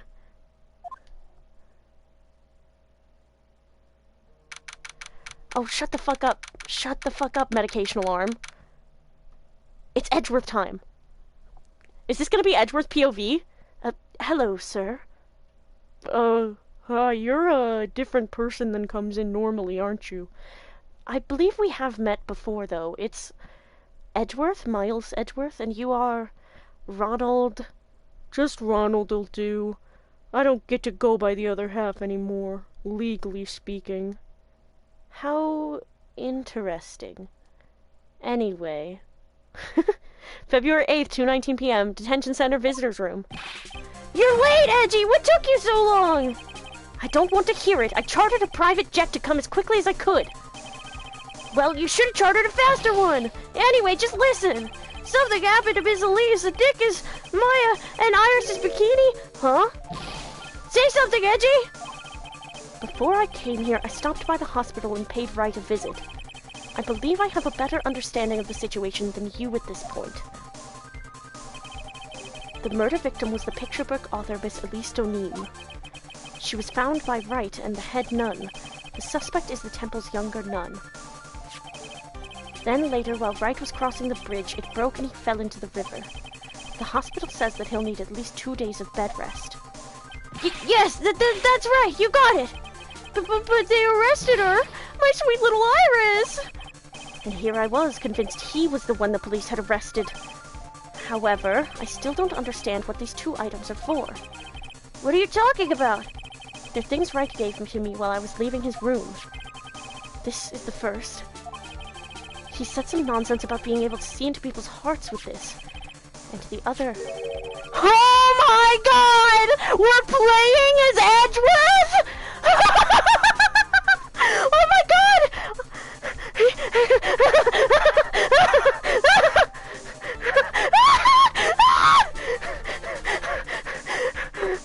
Open the floodgates from heaven! Welcome to the best part of the games. I feel welcomed. I'm literally shaking. I need to take a picture of my arm right now. Investigations appetizer. Yeah, I guess so. I own that now. I own it. Once we get through the Apollo Justice trilogy, we'll get there. We'll get to investigations. We'll get there.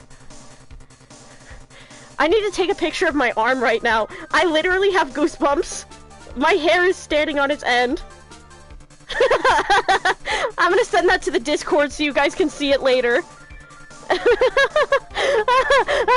I feel so lucky right now. Thank you. Thank you. Thank you. Excuse me. Oh my god. I am so fucking giddy. There is literally nothing that could be better than this. Alright, the third game's the best game. Third game's the best game. That's it. That's it. Oh, yep. Alright. Oh my god. And the other. He couldn't possibly be asking what I think he is, could he? Open the floodgates from heaven! Oh my god. This is Christmas. I don't care about almost Christmas means it wasn't Christmas anymore. This today is Christmas for me. April 17th, 2026. This is my Christmas. This is a gift that I could have never expected. I never asked for, but oh, am I overjoyed, elated to receive it. Is he gonna be the fucking defense lawyer? I'm gonna piss myself, dude. I'm gonna piss and shit. Oh my god. Oh my god. I'm so glad I'm standing up, because I'm like pacing in place right now. I'm a shit, dude. Holy shit. And the other, he couldn't possibly be asking what I think he is, could he? I'm begging you, Iris' trial starts tomorrow. With Nick out of the picture, you're all I've got left. We're gonna get Edgeworth versus Godot?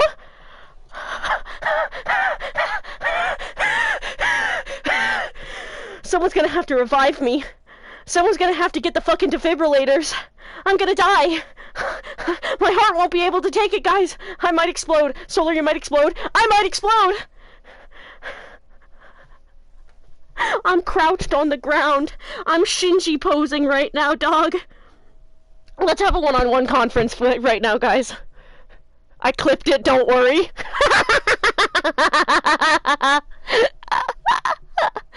Let's have a one-on-one conference. Can you guys step into my office real quick?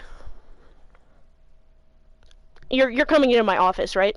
Let's all step into my office together. Let's get down to business right now. I need you, before we go into this, to understand. We're stepped in? Okay, you're stepped in. That's good. I need you both to take a seat, and I need everyone here to sit down, and I need you to understand that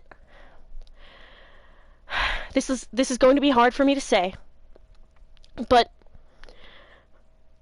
when I come to the trial section of this game, and I see Edgeworth and Godot facing off in the same courtroom, I need you to understand that I something is going to possess me.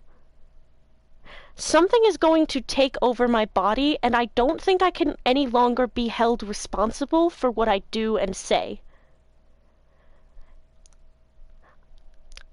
And I need you all to be understanding with me during this difficult time period. If I howl like a dog, I think my heart is racing in anticipation. It's okay, no one should be held responsible in the 3-5 trial. Oh my god, were you able to hear that lightning strike? Were you able to hear that thunder over my mic just then? That's my heart racing, actually.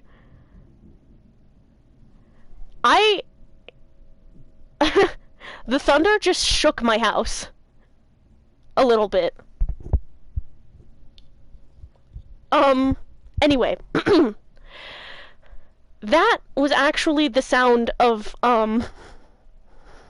should I make the joke I'm about to make? That was the sound of my pussy popping. I can't be held responsible for the things I'm going to say and do when I see those two men pinned up against each other in court.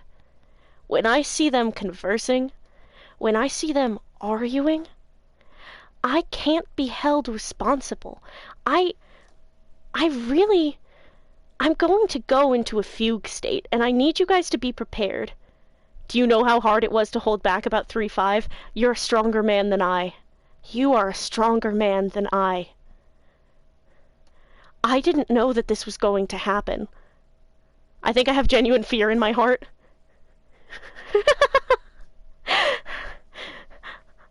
I'm going to bark like a dog. I'm going to bark like I want it. And I do. I want it. And I need you guys to be emotionally prepared for the kind of things that I'm going to say when I see those two men. Those two scrumptious men. Battling. Oh. So, I understand if you feel afraid. I understand any kind of anticipation, any kind of emotion you may feel right now. It's valid, okay? I just want you all to know that this is something to be prepared for. And this is something that I really, I'm sorry about in advance. And then Nick in the hospital bed just begging for them to kiss about it. Don't add Phoenix Wright in. It'll kill me. I'll be found dead on the fucking floor right now. When I see those two beautiful men, Nick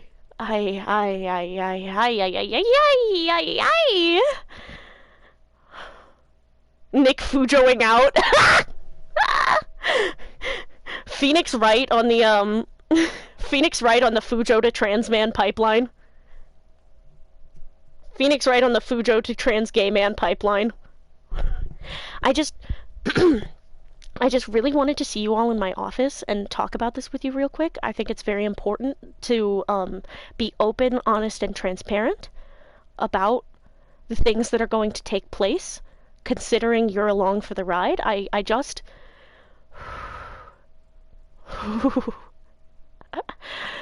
Alright. Do we all feel sort of sufficiently prepared? Have I, sufficiently warned?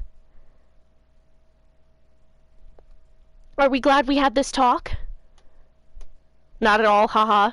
Okay, but we're glad we had this talk, right? You're glad I sat you down in my office and had this talk with you? Yes, I do see your point. Okay, wonderful. If I could just see you out for a second, if you could just rise from your chairs and step out of the office real quick. I have some private business to attend to, and I hope to see you all very soon. Okay. Okay, I will be It's rising and stepping out. Okay, wonderful, wonderful, wonderful. And I'm closing the door. I'm closing the door. Okay, I'm closing the door. Let me just... This is the door closing. Oh, baby! Oh my god! I am gonna eat those men alive! Oh my god! Oh my god! I'm gonna be the horniest I've ever been in my life. I'm gonna get on tea soon. And listen to me. The tea, it's gonna have nothing compared to seeing Edgeworth and Godot going at each other in court. I would let both of those men call me kitten. I would let that dog walk me on a leash. I am gonna die!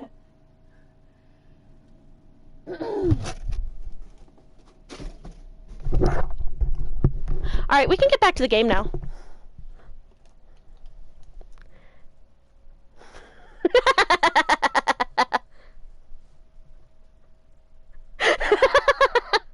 This is the funniest stream of all time.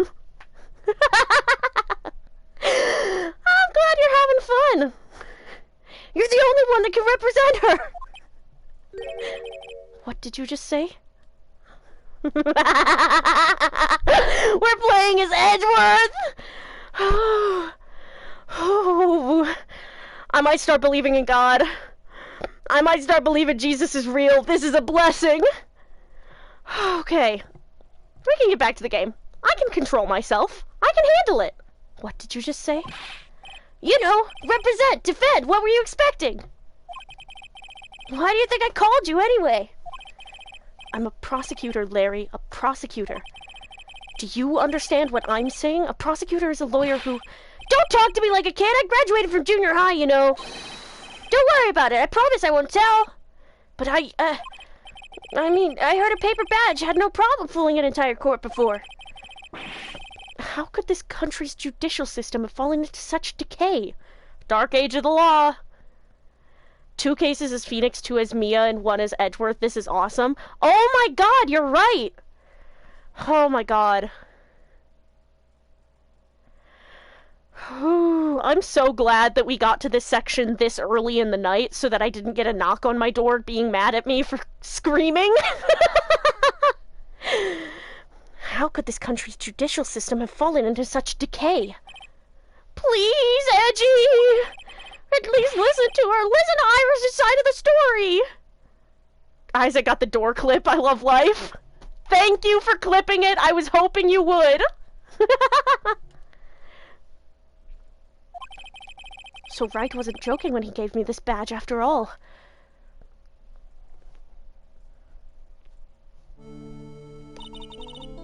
Thank you for coming. My name is Iris. Edgeworth. Miles Edgeworth. I don't know if I can be of any help, but I will at least hear what you have to say about the murder. Mr. Wright, how is he? Mr. Leary said that he might even die. Fortunately, he will be fine. Larry, you moron, how could you say something like that? He was badly bruised when he hit the water, but otherwise he is unharmed. How, dog? Hey, Romeo, remember all the foreshadowing? This was all I knew. This is the last thing I knew concretely about the Phoenix Wright trilogy. Is that Phoenix fell from a burning fucking bridge into water and, like, fucked himself up, but ended up fine. How did Dahlia and Phoenix both fall into this river where, like, bodies don't get recovered from and they're both just like, teehee, I'm fine. Anyway. God. Phoenix is the luckiest unlucky guy in the world. He was badly bruised when he hit the water, but otherwise he is unharmed. Oh, 'cause he's a phoenix! Oh my god, I didn't even put that together, Romeo, you genius! Thank goodness. But he's caught some kind of nasty cold. All he gets are some bruises and a cold! A cold? He's running a high fever and is drifting in and out of consciousness. I must be imagining things. This woman, I feel like I've met her before.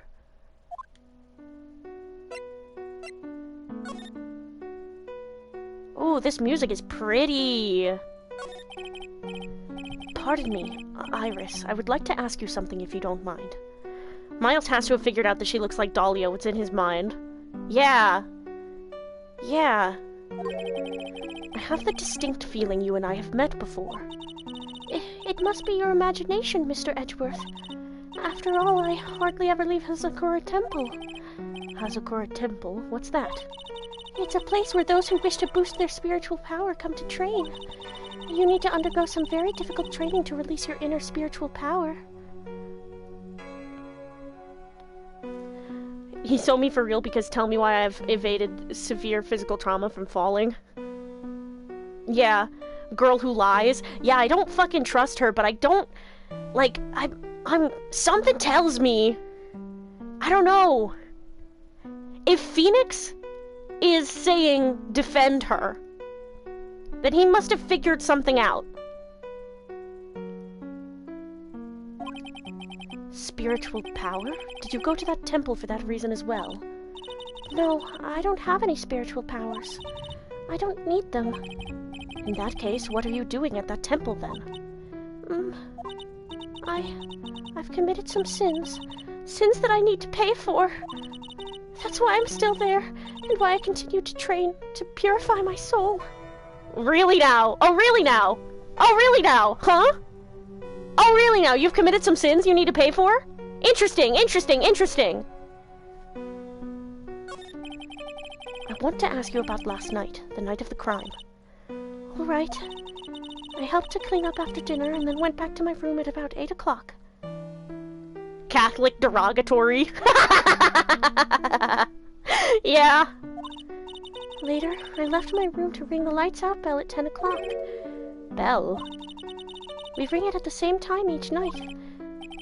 I see, and then? And then... I was told to go to the training hall, but I went back to my room and stayed there. Why didn't you go to the training hall like you were asked to? I was frightened. Frightened? So I just stayed in my room and meditated until the murder happened. There's more to her story, I just know there is. Maybe I should dig a little deeper. You were asked to go to the training hall on the night of the murder? Yes. However, you didn't go. Because you say you were frightened. What exactly were you so frightened of?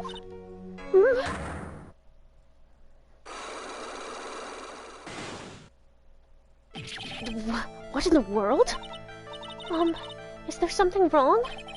I'm sorry, it's nothing. It looks like she's not aware of them herself. These must be what Wright was talking about. The psycho-locks. The psycho-locks. Edward, I love you so much. I believe he said that I need to present this Magatama item to do something.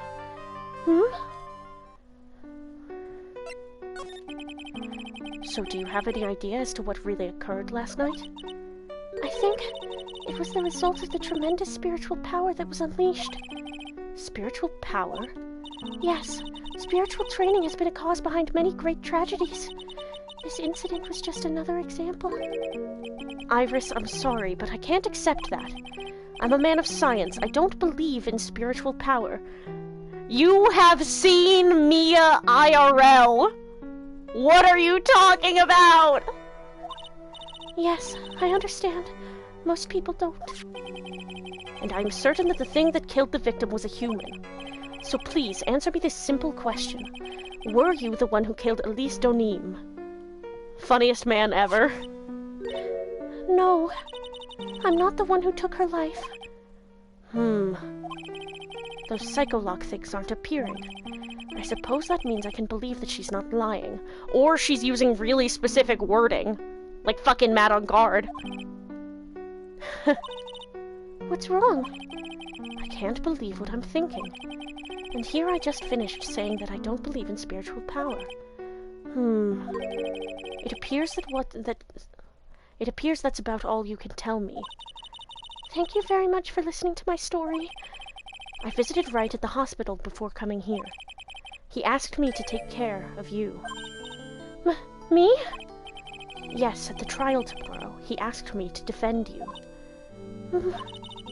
If Mr. Wright has that much faith in you, Mr. Edgeworth, then I will gladly entrust my fate to your capable hands. But before that, I have one question. Yes? Do you know Wright? Why would you ask that? Whenever you came up in our conversation, he would begin to act a little strange. Mr. Edgeworth, what is Mr. Wright to you? Husband, that's his husband sees spirits, that's why. Give me a second, I have to go screenshot this image.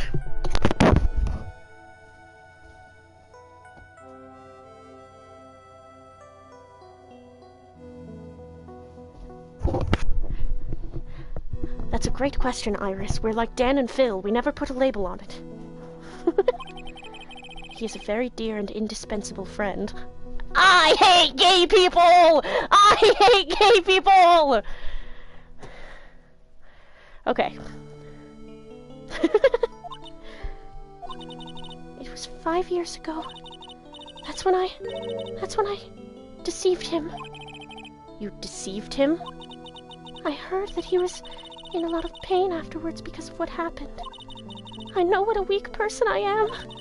That's why I thought it was best if he never saw me again. You deceived him, huh? You deceived him, huh?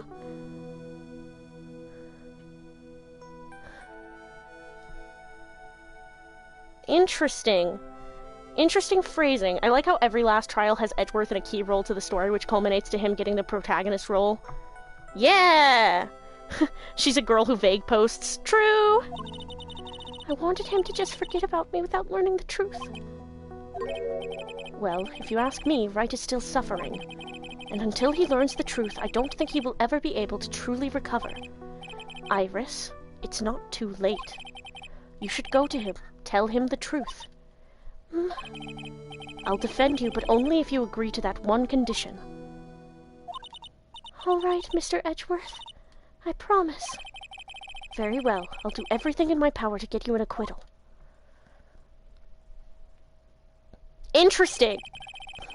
That's enough information gathering for now. I should head to the crime scene. A couple hours into the mountain, here we come. Talk to my husband or you'll get a guilty verdict.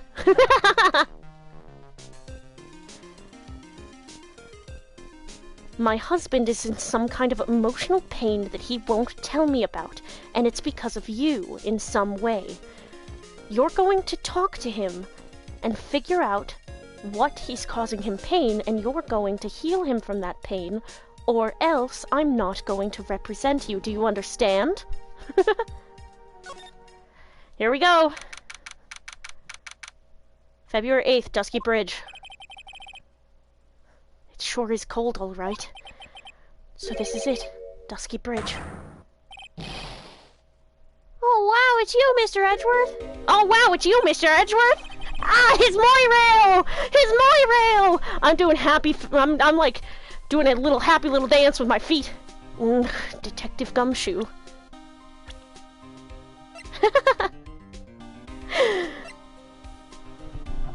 His silly guy! Dick voice. Oh, geez, sounded like a 9-year-old there. Oh, geez, I sounded like a 9-year-old there for a second. Sorry about that, that was kind of weird. Detective Gumshoe. Long time no see, it's been about a year, or has it been longer? Doesn't matter, Detective. What does matter is why you're shuffling around up here. Oh, ouch! And there's that sharp left jab. Well, I'm happy to see you anyway, Mr. Edgeworth. He cares about him so much! Edgeworth for sure has like a smile on his face right now. By the way, the court record is from Edgy's perspective. Oh my god! Oh my god! Received from Wright. He wasn't serious when he gave this to me, was he? Received from Wright. Something about reading people's hearts. What utter nonsense. Shows Misty Fey, master of the Crane technique. Received before the lights out bell of the night of the crime. Protects from evil spirits. Oh wait, photo? Of her? Check. Oh yeah, the print that he had. My friend since grade school. I like how he doesn't even count, like, the time in which they were rivals. There's no mention of them being rivals anymore, even. It's just my friend. It's that one smiling sprite.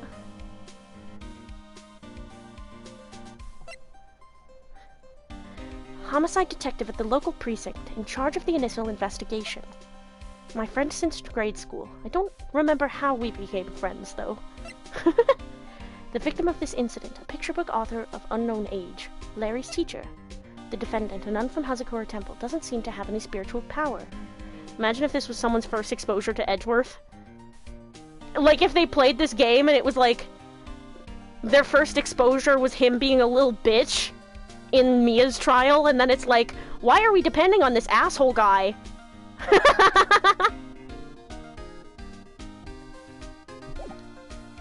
Well, I'm happy to see you anyway, Mr. Edgeworth. Let me guess, you were transferred by HR to the local precinct. A wise decision. The vast amount of nothing up here should be quite easy to guard. Yeah, I heard you were back in the country and arranged to come all the way out here. Everybody was real nice. They even let me take charge of the investigation, sir. Gumshoe indeed. Like gum on your shoe, he's impossible to get rid of. He's your friend! You like him! He's there for you emotionally! This game is mean sometimes.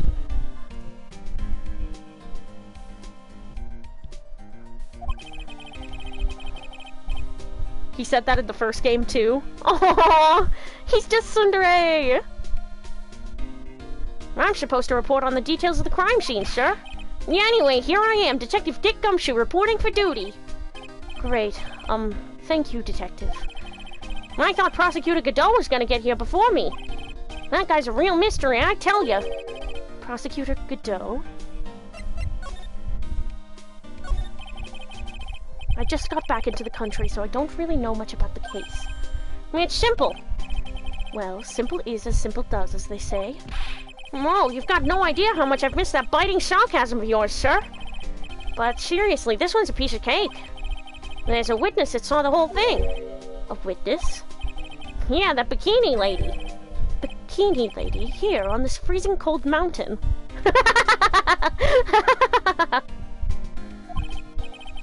Well, you should talk to her yourself if you want the details, sir.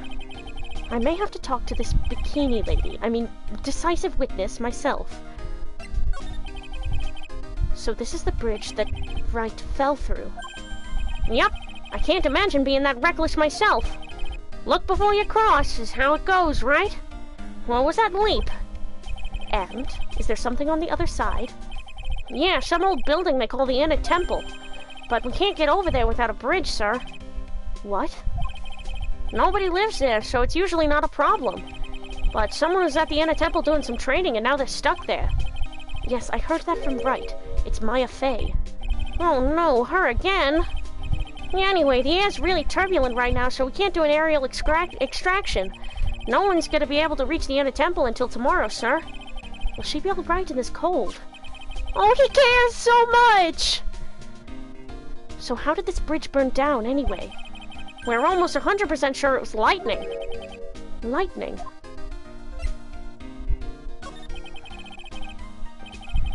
So who is this Prosecutor Godot? I've never heard of him. Yeah, he's a new guy. Showed up after you left the country. He's a complete rookie, but nobody can say a bad word about the guy. What kind of man is he? What kind of a man is he? He just became a prosecutor recently, but he's good, sir. Real good. If he's so good, how is it that I've never heard of him? Oh my god! Godot is a defense lawyer who's become a prosecutor, and Edgeworth is a prosecutor who's gonna have to be a defense attorney. Godot is a guy who's never won a case, but is just really good. Yeah! Oh my god, they're literally both switching roles. And Edgeworth's whole thing in the last game is that a prosecutor is someone who finds the truth no matter what. So, he's gonna have to be a defense attorney and figure out what that means for himself. Is he the lead prosecutor on this case? You bet he is. After all, you know who is right in the middle of it. You know who? Phoenix Wright, of course. For some reason, Godot's really got it in for Mr. Wright. Oh? Yeah, he seems to have some kind of a grudge. I'd better look into this Godot myself. You're telling me the bridge caught on fire due to a fluke bolt of lightning? Yep. Last night it snowed for the first time in 3 days. It's a little unusual for lightning to occur during a snowfall like that. But according to the weather data, lightning definitely struck. I see. This is a very detailed weather report. Almost too detailed. It even has the exact time that the lightning struck the bridge. Oh, that? We got that information from the witness's testimony. Someone actually saw the lightning hit the bridge. Who is this witness? Sorry, I'll go ask one of the local cops later, sir. Oy vey. Wait, was it because his connection to Dahlia? Oh my god, wait! Was it because Wright was, like, defensive of Dahlia? In the initial case?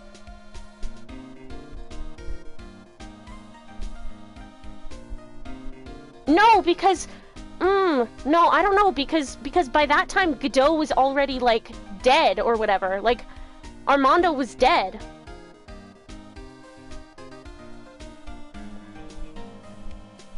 Interesting stuff happening. Okay. I want to present some profiles. Whenever something happens, this guy always shows up like he hasn't got a care. In fact, you know what? Every time he shows up, I always wonder the same thing. Maybe somehow he's actually the cause of all these incidents. I wonder if Gumshoe has realized it yet. But you could say the exact same thing about him.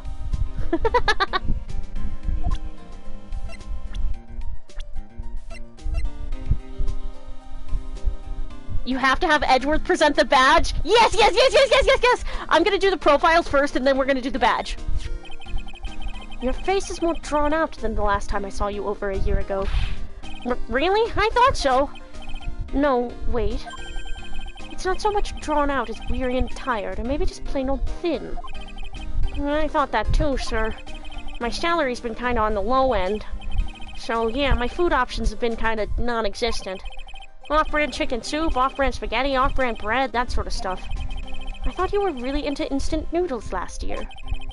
I got really sick of the stuff after a while, sir. This is so good! We're getting to see them, like, their friendship. Holy shit! I love them so much. He's supposed to be Miss Elise Donim's apprentice or something. I see. Yeah, he drew a nice portrait of me. That's nice. But he made me pay him 50 cents for it. I'm sorry about that. You don't seem very interested in him, Mr. Edgeworth. I really don't want to talk about him, that's why.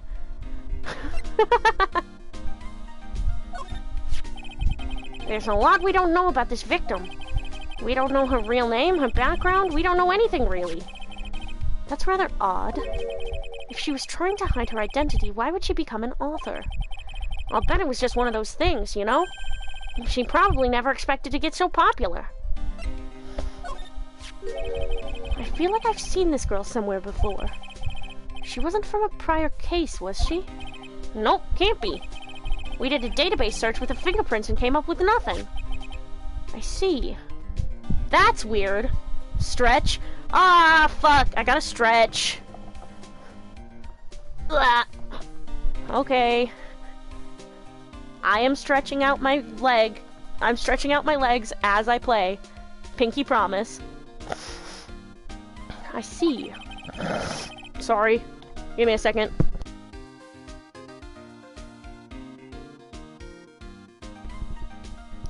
I just can't shake this nagging feeling. Well, everyone knows that you are quite popular with the ladies, sir. Maybe she's an old girlfriend that you sent to Dumpsville when you were younger. Yes, likely. Detective, where did you hear such nonsense from? I didn't hear it from anyone. It's just sort of how I imagine you to be, sir. Detective, if you haven't gotten a clue by now, I don't think you ever will. A clue of what? Do I really inspire this sort of frothing desire from the female masses?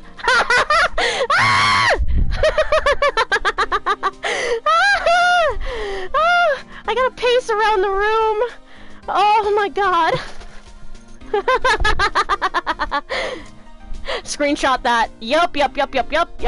Taking a screenshot. Gay ass.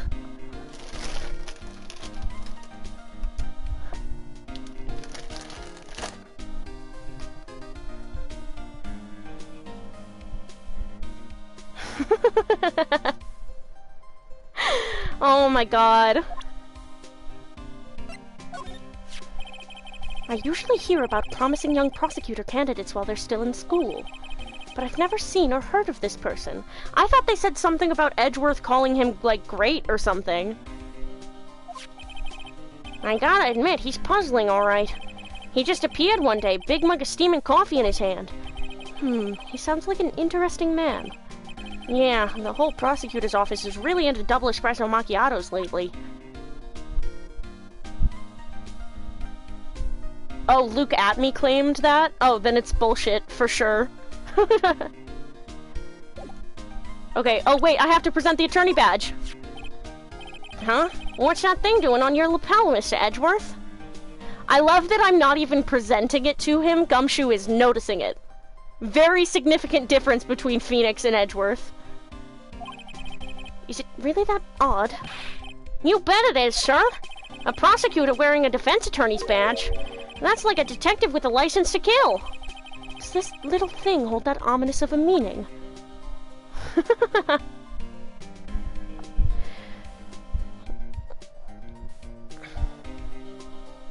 Oh shit! Wait. Suspension bridge. Oh, okay. I didn't miss anything. The walkthrough has a thing about getting an achievement. I thought I missed it. Move to the main gate. February 8th, Hazakura Temple, main gate. Yo, Edgy, what took you so long? I'm so cold my brain's turned to sherbet. I knew it was a mistake to race back to this country. What do you mean? Wright is going to be fine, and the case itself isn't anything unusual. And I find myself taking a request to defend a woman accused of murder. Hey, wait a sec, hold it, objection! What's going on here, Mr. Edgeworth? It's hard to explain, but one thing led to another, and... What kind of lame excuse is that? Do you call yourself a defense attorney? Prosecutor Edgeworth is a prosecutor, and that's why he's Prosecutor Edgeworth. Prosecutor Edgeworth defense attorney just sounds plain old weird, pal. Right, Prosecutor Edgeworth? I'm not sure what role I'm supposed to be playing anymore. Humph, dude, Edgy! I don't see you for a couple of years and your heart turns to sherbet.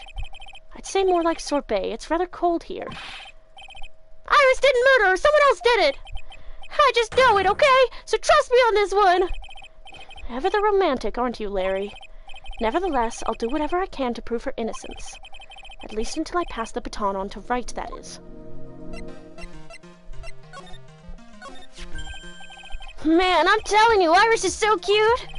Right, Edgy? You think so too, don't you?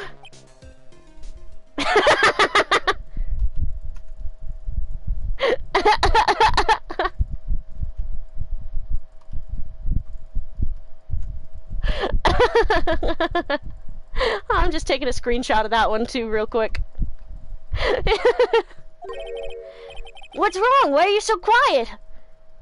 Asking this to the world's gayest man. So true.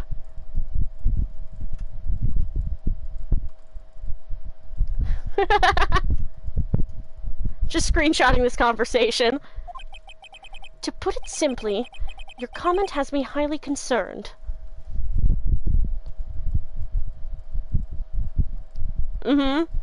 And also, he asked this to the world's gayest man.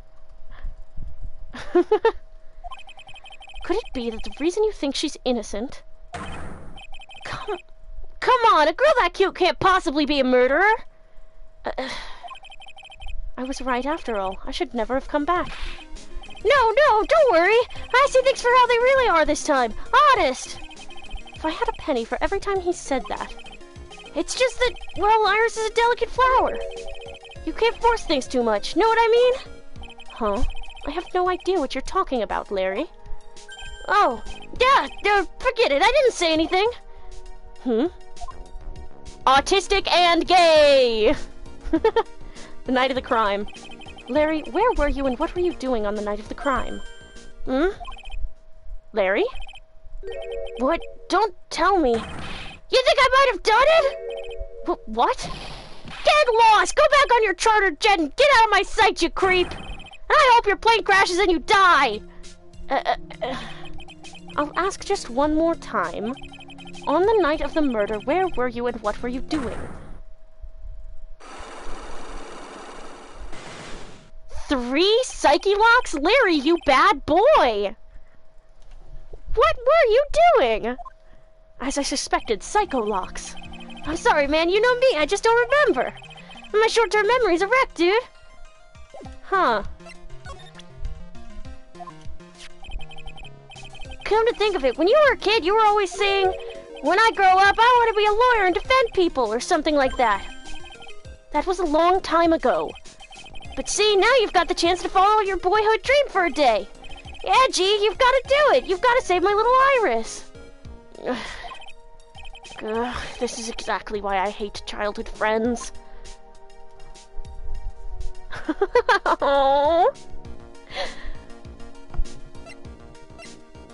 Anything else to show him? No. Move to the main hall.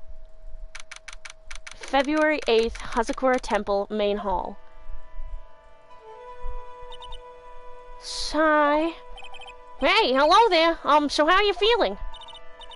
Alright, I suppose. Huh? Who is this? My name is Miles Edgeworth. My, a handsome boy such as yourself is always welcome. Guy who says this while simultaneously helping his other childhood friend out. For real?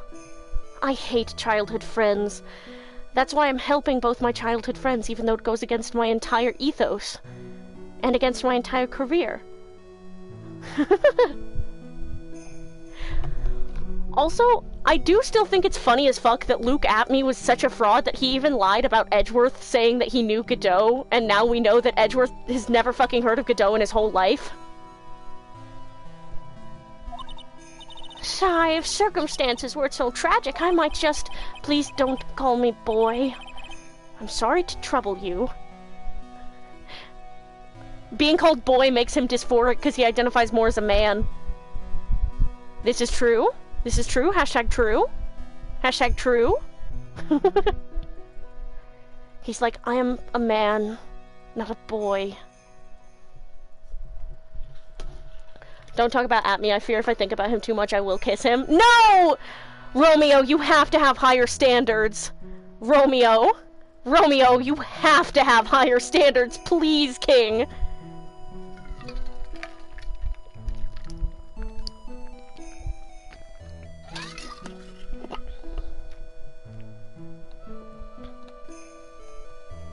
Be attracted to Ron Delight, at least. Sorry, he's a Spamson X rule card fan child from hell. I'm sorry, Romeo. Sorry's not gonna cut it. I'm declaring you guilty. And you're going to jail. Ron is a donut of a man? Exactly! He's sweet and edible. Okay.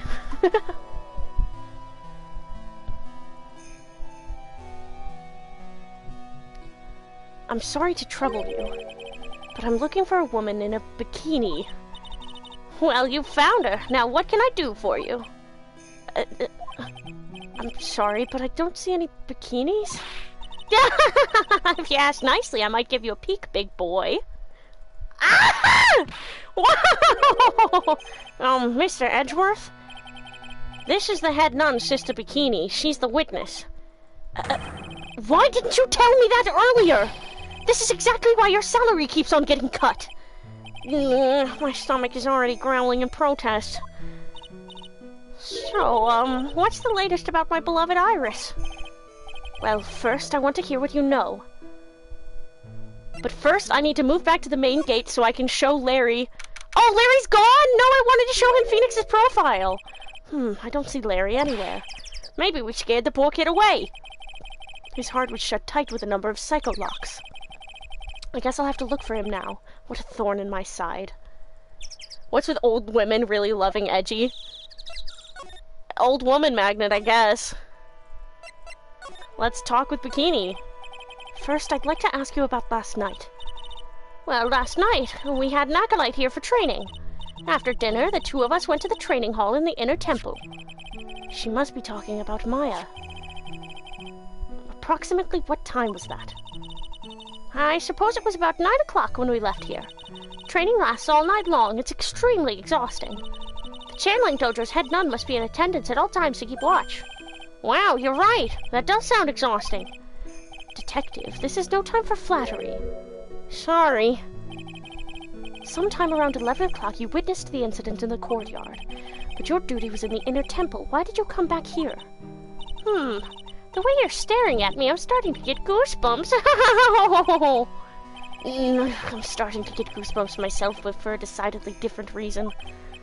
Oh, you get the chills pretty easy, don't you, Mr. Edgeworth? Alright then, I'd like you to tell me exactly what you saw in the courtyard. It must have been past 11. Ah, no, I can't say it. It's too much for my poor heart. Hey, calm down, lady.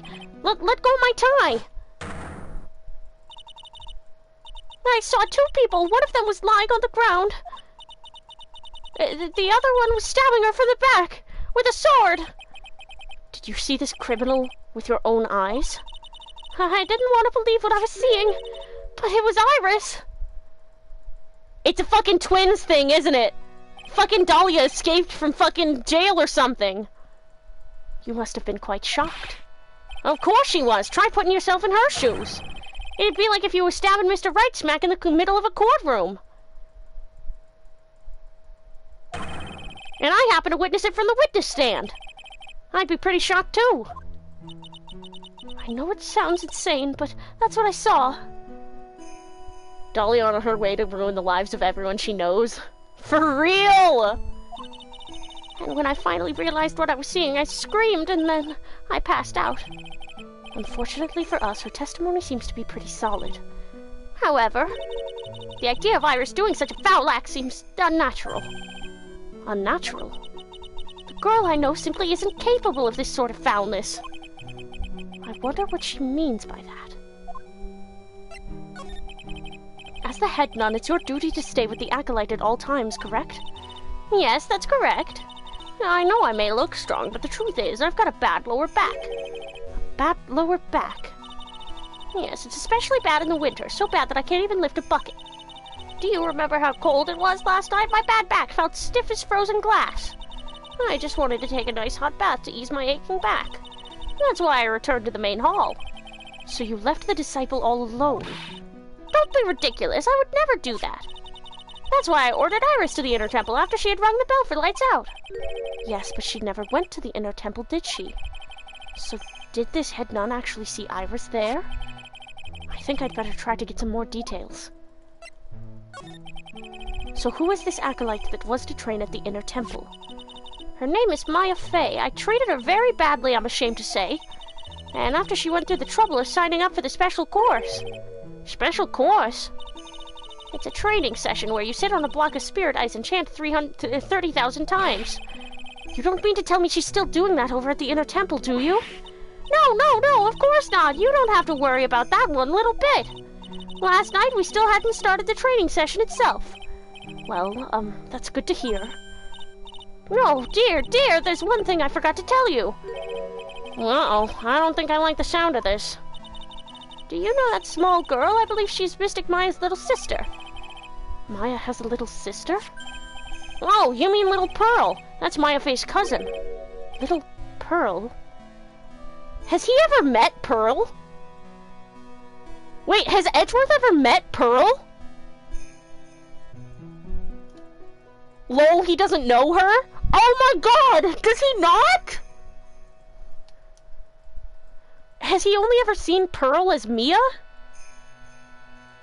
Yes, in 2-4. But did he... I mean... Oh, yeah, she said, like, Mr. Edgeworth. I thought she was going to visit Mystic Elise after we'd finished the dinner cleanup. But I haven't seen her at all since late last night. She's nowhere to be found. You mean she was with the victim? It's all the fault of my stupid, creaky old back. They've never been properly introduced, I think? Wow. A little girl who was with the victim on the night of the murder is gone. As they say, the plot thickens. We have to find Pearl!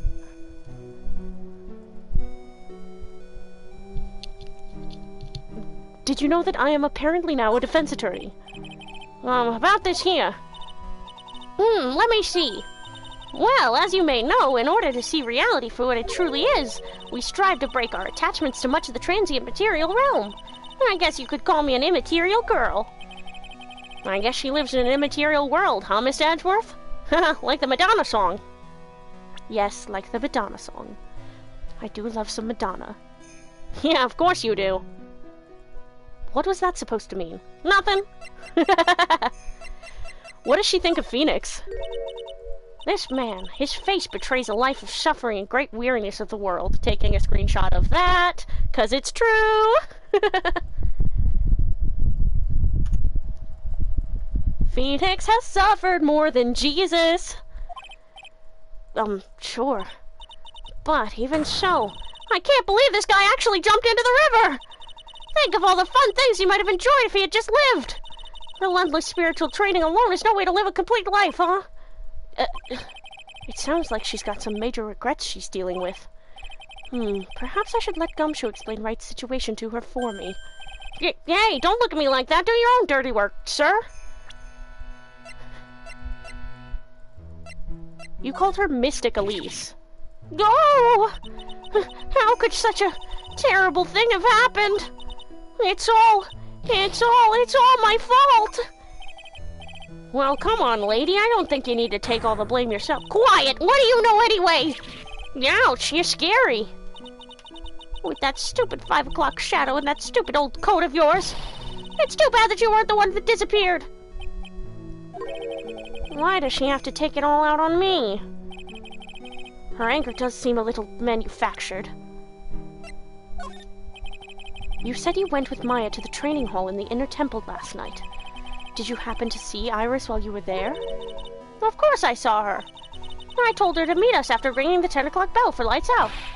So you're saying Iris came to the Inner Temple then? Well, of course she did. Iris has always been a good, obedient girl. Uh-oh! Then who's with Maya? I don't like it! I don't like it! I don't like it! After that, I had Iris help Mystic Maya begin her training. But that doesn't fit with Iris' story at all. She said that she never went to the Inner Temple. As they say, the plot thickens.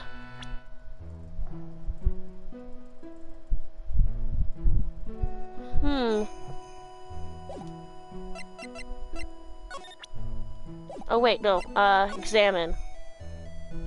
Ooh, what's this? There aren't any clues here. Okay, well, what about right there? There are more Enza cushions in the corner of the room. What's that white piece of paper sticking out from under the stack? Beats me. Would you mind checking that for me, Detective Gumshoe? Yes, sir. Here you are, Mr. Edgeworth. It looks like an old manila envelope. Yeah! What is it, Detective? This could be it! An ultra-important clue! A super special clue! I suppose I should read it myself, then. It looks like a letter addressed to Sister Iris. Tonight at 10 at Heavenly Hall, unless you want your secret to be exposed. This sounds like a blackmail letter. Note to Iris added to the court record. Nice going there, Mr. Edgeworth. Why can't I ever find clues like that? You're an ultra-important prosecutor, a super-duper prosecutor. Well, I suppose it takes a super-duper kind of dumb to miss a clue like this. Oh. For some reason, I am craving peanut butter toast so bad right now. Okay, let's move to the courtyard. February 8th, Hazakura Temple Courtyard. And this is where the murder took place, sir. Other than removing the body, we left everything else untouched. Thanks, Detective. I'll just have a look around. It looks like the police are still investigating. Oh yeah, by the way, I thought I'd better ask just to be sure. Are you really gonna defend that nun, Iris, at the trial tomorrow? Yes, I will. I gave her my word, and now I must follow through with my commitment. Well, in that case, I've got to be careful. Gotta make sure I don't leak the prosecution's whole investigation. Don't worry about it, Detective. Just keep your mouth closed, and I think most of it will flow out on its own.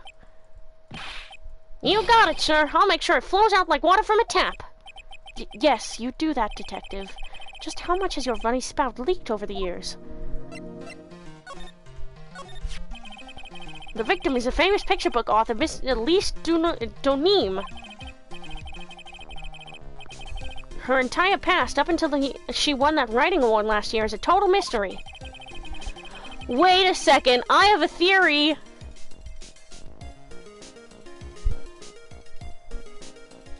I have a theory, and it's gonna be really painful if it's true.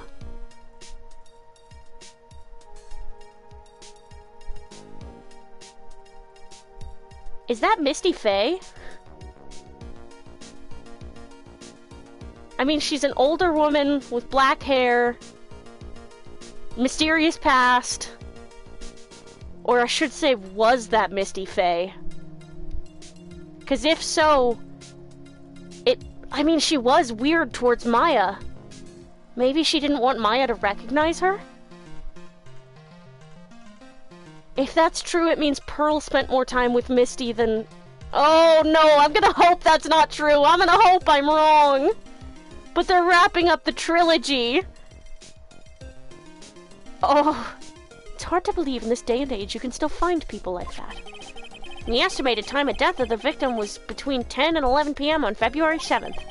Cause of death was blood loss resulting from a stab to the back by the murder weapon. The murder weapon? The victim was found skewered with a giant sword, sir. That's terrible. Yeah, but there's one strange thing. Yes? The victim's entire body was covered with bruises. The bruises are consistent with falling from the height of a two-story building. A two-story building? That would be about the same height as that room in the front of us, correct? That would be about the same height as that room in front of us, correct? Yeah, you're right. Way to go, Mr. Edgeworth. That just happens to be the room that Elise Donim was staying in. Maybe she was pushed out of the window after she was stabbed by the sword. Elise's autopsy report added to the court record. These games do love to be tragic. Now then, Detective. Let's see if we can summarize what we've learned so far. Okay, let's take a look at the map. According to the testimony of Sister Bikini, the head nun, right after they'd finished dinner, she and Maya Fey headed to the inner temple.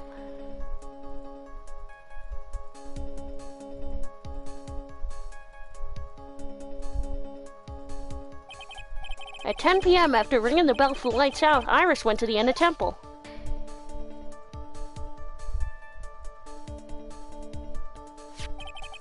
When she got there, Bikini had to take over while she went back to Hazakura Temple.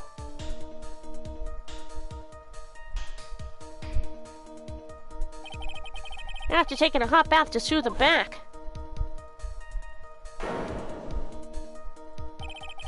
Sister Bikini witnessed the murder in the courtyard. If you want more details, you should ask Bikini herself in the main hall. The inner temple, huh? I'd like some more information about that place. The trial begins tomorrow, but who's the prosecutor? I'm pretty sure it's that Godot guy, but nobody can get a hold of him, so they're looking for a replacement. What do you mean? It's really weird. All of a sudden, no one can reach him. I wonder if the rumors are true. Maybe since Mr. Wright caught a cold and won't be defending, he just lost interest. I intend to appear in court in the role of defense attorney. However, I would be quite unhappy if it came out that I'm actually a prosecutor. Yeah, I can see why, but I'm not the one you have to worry about.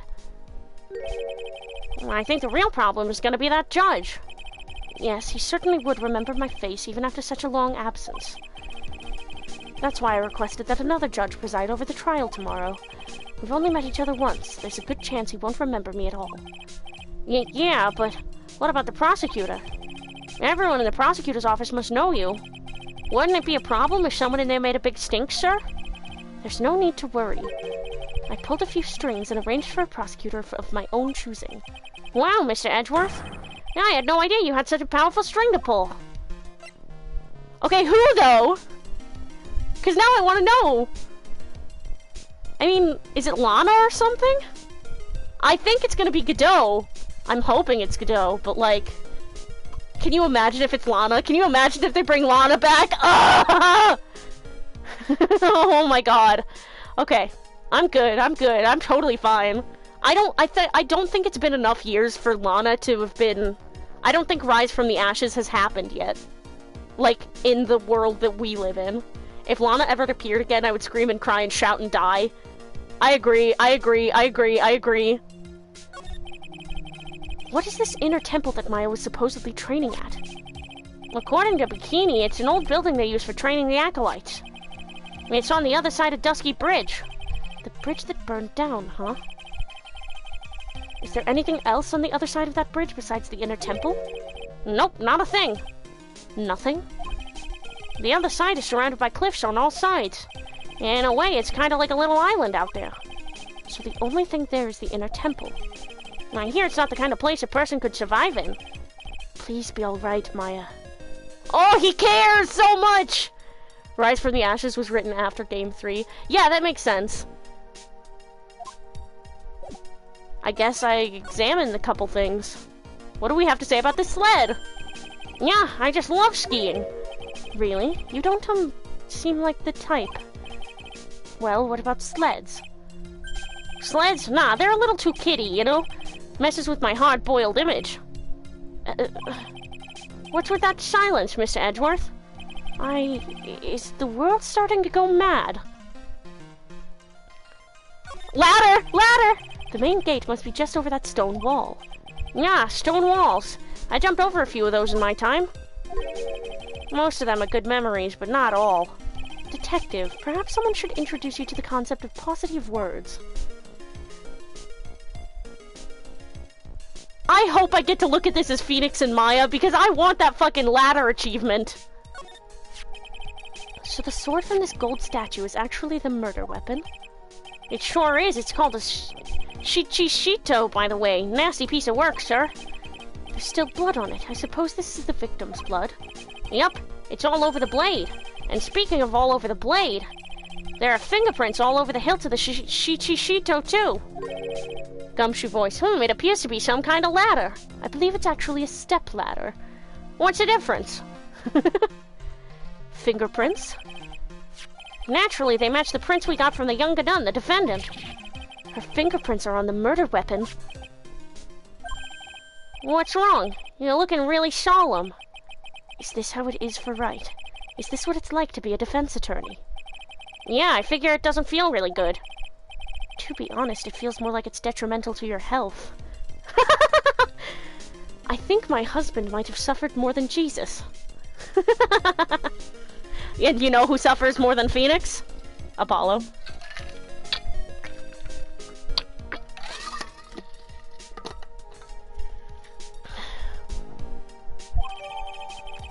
Shichishito added to the court record. I'm gonna get good at saying it one of these times. What's this? It looks like a wizard's staff. That belonged to the victim, Miss Elise Donim. There's nothing strange or magical about it. Oh yeah, listen, this is just between us, okay, sir? Yes, what? This is top secret stuff. Don't tell anyone about this. All right. The truth is, when I was a kid, I wanted to be a wizard. That's it? That's what you wanted to tell me? That's it! This staff was made from a very strong kind of wood. What about fingerprints? Were there any on it? Just the victim's. Victim staff added to the court record. It's a lantern. I suppose they light it at night. There's something elegant about the light of a fire. At the end of each month, I always like to relax in my room by candlelight. detective. Can you not afford to pay your electricity bill? How did you know? Oh, Gumshoe! Oh, babe! Oh, Gumshoe. The main hall of Hazakura Temple is above us here. Hey, you're right, but I'm pretty sure the main hall didn't have a second floor. Hazakura Temple was built on a steep part of the mountain. The front and back of the main hall are on different levels. Whoa, that makes sense. But wouldn't it be easier to just build the place slanted, sir? I fail to see how he can consider that to be an even remotely good idea. Oh, Edgeworth. Oh, buddy. Oh, Gumshoe. Okay, I don't think there's anything else to look at here. So, let's move to... the main hall. And move to the main gate.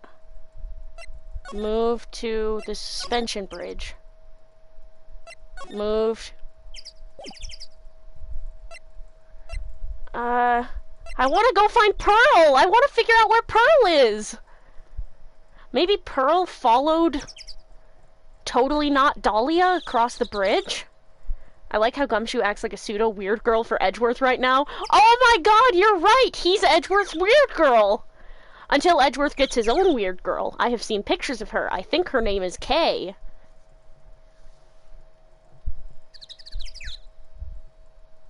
Okay, let's move back to the detention center. However long it takes to get there. Okay. Ah, Mr. Edgeworth. I came back because I need to ask you a few more questions if you don't mind. But I've already told you everything that I... Iris, please remember, I'm on your side. You can tell me anything.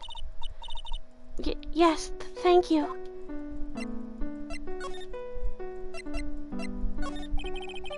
I just finished speaking with the head nun of Hazakura Temple. She testified very clearly as to what happened. She said she saw you stab Miss Elise Donim with a sword. And one other thing. She said that when Maya Fey began her training at the Inner Temple, you were there as well. What? When I spoke with you last night, you claimed that you never went to the Inner Temple. And yet, Sister Bikini said she met with you at the Inner Temple that very night. But I didn't go there. I didn't go to the Inner Temple last night. It looks like she's unwilling to tell me the whole truth.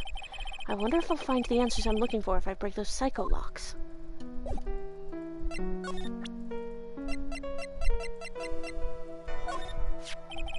This letter, it appears to be addressed to you. I think it's someone's idea of a joke, Mr. Edgeworth. That's why I threw it away. She's not giving me a straight answer for some reason. I'm going to have to find someone else who can give me more information about this. Oh, should I have showed it to Bikini? Salutation here. There's something I must talk to you about. I'll be waiting for you tonight at 10 at Heavenly Hall. Make sure you come unless you want your secret to be exposed.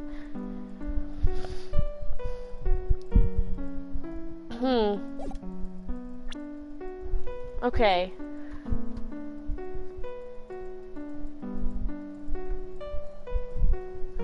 Okay, let's present the Magatama to her. Oh, interesting! His voice message, his voice line. Oh my god. I was frightened. Since I have been handed this case, it is my duty to dig up all the answers, understand? Yes, sir.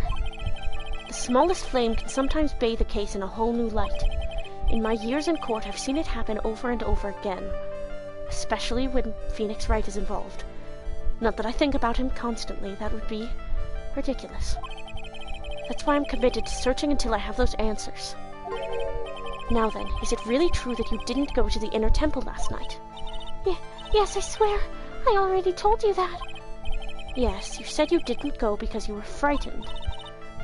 That's right. If that's the case, then the obvious question is, what were you so afraid of? Iris, I wonder, is this what frightened you so much that you couldn't even leave your own room? The blackmail letter. I found this in the main hall. It is addressed to you. That's... Well, Iris, Why are you glaring at me like that? You were scared of the blackmailer who wrote this to you, isn't that correct? Ah! Was it the evidence or the power of my glare that broke that lock? Oh well, I don't suppose it matters either way. But Mr. Edgeworth... Yes? I thought that letter was just someone playing a prank on me. Prank? Well, yes. After all, even if I did have a secret, there's no one to tell it that would cause me any grief. I wonder about that. Sister Bikini is like a mother to me. I would never hide anything from her. No, you may not have anything to hide under normal circumstances. However, last night was different. Unfortunately, I don't know the exact nature of your secret yet. However, whatever it is, there's one person you didn't want your secret told to. Would it be Phoenix? Take that! Phoenix Wright. Ah! You mean something to Wright, it seems. And I can tell he holds a special place in your heart as well. That's why you didn't want him, of all people, to know your deep, dark secret. Well, what do you have to say? I should have expected as much, especially from a friend of his.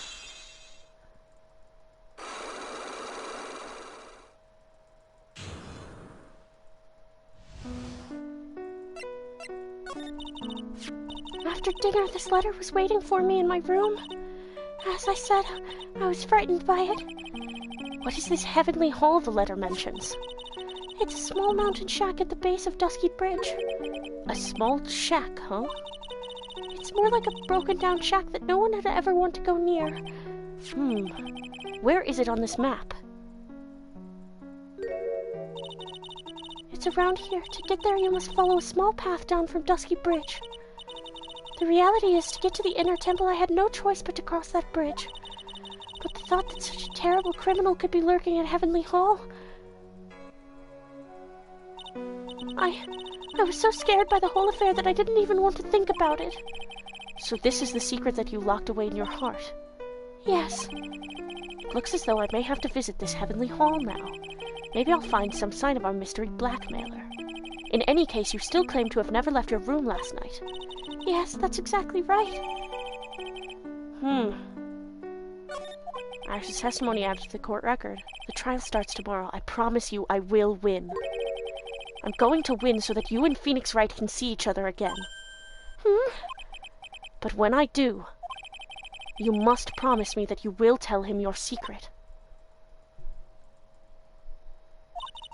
But it's pointless. Why would you say that? Because I may know who Phoenix Wright is, but he has no idea who I am. It's a twin situation. It's an evil twin. Some kind of evil twin something or other. Maybe. Okay.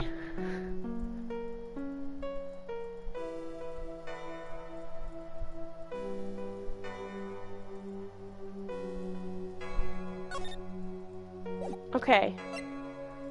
Move to the suspension bridge. Twins separated at birth? Maybe. Even identical twins have different fingerprints. This is true. Herm.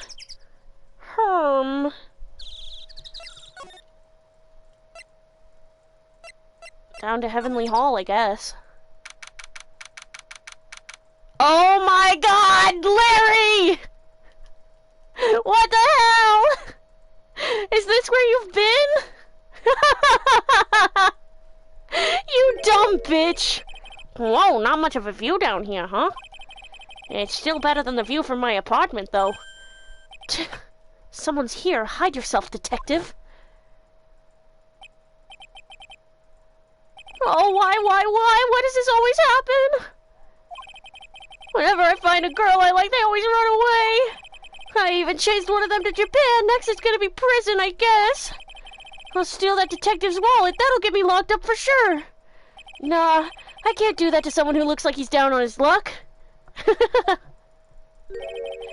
He's just talking to himself. Shh! Be quiet and listen. I knew it. I shouldn't have done that. I blew it again. Done that? What did he do, I wonder? Hey, you! About what you just said. I got an objection. What the? Edgy, you dirty rat! Gumshoe, you oaf. I'm sorry, sir. Before I knew it, I was shouting out objection. Yeah, and in a loud, commanding voice, too. I even pointed with my pointer finger. You've watched too many trials. I'm sorry. I'd say Larry should go to men instead, but like how Edgeworth is the gayest man ever, Larry is the straightest man ever. Did you know Larry is the only canonically straight character in Ace Attorney? He's the only guy, he's the only character confirmed straight. I don't remember if we've already seen it or not, but apparently he has a line at some point about like how he tried to like guys and it just didn't work.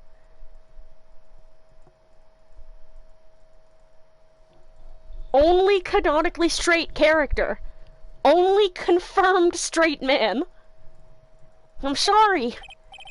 Okay, Larry, the jig is up. What have you got to say for yourself?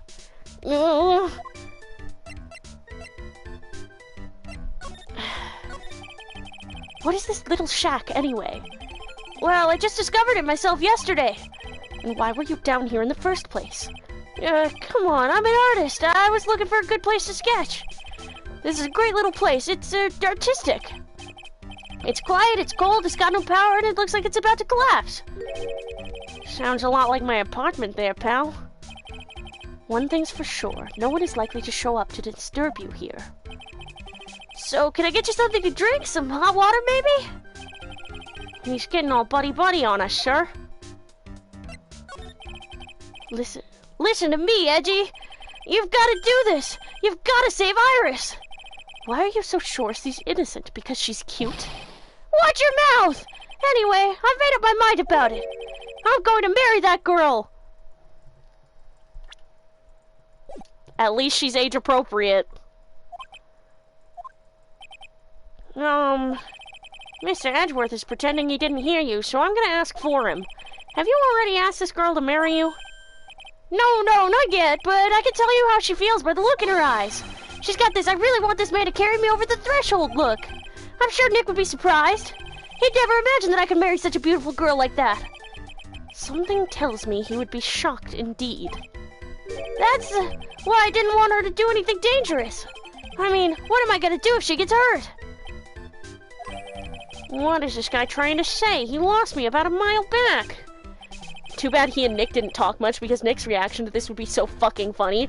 I don't want Nick to have to know. He's been through enough. We're going to have to drag him onto the witness stand. Come to think of it, you still haven't answered my question. Where were you and what were you doing last night?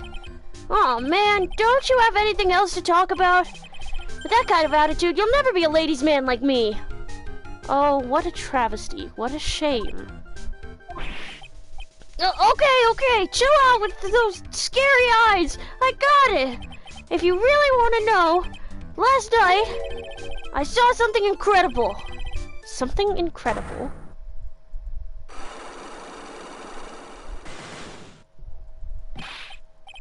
Yeah, but let's not talk about that now. Let's talk about the good old days. What do you say? Come on, I'll pour you a nice cup of hot water. Why hasn't he realized that I absolutely despise talking about the good old days, especially with him? Okay. Can I present Phoenix's profile? He was a good guy, a real pal to the end. When I look back now, I have nothing but good memories. What's with the past tense? He's not dead, you know. Yeah, you're right. Anyway, the guy owes me. After all, I saved his life. What is that supposed to mean? If I hadn't called for help so quickly, he would have died. It's no surprise, though. I used to be a security guard. It was all instinct, baby. He has a point. He called me pretty quickly, too. I think Larry's pretty good at motivating people. I just wish he would try motivating himself once in a while. Hey, I know I may not look like it, but I'm an artist. I refuse to look at anything that doesn't have a radiant or beautiful motif. He didn't even give it a glance. What about yourself? Huh? Me? All you have to know is to remember not to call me Larry anymore. What? I'm a new person now. I've been reborn as Larice Donim. Alright, fine. Let me ask you something else then, Larry.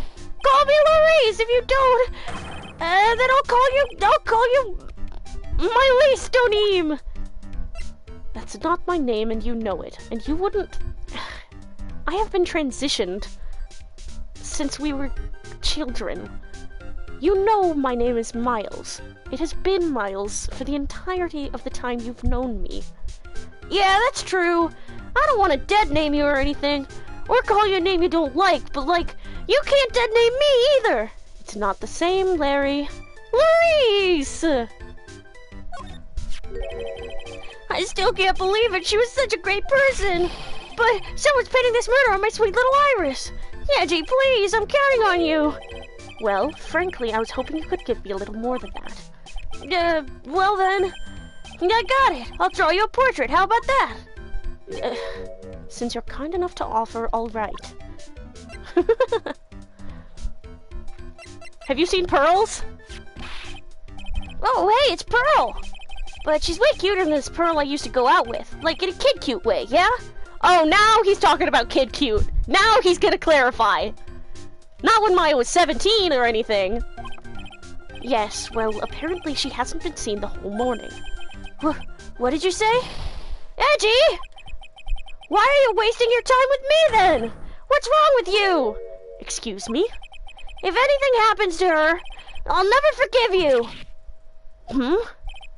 Wow, I guess he's right for a change, sir. Now I feel like I'm the bad guy in all of this. Okay, so he hasn't seen Pearl, so she's not down here.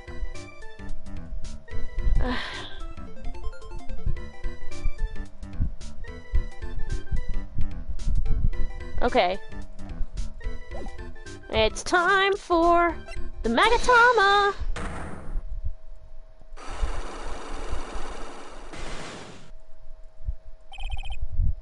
Okay, we're gonna go quick through this one. Alright, now you're going to tell me what you really saw last night. Whoa, you're really upset, aren't you, Edgy? Okay, I'll talk. Huh? That was a bit too easy. Yeah, anyway, it was awesome. Never seen anything like it. At around 10 o'clock last night, it started thundering. I'd been sleeping, I'm not sure for how long. Suddenly, zing! The world in front of me went white. Like I'd just been slapped in the face by my old girlfriend, Naomi. And then, it was on fire. The bridge was on fire. Dusky Bridge caught on fire? Are you saying you saw it with your own eyes? Hey, why are you giving me the evil eye? I'm telling the truth. There are still 3 psycho locks remaining. That means he's still trying to hide something. By the way, Larry, where were you when you saw that happen? Where you say? What do you mean? What do you mean, what do I mean? Just answer the question. I was in my own room by the main hall. Where else would I be? As usual, you're as transparent as an empty jelly jar. Problem, I suspect, lies there. There? What do you mean, there? It's impossible for you to have seen lightning strike Dusky Bridge from your room. Because of the map. This is a map of the area. Take a look around the vicinity of Hazakura Temple. Well, what am I looking for? I think that should be fairly obvious. The main hall is surrounded by trees and it's impossible to see the bridge from here. What? Why didn't you tell me that before? Well, how about it? How about what? Do you feel like talking now? About what? It looks like it won't be that easy after all. You leave me no choice, I'll have to move on to the next step. You weren't in your room at the temple, so then where were you? You don't know that I wasn't in my room? So where was Larry and why was he there? If I've read the situation up to this point correctly, the answer is fairly obvious. Very well then, let's test my theory. Heavenly Hall, right? The place you witnessed lightning strike Dusky Bridge from was here. The place you saw the lightning strike from was naturally Heavenly Hall. Why would I be hanging out in this old shack? It's freezing cold, there's no electricity, and it could fall apart at any minute. Larry, how do you know that anyway? How do you know there's no electricity? After all, it's not that dark yet. No! In other words, you have just provided evidence to prove my theory. My theory that you've at least once in your life visited Heavenly Hall after sunset. I have to admit, I'm impressed, Edgy. You're in a totally different league from Nick. That's nice. Now tell me, what were you doing at this cold little shack last night? That's what you might call affaire de cour. I think you mean affaire de cour. Could it be you were waiting for someone? Oh no! You're really one scary guy, you know. I believe that last night you were waiting for this person to come meet you. Iris. Take that! You left the blackmail note. There's only one person you'd wait for in a horrible place like this, Larry. I told you before, don't call me Larry! The person you were waiting for was Iris. Oh, suddenly I feel cold all over, Edgy. No doubt because of my chilly glare. So you think I got the hots for Sister Iris, huh? Do you have some kind of evidence? You got something that proves I was waiting for her? Or are you just guessing? This is where I draw the line and end this ridiculous little game. Here's the evidence that proves you were waiting for Iris. The blackmail letter. Take that! Here's your evidence. You called her to this spot with a pathetic blackmail letter. Oh, hey! Give that back! You're embarrassing me! What are you doing with that anyway? What did it say again? Salutation here. There is something I must talk to you about. I'll be waiting for you tonight. Oh my god. What are you doing with that anyway? That's not important. I misjudged you, Larry. What do you mean? Taking advantage of a woman's frailty like that. You should be ashamed of yourself. Oh! First of all, what's this at the top of the letter? It says salutation here. Well, that's what it said in that book, Letter Writing for Dummies. You're not supposed to actually write that. That's where you're supposed to write, Dear Iris. Wow, I'm so sorry! Larry's saying shit like salutations, and he didn't even say it right. It's that he read a book about letter writing for dummies, and it said, insert salutation here. And he went, oh, I'll insert salutation here. Got it! Oh, Larry, you beautiful idiot.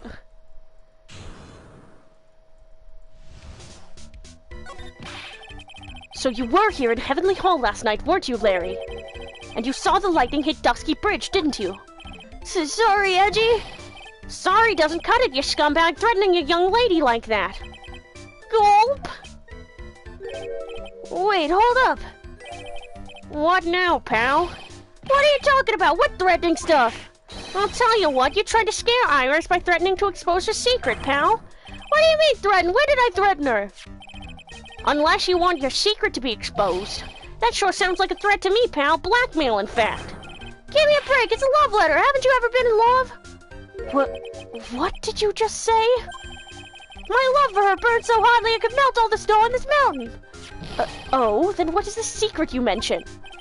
Come on, Edgy. Don't you get it? I'm talking about the secret love between her and me. Oh, Larry!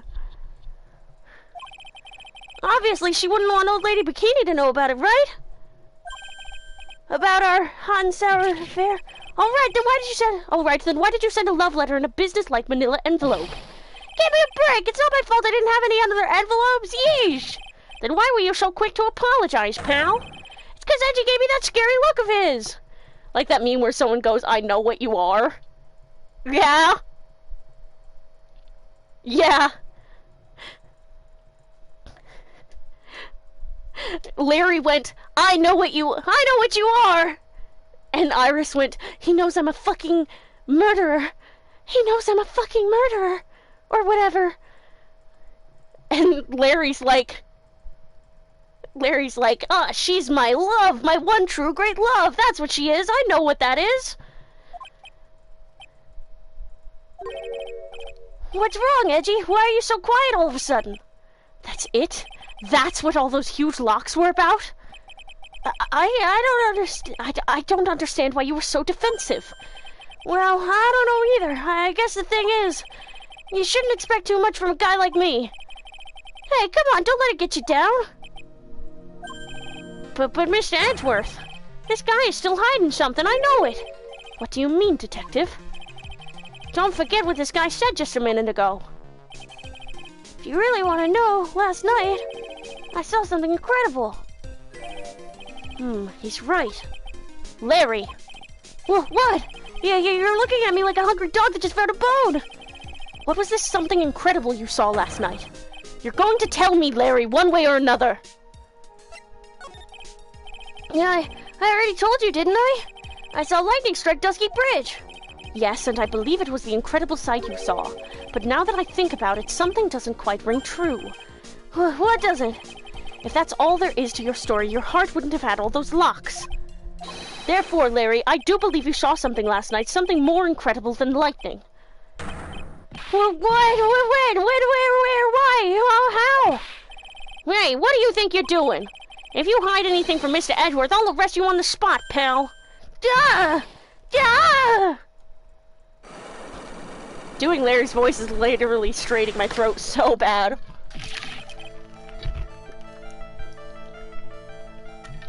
Five fucking locks? No! Larry, come on, man.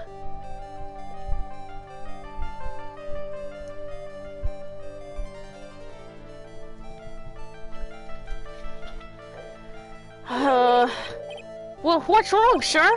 Does this mean I have to do it all over again? Why are you glaring at me like I'm next to be hit by a bolt of lightning? I've just about had it with this Harlequin. If I really want to drag the truth out of him, I'll just have to drag him to the witness stand. To be continued. God damn it! Fuck! How much longer is this one? Oh boy!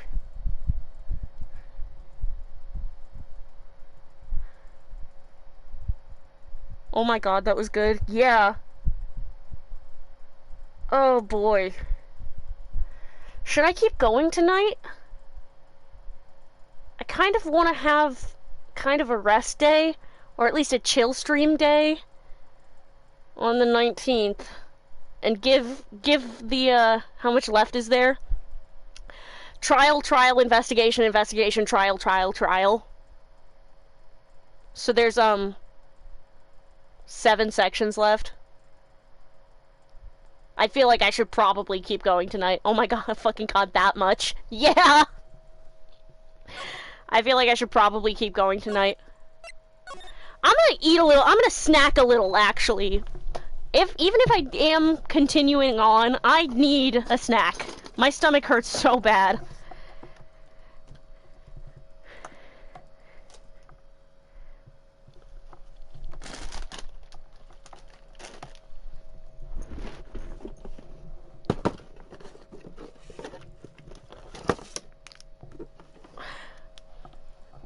Okay, well, I'm gonna go to the bathroom. Hold on. Okay, cool beans. You do that. I'm gonna eat a little something.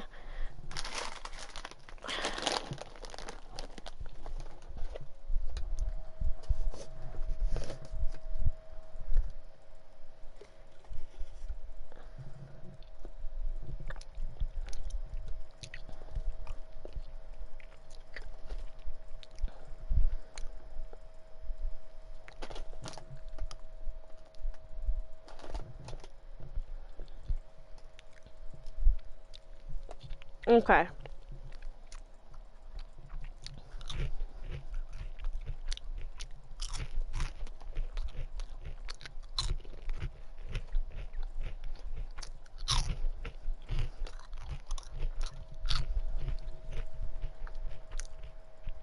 Don't worry if you can't finish this case before Apollo Case 1 on Monday. That game doesn't spoil anything from this one. Oh no, I've already watched a playthrough of all of Apollo's game. I will finish this trilogy before Monday.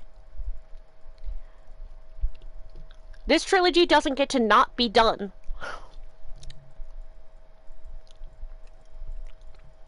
I think I'm gonna stream early tomorrow, too. As in, like, early. Maybe at, like, noon CST.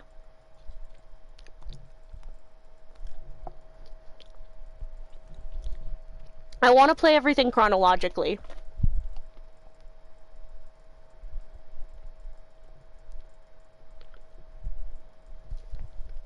And I am a determined bitch.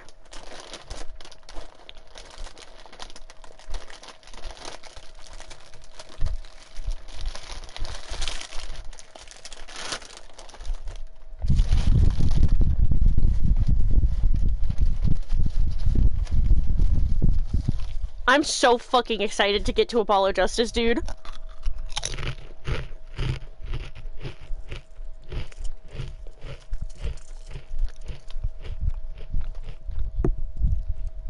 Phoenix Wright has suffered more than Jesus, but you know who suffered more than Phoenix Wright? Apollo Justice, baby!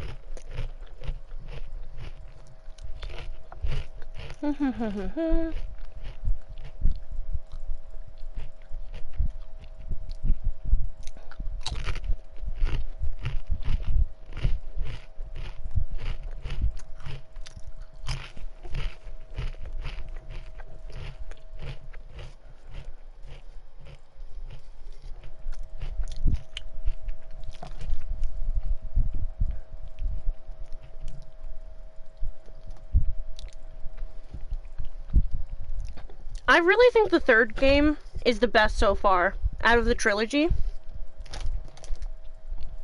I think that it's kind of like they really took the best parts of both previous games and combined it. Like, I think that the cases are all solid. I think that the characters are all likable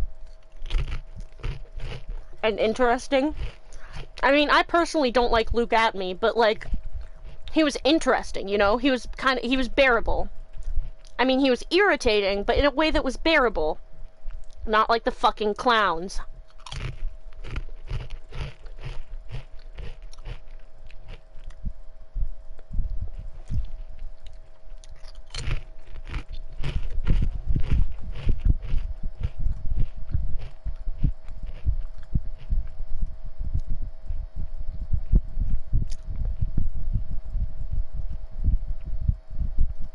Hey, welcome back. I was just saying, I really think that this game is like the best of the trilogy. It's got good twists. The cases are all really solid.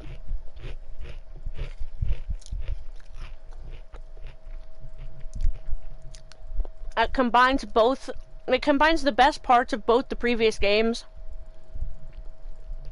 It builds upon the story we already have, while not feeling inaccessible to people who haven't played the previous two.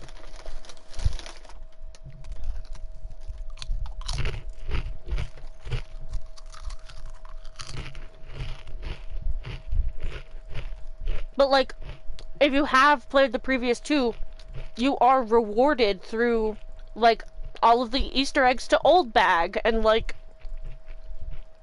the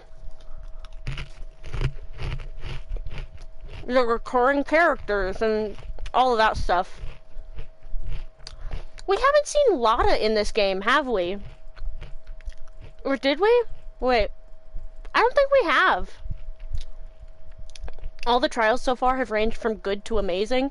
Yeah. This really puts... Yeah, no Lotta this game. Wild. I think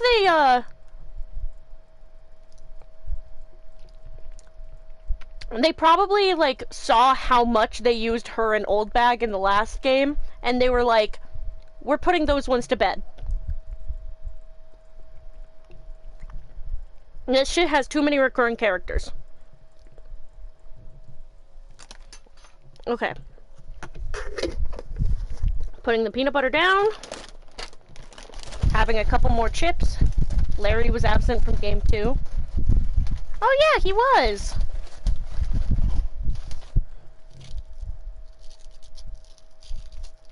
That's probably why they brought him back for this one.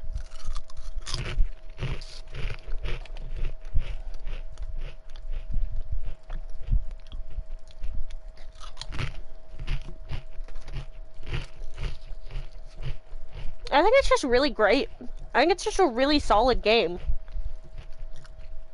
It kind of, in my opinion, puts Justice for All to, like, shame in comparison.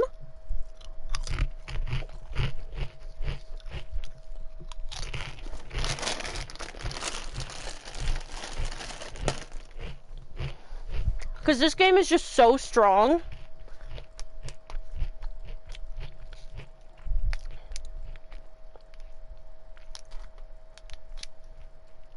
I don't know. I don't know what the general fandom consensus is. So this is my pure, unfiltered opinion. Honestly, I still really like Justice for All, but objectively, this game has a more consistent quality. That's fair. The Mimi Meanie case was really good. Like, the case against Morgan Fay, really good. And then the last case, really good. The Mad on Guard case, really good. But, like, the weak spots are weak in Justice for All, I think.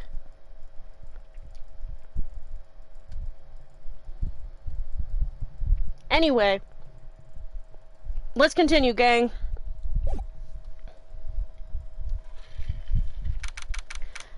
February 9th, 9:47 a.m., District Court, Defendant Lobby, number 1.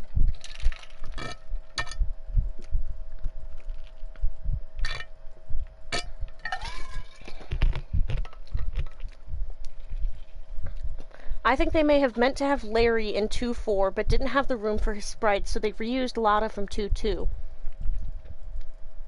In the anime, Larry replaces Lotta in 2-4. Really?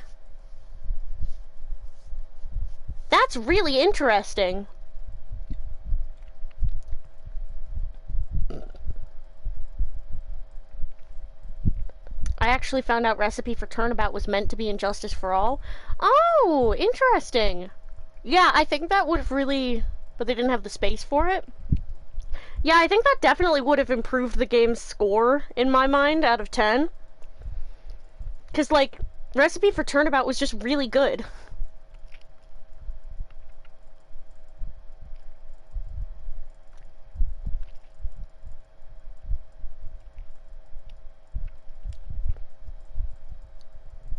Anyway, February 9th, 9:47 a.m., District Court, Defendant Lobby number 1.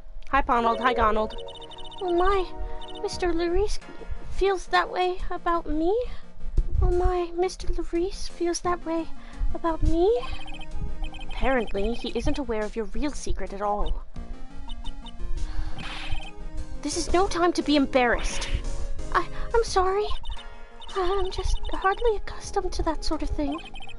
Worry not, and in any case, whatever it was that he saw on the night of the incident, mark my words, I will drag it out of him. Does that mean Mr. Larice is the witness today? No. I believe that none will be the first to take the stand. Sister Bikini. She claims to have seen the very instant in which you carried out the crime. I just want to ask you one last time. It really wasn't you who killed Miss Elise Dunim, was it? Correct? That is correct. It wasn't me. Very well then. Mr. Edgeworth? Yes? You are a prosecutor, aren't you? Are you sure about this? If your true identity is revealed... Don't worry. I've made the necessary arrangements. I see. Iris, it is a prosecutor's job to doubt people. But right now, I am a defense attorney. A defense attorney's job is to believe in people and to believe until the bitter end. Oh, I wonder who he learned that from! That was the whole point of the last game! Rah! That's what my friend told me once. Mr. Edgeworth? I simply ask that you watch and decide for yourself whether or not I am fit to do the task I have been entrusted. Very well, sir. I leave my defense in your capable hands. February 9th, 10 a.m., District Court, Courtroom Number 7.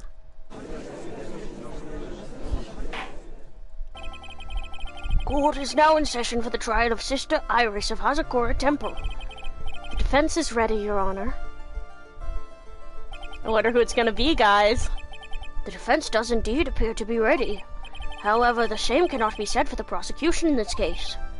Indeed. But I'm not sure I like such a blatant waste of this court's time. We're not doing classic judgy? No! Because classic judgy would recognize Edgeworth. This judge has only seen Edgeworth during that one case. An empty prosecutor's chair can only mean that the prosecutor has no confidence in their ability to prove their case. It would seem this case is already over before it had a chance to begin. I am ready to announce my verdict at this time. This court finds the defendant... Objection! There she is! There she is! Oh my god! My queen! My queen, she's returned! The prosecution stands ready. And you are? Franziska von Karma, prosecuting prodigy. Von Karma, you say? Perchance you wouldn't be of any relation to the legendary prosecutor Manfred von Karma. Legends are a thing of the past. I am a von Karma, that is all. This is like fucking Avengers Assemble right now. We're doing a sibling versus sibling trial today, apparently. I'm so excited. Oh my god. Legends are a thing of the past. I am a von Karma, that is all. Upon a special request, I flew in today for the purposes of prosecuting this case. You did? Then you must be quite a big shot, eh? By the way, Mr. Edgeworth. Yes, Your Honor. I'm almost certain that I've seen you somewhere before. Or am I just imagining things? You look very much like a prosecutor I met once. I believe you are imagining things, Your Honor. Miss von Karma, do you have anything to say? There is no such weakling as this man among those of the prosecutor's office. There isn't? But I'm sure, once before in this courtroom... Duck! I told you there is no such weakling! What is that, a whip? I'm not sure I care for such a thing in my courtroom. But bailiff, remove that whip and... Hold it! I have no objection to the whip. He's like, that is her fidget toy. You will not take my sister's fidget toy from her. You don't? The prosecution can wield a whip or drink 17 cups of coffee, but there is still only one truth. That is what I stand here to prove today. It's so weird seeing him on that side of the courtroom. This promises to be interesting, Miles Edgeworth. I had expected to face Phoenix Wright here today. But looking at you now, maybe this is what I have been waiting for all this time. Miles Edgeworth, I will not allow this chance to crush you to slip through my fingers. And he's wearing the badge. Ugh! I see you brought your flair for the histrionic. Allow me to add the things I'm not sure about. People acting bizarrely in my court. Voila! The stage is set. Now continue with the proceedings, Your Honor. Yeah, he's wearing the badge! Very well. Miss Von Calmer, please give an outline of this case, with as little whipping as possible. The murder victim is the famed picture book author Miss Elise Dunim. Her body was found in the Hazakura Temple courtyard. She had been stabbed through the torso by a ceremonial sword from a golden statue. The sword in this picture is the weapon in question, correct? Very well. The court accepts this photo of the crime scene. Poor crime photo added to the court record. There is no mistake. This was the doing of Sister Iris. After all, there is a witness to her crime. Very well. Please bring this witness to the stand. And so it begins. My first and last trial as a defense attorney. Oh,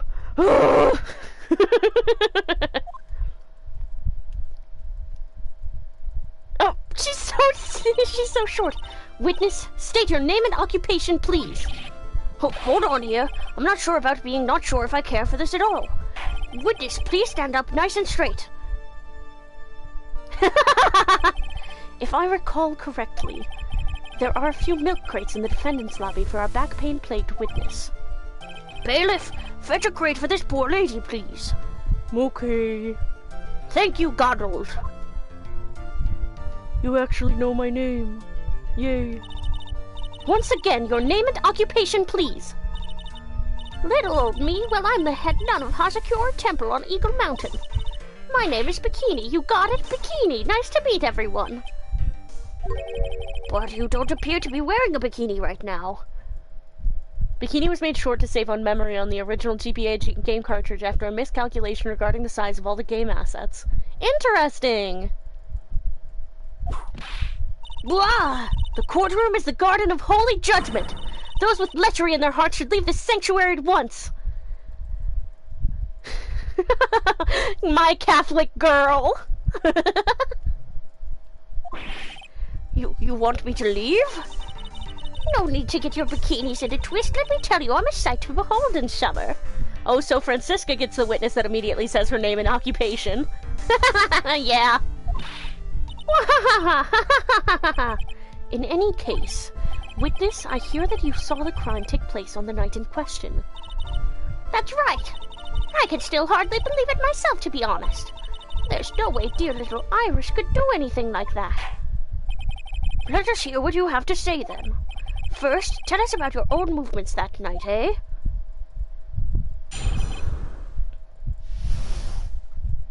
The night of the murder. That night, I was helping an acolyte with her training in the inner temple, but, well, as you can see, my back likes to act up violently. So, I left Iris to help the acolyte and returned to Hazakura Temple. There's no bath at the inner temple, you see, and I needed a long, hot soak. It was after I had finished, just as I was heading back. That's when I saw it. So it was simply coincidence that you found yourself returning to Hazakura Temple? Yes, you could say that. If my back hadn't been in so much pain, I would have stayed at the inner temple. That sounds like a pretty important statement she just made. There's only one problem with this testimony that I can see. And you're not about to fall at the first hurdle now, are you, Miles Edgeworth? Mr. Edgeworth, please begin your cross-examination.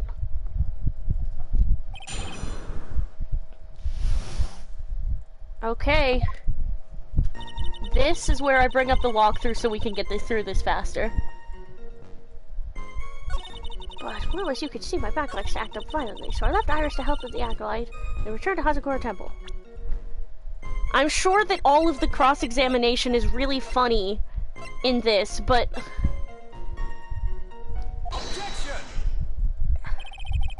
Witnesses have to undergo their own trials, I'm afraid.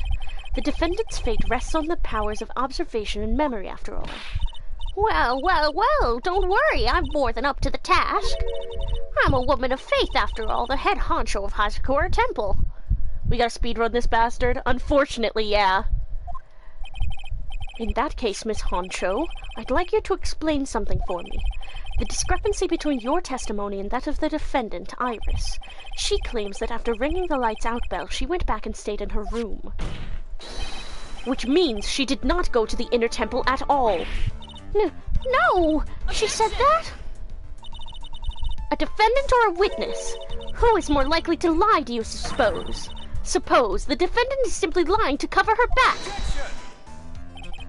But that is completely illogical. The murder was committed in the courtyard of Hazakura Temple. Claiming that she went to the inner temple would make for a much better alibi. But that is odd. Whatever the reason, I can't believe that she would lie. She does indeed have honest eyes. Wah! All people lie! That is my belief! Why am I the only one being whipped in here? Because it's not Phoenix. Anyway, neither the witness nor the defendant have any reason to lie. Which means we must call your memory into question. Dear, you are older than me, and yet you want to play that game, do you? Well, that isn't exactly what My memory is perfect, crystal clear, especially in winter. I miss old Judgy. I don't like this guy. Me too. Our judge has charm. Oh, Jesus. What was that fucking noise? Our judgy has charm. Then I suppose it's too early to end this cross-examination, eh? Mr. Edgeworth, if you are going to question the memory of this witness, you would need to show me a more decisive piece of evidence. Understood, Your Honor. I was naive to think that alone would do the trick. Then please add your comments about Iris to the testimony. Why is he Canadian? And let us return to the cross-examination.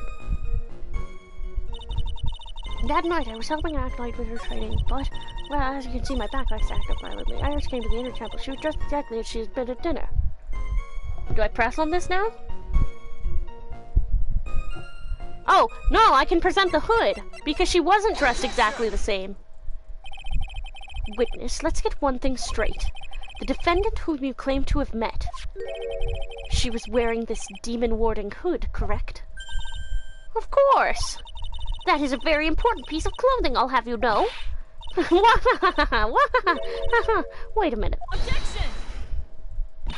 Hold it right there! Why do you have that? That's the question of the day now, isn't it, Miss Von Karma? I'll have you know that this hood was given to someone as a gift that night, before the lights out bell was rung. What? You know where I'm going with this, don't you? If the witness had seen the defendant as she claims, then the Iris she saw would have been missing this very hood. Well! Oh, look at her on her 2 milk crates. It's not a bad feeling at all, exposing contradictions like this. He likes it! Now I understand that happy look on Wright's face every time he does it.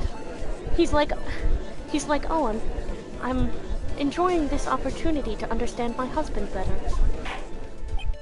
Order in the court. Witness, your response. Sister! This hood, you have spare ones around the temple, don't you? Spares? Well, I do tend to make too many of them. I see, a stockpile, a surplus of hoods, eh? Each nun is only given one hood. This should be the only hood that Iris owned.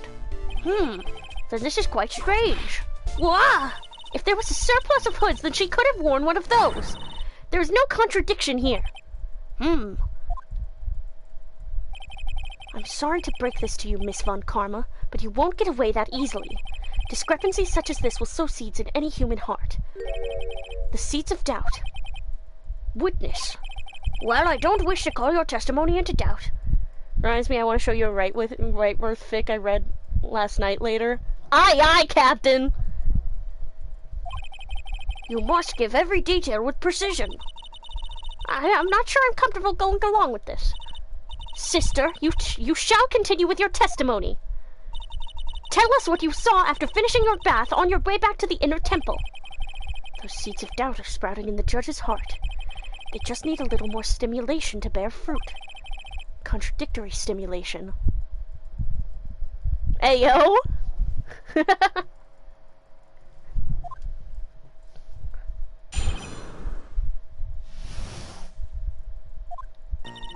I finished my bath around 11 and I thought I should return to the inner temple. And as I was walking back, I heard a noise from the courtyard. I took a look and Iris was, Mystic Elise! And with that sword of all things. Mystic Elise was staying in the corner room which faces out onto the courtyard. The stabbing I saw must have occurred after she was pushed out of her window. How do you know that? You saw a truly terrible sight, didn't you? If I was in your place, then it would be much like Miss Von Karma whipping Mr. Edgeworth in two in court. And me seeing it all from this very chair. That's a similar line as earlier. Well, something like that. This judge. His imagination is about as vivid and creative as Detective Gumshoe. I would look the fool if I commented on such foolishness. Anyway, this case is mine, Miles Edgeworth. Calling everyone by their full name. Can't you do something about that habit of yours? They're bickering! Okay, how do you know that she was pushed? Oh. My alarm was going off.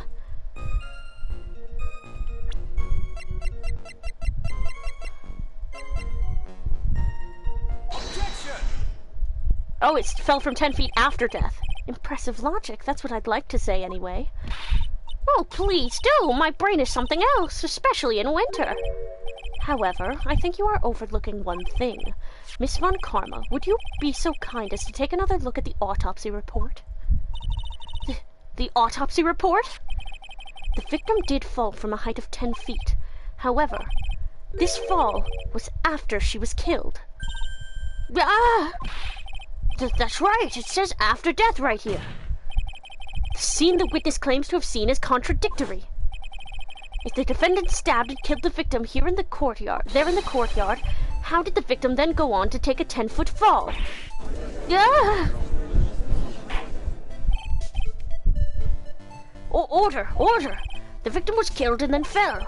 If that is the case, then the victim must have been killed in her room, don't you agree? That is the logical conclusion. Yes, that's right. The victim must have been stabbed by the defendant in her own room, and she was then thrown out of her window down into the courtyard below. Were there any signs of a struggle in Miss Donim's room? She was stabbed with a sword. That would leave a blood stain, wouldn't you agree? Well, Miss Von Karma, was there any blood? Wah! No traces of blood were found in the victim's room. Your whip has just caused traces of blood to be found on my glorious playoff beard. Why is he Canadian? However, if there was no blood in the room, then you'll claim that... Blah! I'm sure there's no need for me to go over this, as I'm sure your honor is well aware of when a stab wound produces the most blood. When it produces the most blood, very little blood is actually lost at the moment of a blade's insertion. If you want to talk about when the most blood would be lost from a body, that would be when the blade is removed. Indeed, with the weapon still in place, it acts like a lid on the wound. That's true. With the weapon still in the body, there wouldn't be much bleeding. A perfectly reasonable line of thinking. Should have worn a flannel judge robe. Real. We have come to a conclusion then. The victim was thrown out of the window with the sword still in place. This removes all of the contradictions. Order! I must admit that this is a probable version of events. I'd expect no less from Franziska Von Karma. She locates and takes control of every vital point. Humph. It seems that we need a clearer testimony from the witness. Remove all supposition on your part and tell us only the facts, please. Witness, please, remain standing on the crate. Don't go selling me short now. The weight of winter snow has bent me out of shape, especially my back and my mood. Sister, please give us your testimony. I will give you a vigorous massage once we are finished here. Franziska, you little lesbian. Let me look at the court record. What does Miles have to say about her? My mentor, Manfred von Karma's daughter, born and raised in Germany, prosecutor at 13. I guess she should have a German accent then, but I'm not doing that. She learned to speak perfect English with no accent. That's his older sister, baby! He was like a little brother to me. Aren't you 6 years younger? Yeah, she's like 7 years younger than him. Oh, wait! She became a prosecutor the same year Edgeworth did. The same year that he had his first case. Because he was 20. And she was 13. So she would have been doing cases at the same time. Oh my god, the siblings ever! I will give you a vigorous massage once we are finished here. With the whip? Whoa, boy. Alright.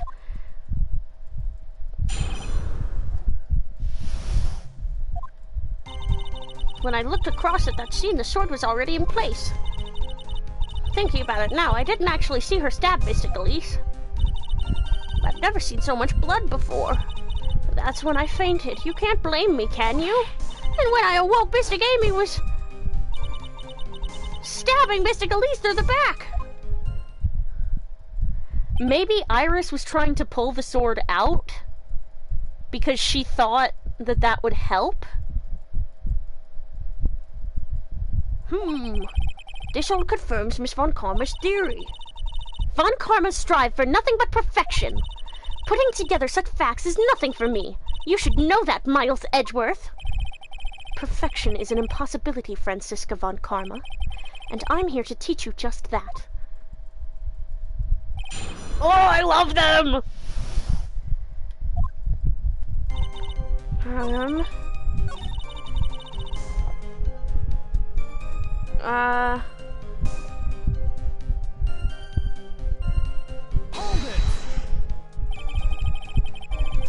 So you're saying that you saw the victim's blood? That's right! Some of it had splattered onto Iris, too! When the defendant was arrested, she was meditating in her room, and her blood-flecked clothing was neatly folded in the corner. What? Her clothes were blood-flecked as well? That seems quite conclusive to me. What should I do? Press this point further? Press further? Going back to your previous statement, you said that you saw little bleeding when the victim was stabbed. But now, you say you saw the victim bleeding? Well, I say that what I saw is what I saw. Well, what did you see? Maybe I didn't see the poor woman get stabbed, but I saw the girl pull the sword out of her plain as day. Pulling the sword out? Well, it wasn't exactly pulling, it was more like it came out. Witness, you will add this statement to your testimony. Oh, was that important? More important than you can imagine. I saw the instant in which the blade plunged into the hilt was smoothly drawn out. Plunged into the hilt? Dog. Objection! Sister Bikini, you are a reliable witness. At least I'd like to think so. But there are too many contradictions here. Well, what do you mean? I make it sound as though I'm a liar? But you're a handsome young man, so I'll forgive you. What contradictions are you talking about? In the scene that the witness claims to have seen, the weapon was thrust up to its hilt in the victim. Furthermore, the killer drew the weapon smoothly from the body. However, both of these are complete impossibilities. What do you mean? Please explain explain yourself! To start with, do you think it would be possible to stab someone to the hilt with this? No matter how I look at the defendant, she doesn't appear strong enough for that. Objection! Doesn't appear? What meaningless dribble! I, too, may appear to be weak and frail, but I can crush men under my heel and make them weep should I so choose. The objection stands. I wept a little back there, I must admit. That isn't the only issue here. If this sword was truly stabbed into the body up to the hilt, well, just look at all the branches on it. It certainly wouldn't come out smoothly. We also have the problem of the amount of bleeding. It's true that when a blade is left in a body, it acts as a plug of sorts. However, when the weapon is shaped like this, it's an entirely different story. The wound would be too large for the blade to completely stop the bleeding. That's nothing more than conjecture. In reality, the victim was stabbed with the shichishito. Even a weapon of this nature may still sometimes slide out smoothly and may still sometimes stop the blood loss. I'm not finished. There is still one more. Conclusive contradiction. You still got more? This one is simple. If this sword really was thrust in all the way to the hilt, why is there only blood on the tip of it? If this witness is telling the truth, then there should be blood along the entire length of the sword. No! Order! Bravo, Miles Edgeworth! Raising this many contradictions from a single piece of evidence. All the other attorneys I know could maybe manage one, if that. But what does this all mean? You have proven contradictions regarding the murder weapon, but having come this far, there can only be one answer. And that is... the weapon used to kill the victim was not the shichishito. What? A foolishly foolish idea born from the foolish mind of a foolhardy foolish fool! Let's examine this again. What was it that made us think this sword was the murder weapon? Well... it's because Mr. Gamey was holding it. Exactly. However, if you reflect on this, that is the only basis we have to assume such a thing. The impression left by the scene was just too strong. That is what influenced us. She's kind of like Vriska in how she overuses her speech quirk when agitated. Yeah! Oh man, Francisca von Karma and Vriska parallels. Somebody write an essay.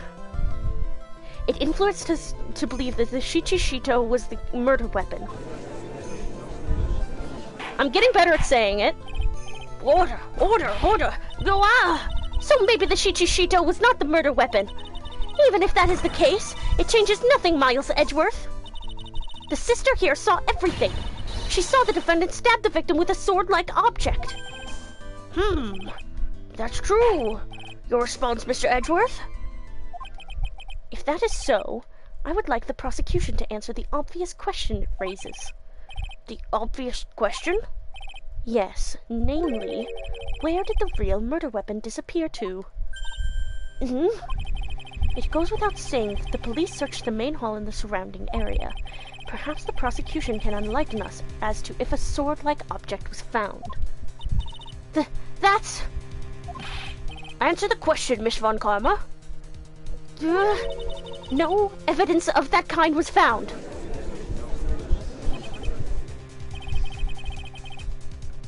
Another mystery to throw into the pile. A trial without a murder weapon is a tricky beast. Excuse me, could I say something? I just remembered something, actually. What is it, sister? I was just thinking, it's possible that just maybe what actually happened was, it was just over there. What exactly are you going on about here? The murder weapon, I mean. Maybe. I think I might know where the sword was disposed of. You what? Well then, I think we need to hear testimony from you one more time, sister. Impossible. Oh, alarm going off. It says, hello, bitch. It's time to eat some fucking food, but guess what, bitch? I already ate some. But I'm still gonna snooze it anyway, because it's a good indicator of time. I'm giving myself 45 minutes. What else? What else could this old woman have seen? Location of the weapon. I saw the murder at around 11 p.m. And after asking that it be reported, I went out to the main gate. And there, I saw tracks that indicated the snowmobile had been used. It takes 15 minutes to walk to Dusky Bridge, but less than 5 using one of those. Maybe they threw the weapon into Eagle River and came back while I was knocked out. Irish could have done that. She can drive a snowmobile after all. Witness, please tell us everything you know right away next time. Well, I'm not the best of shape. I'm not in the best of shape. What's with my back and my age, you know? Quite. There were indeed snowmobile tracks in front of the main gate. Here is a photograph. Snowmobile, eh? I see. Well, it certainly is an interesting theory. But there's also footprints.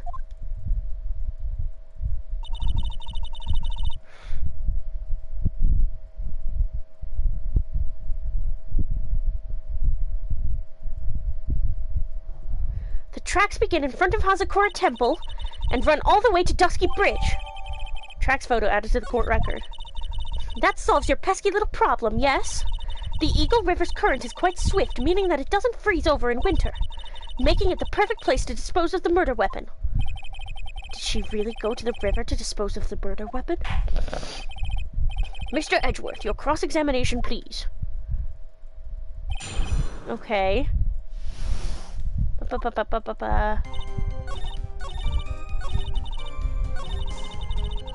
Maybe they threw the weapon in the Eagle River and came back while I was knocked out.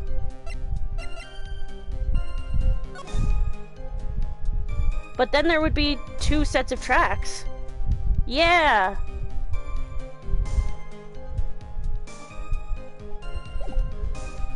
Objection! I admit this photograph proves something. It proves that the snowmobile was used on the night of the murder. You finally accepted the inevitable, it seems, Miles Edgeworth. However, if what the witness says is true, then why is there only 1 set of tracks? What do you mean? Iris left Hazakura Temple, threw the weapon into the river, and then returned. If this was the case, then naturally there should be 2 sets of tracks in the snow. Those from heading out to the bridge and those from coming back. Ah, you're right. Humph. You are forgetting one thing, Miles Edgeworth. On the night of the murder, it was snowing. The tracks leading to the bridge were erased by the snowfall. This removes your precious contradiction now, doesn't it? I see. While she was at the river, the snow stopped. Hold on. Where's that weather report? Snow with occasional lightning strikes. 7 to approximately 10:50. Huh. But she saw it at 11. Yeah, so it stopped snowing. So there should have been 2 tracks. Leaving just the return tracks in the snow. What do you have to say now, Miles Edgeworth? Is there a flaw in her theory? This idea that the snowfall covered 1 set of tracks?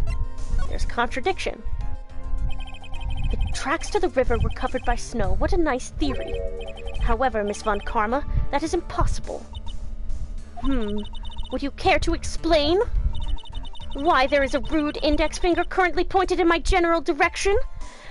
I don't point my fingers at people. I only point my whip at people, which is much less rude. No need. The evidence will do all of the talking for me. On the night of the murder, the killer went to and returned from Dusky Bridge in order to dispose of the murder weapon. The outgoing tracks were erased by snow, or so claims Miss Von Karma. Mr. Edgeworth, present your evidence to the contrary, eh? Evidence that the outgoing tracks were not covered by snow. The weather report. Oh, we are your weather girls, and have we got news for you? Witness, please tell us again what time it was when you witnessed the crime. Like I said, it was around 11. Of course, this means that the weapon was thrown away after that time, correct? On that note, please take a look at this data. It is the weather report for Eagle Mountain on the night of the murder.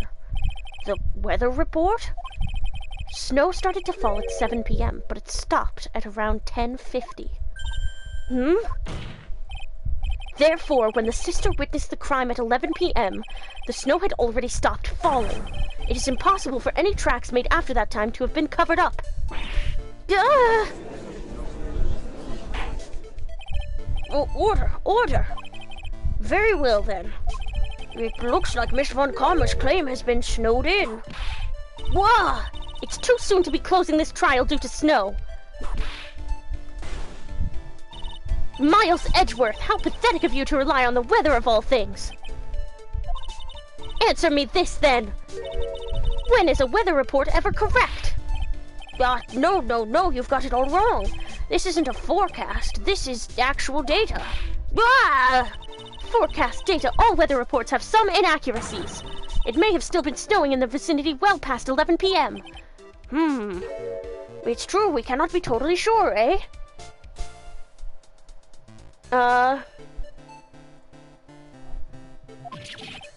What? How did she pull that off? It had stopped snowing at Hazakura Temple when the murder took place. You need to provide conclusive evidence of this. I've come this far. There's no turning back now. Very well. I, too, cannot allow any doubt to remain concerning this testimony. Huh! You can't back down, can you? Such a perfectionist, Miles Edgeworth. Very well then, Mr. Edgeworth. Where is your evidence that it had already stopped snowing when the victim was killed?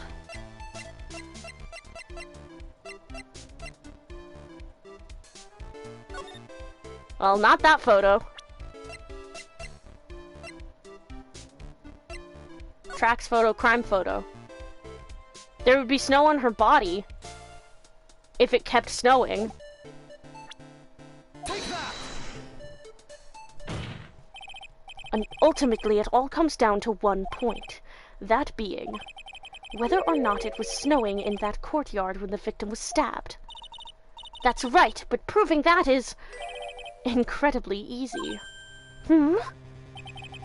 If we want to know whether it was snowing or not, this photo will tell us everything. Of course, I am referring to the photo of the crime scene. As you can see, everything is covered with snow, with just one exception.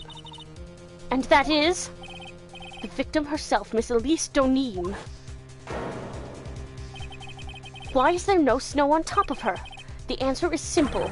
It had stopped snowing when she was killed, that's why. Ugh.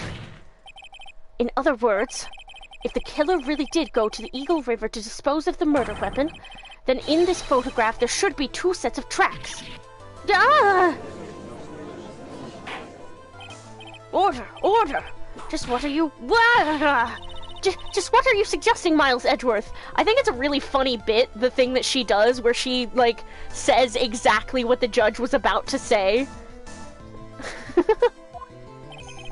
To be honest, I am not entirely sure myself, but this is simply what all of the facts point to. That night, someone used the snowmobile to leave Hazakura Temple. From the tracks left, it can be understood that they were heading for Dusky Bridge. At that time, it was still snowing. Of course it was, because those tracks were erased by the snow. Then, when this person returned to Hazakura Temple, the snow had stopped. Thus, the return tracks remained. That's actually a really good illustration of snowmobile tracks, as someone who used to ride snowmobiles sometimes. Can I say something? This all sounds a bit fishy to me. What does, sister? There is only one key for the snowmobile. Furthermore, on the night in question, we know that the defendant had it. The key was found in her room after the murder. Which can only mean that night, Iris used the snowmobile to go to the inner temple. But Iris said that she never went there. I should probably press on this point some more when I get the chance. The snowmobile can't cross the suspension bridge. So she must have left it on the Hazakura side of the bridge and crossed on foot. That sounds right. But what's odd is, when I left Iris and returned to Hazakura Temple,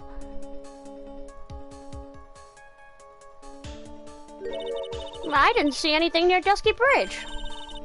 You must have just failed to see it, sister. Maybe, but when I made it back to Hazakura Temple, it was still there. It was there by the main gate. The snowmobile, I mean. I know what I saw. It was covered in snow, too. Huh. But that's impossible. Order in the court. What does this all mean? So then what was the snowmobile used for? It wasn't taken by the defendant when she went to the inner temple. If it had been, then the witness couldn't possibly have seen it by the gate. Furthermore, it wasn't used by the killer to dispose of the murder weapon. If that was the case, there should be 2 sets of tracks in this photo. Oh, because the footprints are hers, right? All we know is this. After it stopped snowing, someone used the snowmobile to return to Hazakura Temple. I never thought a simple snowmobile could cause so much trouble. But I think we've learned all we can from this witness. Yes, I've nothing more to add. I've told you everything that I know. But then, that still leaves us with the same problem. If only there was someone, a witness, who could testify to having seen the snowmobile. A witness, huh? Was there no one out walking, perhaps, near Dusky Bridge on that night? I don't think that's likely. It was cold enough to freeze your ears off. Only an idiot would go out wandering in that. Unless they had something really important to do. That's a shame. Hold on. Something is coming to me. An idiot may well have gone wandering out on that subarctic night. So, Larry, yeah. Yeah, we know an idiot. Your Honor? Actually, there just might be one individual who may be of help to us. Really? You know of someone who might have seen the snowmobile on the night of the murder? I don't know for sure if he saw it or not, but there are 2 things about him that do come to mind, which are... First, that he saw something incredible on the night of the murder. And the second being... This individual that I am thinking of went wandering outside on that cold night. In other words, he is our kind of idiot. Love it, love it, love it. Mr. Edgeworth, who is this idiot you're talking about? Everybody's favorite idiot, Larry Butts. This guy must be a product of Jean-Luc Leduc's Guide to Obnoxious French Painting. This is Larry Butts, a disciple of the victim, Elise Donin. Her student, interesting. And why was he wandering about outside on the night of the murder? That's... I could tell them all about his designs for Iris, but it may cost us his credibility as a witness before I even call him. He is, after all, an artist. He was, perhaps, searching for something in the snowy scenery that would move him, although I cannot guarantee that this is the reason. And so, this unfortunate, unreliable-looking man, what exactly is it that he saw? I intend to extract that from him right here in this courtroom. Summon this youth as a witness immediately. I have no choice, do I? I believe he is in the gallery for this trial. It will not take long to summon him. Very well. Larry, you may have escaped me yesterday, but today I'm going to get everything out of you. The court will now adjourn for a 20-minute break. Miss Von Karma, please see to preparing the next witness. Understood, Your Honor. Good. Well then, court is now in recess. I've got dibs on the monkey bars. He's so similar as a defense attorney, but still different. Yeah, it's so weird.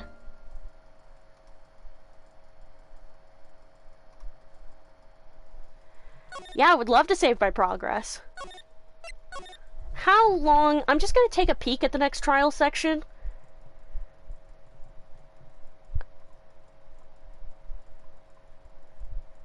Okay, it's not that bad. Should take maybe 30, 45 minutes.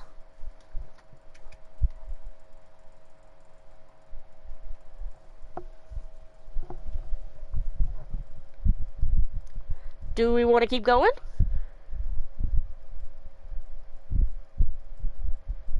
I've been streaming for 6 hours and 42 minutes. I could keep going though.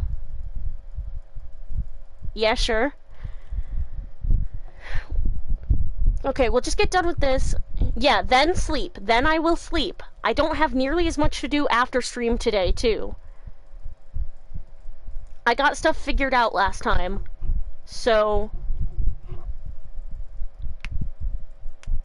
I can just upload the VOD to my YouTube channel, and then I can start the chat downloading and rendering.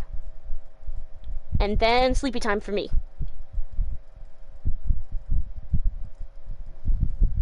Okay, here we go. Hi, Donald. Hi, Donald. Hi, hi. February 9th, 11:15 a.m., District Court, Defendant Lobby number 1. It's like 11:01 p.m. right now. Excuse me, Mr. Edgeworth? I'm not really sure what to say. Iris, we only have 20 minutes. There are 2 things which I need to ask you before we reconvene.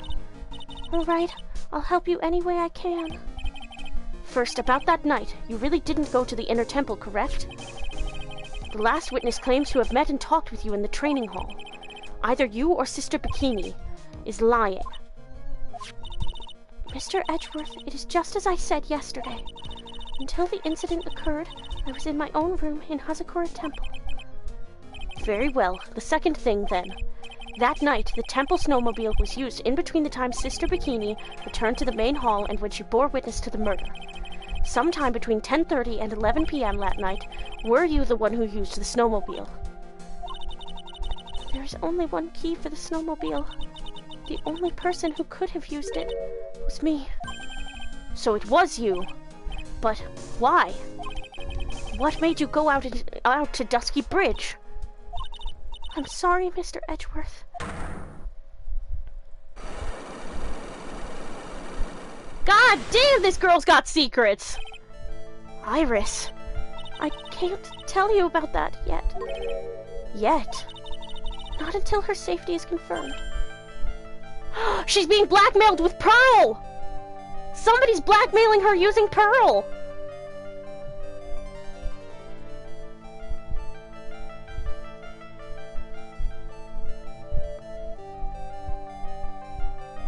Oh my god! Oh my god! Oh my god! Her? The safety of the Acolyte. The Acolyte, huh? She must be talking about Maya. No, she's not! Edgeworth, you're smarter than this! The little Acolyte.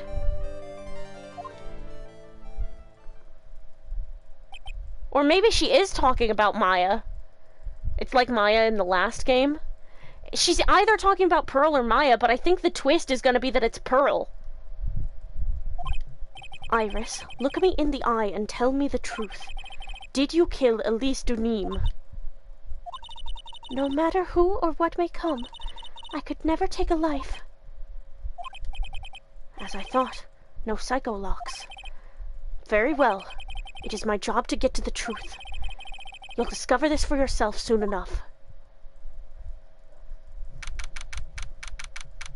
February 9th, 11:36 a.m., District Court, courtroom number 7.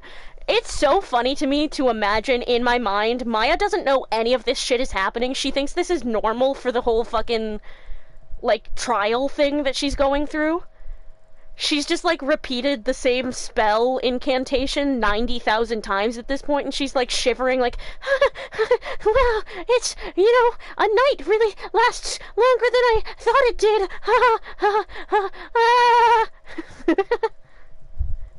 February 9th, 11:36 a.m., District Court, courtroom number 7. Court will now reconvene. Miss Von Karma, where is the witness? During the break, a man was detained for suspicious behavior in the gallery. Suspicious behavior? He was sketching something very intensely. Dare I ask what the witness was sketching when he was detained? He drew a terrifying woman armed with a demonic face and a vicious whip. I can only presume that his intention was to capture you. Rah!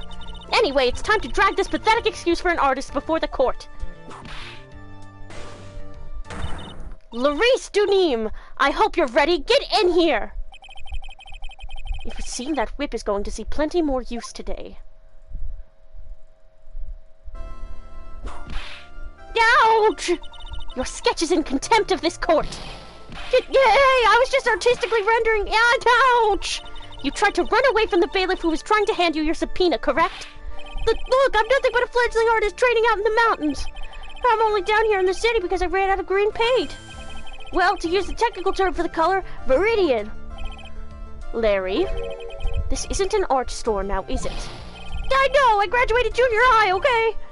Look, art is all about working in the fields, isn't it? Working in the fields?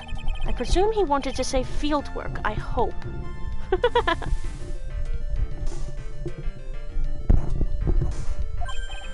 That's it. Thanks, buddy.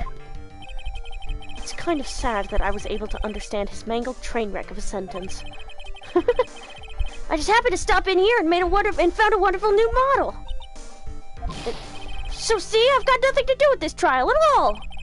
I expect all of your faces to be red when you realize this mistake. Bright red. Or to use the technical term, Crimson Lake. Ouch!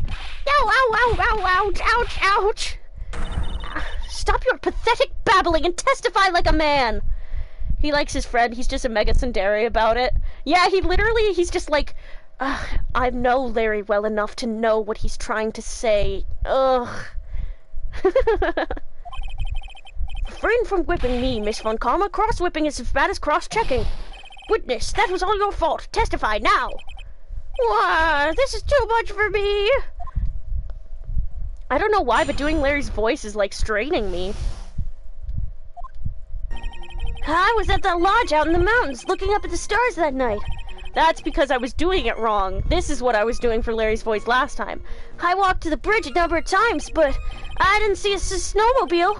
I didn't see anyone at the bridge that night either. The girl I was waiting for didn't show up. My teacher died on me. I'm all alone now, aren't I, Edgy?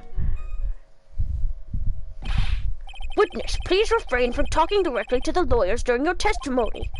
I'm just a nobody, nothing but a small, worthless man, aren't I? And why wasn't I asked for my name and occupation or anything else? Mr. Edgeworth, this man seems to have quite a severe inferiority complex. He's recently been the cause of numerous incidents. I think he's finally realized for himself just how much of a nuisance he has been to other people. Yeah, that's right, I'm behind everything, every case! Watch out, okay? Just touching me will make you eternally unhappy! Aw, Larry. I mean, you do kind of gotta start to take responsibility for yourself, though. Well then, let us proceed with the cross-examination with no touching, thank you. We can delve into other details at a later time. What I saw. Okay, let's see.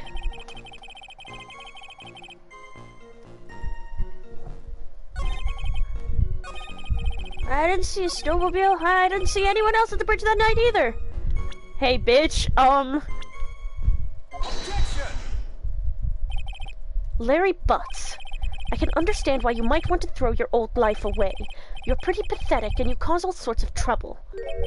I'm sorry!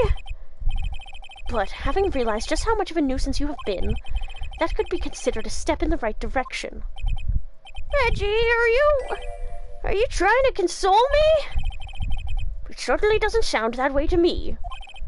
However, I cannot forgive you for simply turning away from the incidents you create. Wah! You're totally pinning this on me! Now then, let us talk about the night of the murder. Sister Bikini, after seeing the murder take place, asked Phoenix Wright to report it. Thus, he headed for the public phone by the bridge. There, he happened across a certain nefarious individual. You, Larry Butts! That's right, me in the flesh! Listen carefully, witness. It doesn't matter if you change your name. So long as you remain pretty pathetic, you will continue to cause these incidents. That reality will not change.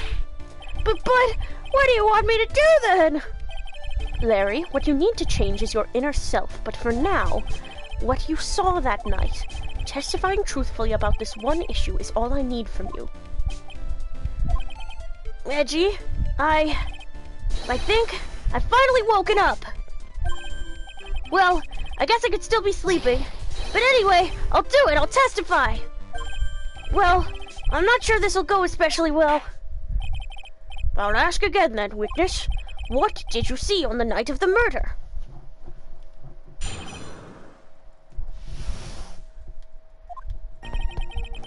I went to the shack at around 9, so it would have been about 10:30 p.m. I was lying under my bedding when a white flash almost blinded me. I looked out the window, and Dusky Bridge was on fire. There was still some thunder, but I went right away to check it out. That's when I ran into Nick. You certainly saw quite a lot, didn't you? So, what happened to the bridge after it caught on fire? It was like me after a 3-day stint chasing a girl. Totally burnt out. Like, almost totally gone. I mean, trying to cross the burning remains was what caused Nick to fall. What did you say? Oh, don't worry. It's nothing life-threatening. He just caught a cold.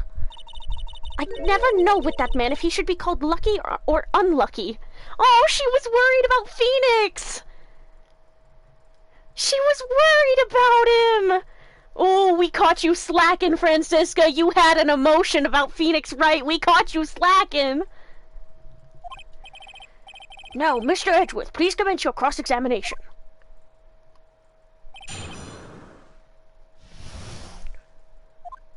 Okay. Went to the shack at around 9, so it would have been about 10:30. Francisca, you fake I don't give a fucker. I see you being concerned. Went to the shack at around 9, so it would have been about 10:30 p.m. I was lying under my bedding, and a white flash almost blinded me. I looked out the window, and Dusky Bridge was on fire. There's still some thunder, but I went right away to check it out. Hold it! You said right away, but exactly how long after the strike was that? The lightning fell, and then the bridge caught on fire. Maybe around 5 minutes? I mean, I suddenly thought, gotta go check this out. How far is this small shack you were in from the bridge? Hold on. Well, it had pretty much stopped snowing. I guess about a 5-minute walk? And how did Dusky Bridge look when you got there? Like I had recovered a piece of my childhood. I mean, not even the bonfires kids make during school camping trips can compare. Well, should I press him for a little more info? Why didn't you call anyone? Larry, let me ask you one thing. What is it, Edgy? What's with the serious face? Why didn't you call anyone? Huh? What do you mean? Normally, when faced with a towering inferno, one would try and tell someone. There's a public phone right by Dusky Bridge, correct? Well, of course I thought of doing that. So then, let's hear why you didn't. Huh? Yeah, okay, my reason. It isn't that I didn't try to tell anyone, I just didn't have time to, okay? I arrived at the bridge and Nick showed up less than a minute later. Hold on.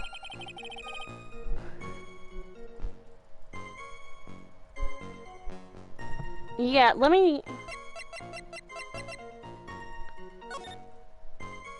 Lightning struck Dusky Bridge at 10:45, around 30 minutes past. Okay, 10:45. It was 10:50. Hold on. Yeah, that doesn't add up. Let me just, God damn it. Objection! Your very existence being a contradiction. I'm not sure if you can grasp this or not. What the hey, Edgy? You make me sound like some sort of alien! But your testimony is conclusively contradictory. The problem here is time. I've never been the best timekeeper, you know. 3 minutes after Billy leaves on foot, you follow him on your bicycle. How long does it take for you to catch up with him?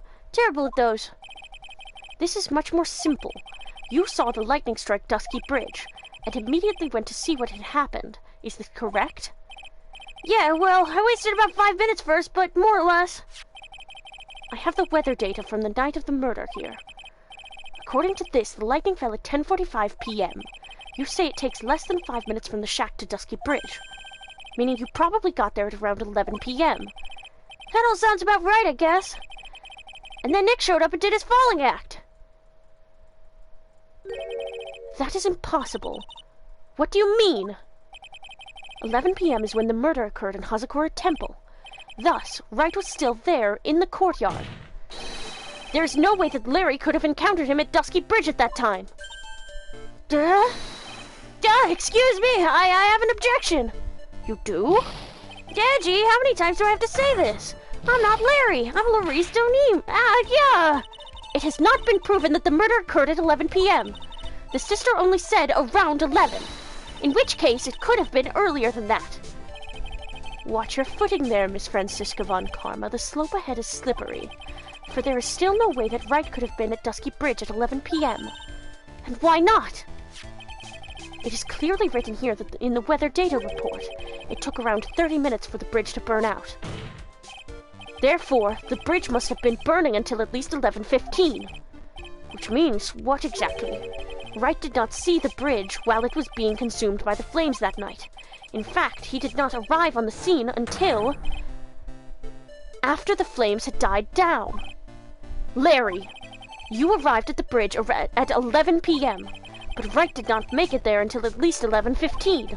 I suggest you stop hiding things and just tell us the whole truth. Now then, what happened during these missing 15 minutes? I feel like I just got brutally woken up by toilet splashback. I guess I was still sleeping after all. Pinch me. Order! So there was a missing 15 minutes prior to meeting Phoenix Wright. I hardly see that as much of a problem. Yeah, not much of a problem at all. Really? The bridge is burning before your eyes and there's a phone right next to it. Why, then, did you not report the accident? Yes, witness, why didn't you? Were you there simply to watch the bridge burn? And therein lies the problem. For even after the bridge had burnt out, he was still there. Staring into space, this witness didn't even attempt to fulfill his civic duty. That's what it sounds like. But this is Larry we are talking about, and even he is incapable of being so stupid. Which means there has to be a reason for his inaction. Edgy, I think it's about time I got serious with you, dude. Just as I thought. You've been playing with us all this time. Listen, I'm going to tell you everything. Are you sure you want to hear it all? Yes. I may really say it this time. Everything. Then say it. Very well. I have a terribly bad feeling about this. However, let's have the witness finally give us the whole truth. Now, for this 15-minute gap, what were you doing, witness?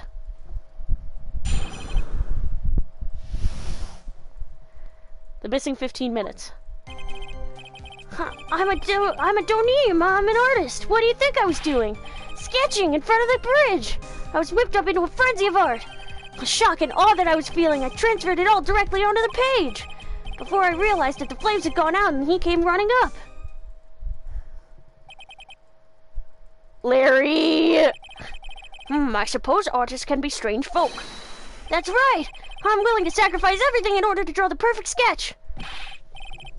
Including the truth from the sound of it. Mr. Edgeworth, has this removed the last of your doubts? Not at all, Your Honor. One very large doubt still remains. And what would that be?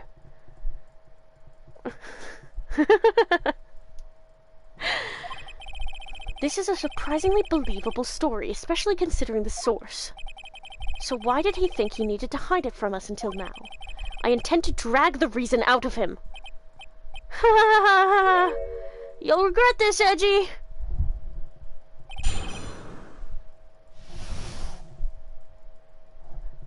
The missing 15 minutes.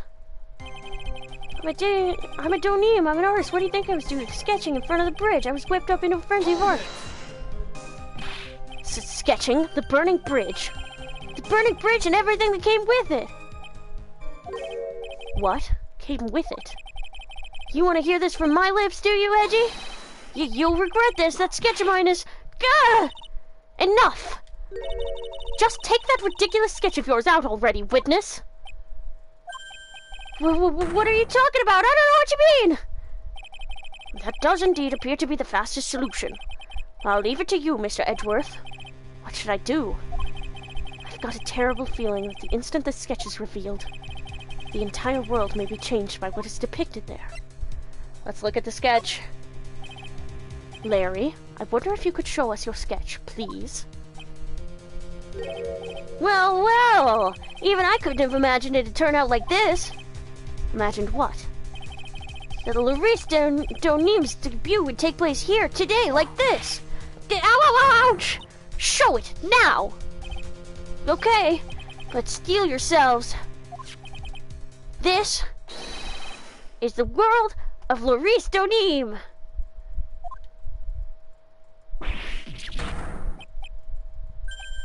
Ah, well, so this is Dusky Bridge, correct? Quite a large bridge, isn't it? Your response, Miss Von Karma? Yes, well, it's a better drawing than I expected. It's pretty good. It's pretty good for the fact that he was doing it by the light of a burning bridge. That's not the type of bridge it is, but he did draw a bridge. It's a better drawing than I expected. Isn't it? Isn't it? I struggled to reproduce those flames, I really did. Yes, I'm sure you did. For the fact that he did it in like 15 minutes, 15 minutes for that is pretty good.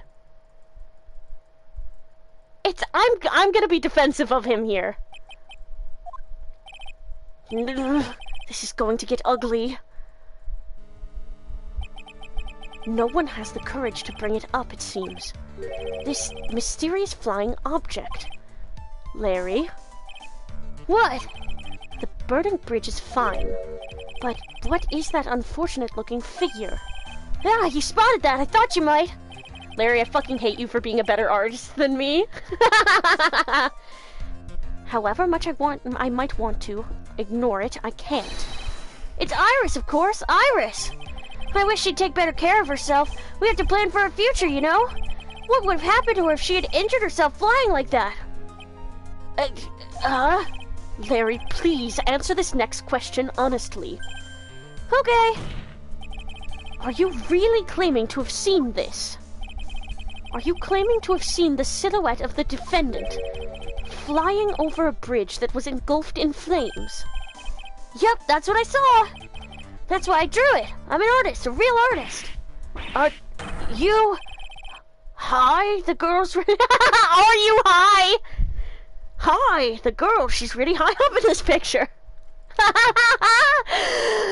Ace Attorney! You can't mention drugs. You can't even talk about wine being real. I just fucking laughed really loud here.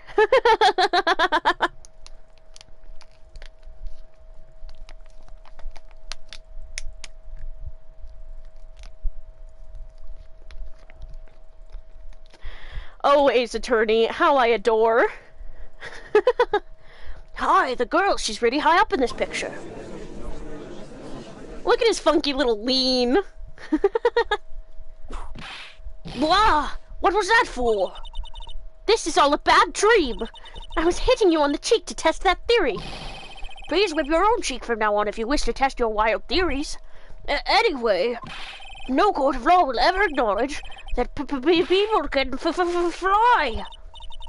Actually, there is some precedent for this. She was flying pretty high, my sweet Iris. She was about... Actually, there is some precedent for this. 'Cause of the fucking Big Top! God damn it! They're fucking referencing Turnabout Big Top there! No! It's not real!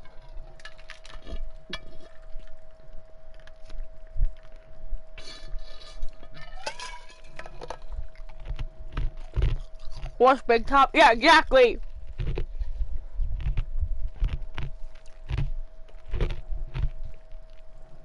What's Big Top? I've never heard of it. Exactly. It was just a bad dream.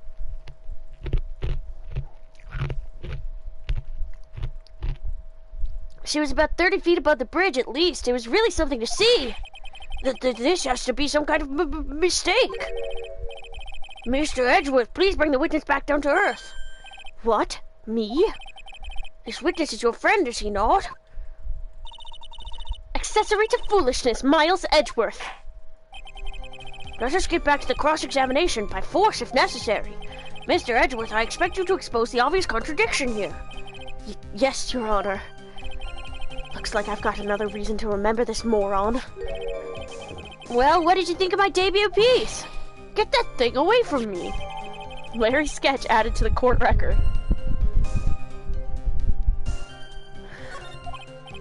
Now, hurry up and cross-examine him. Oh, man.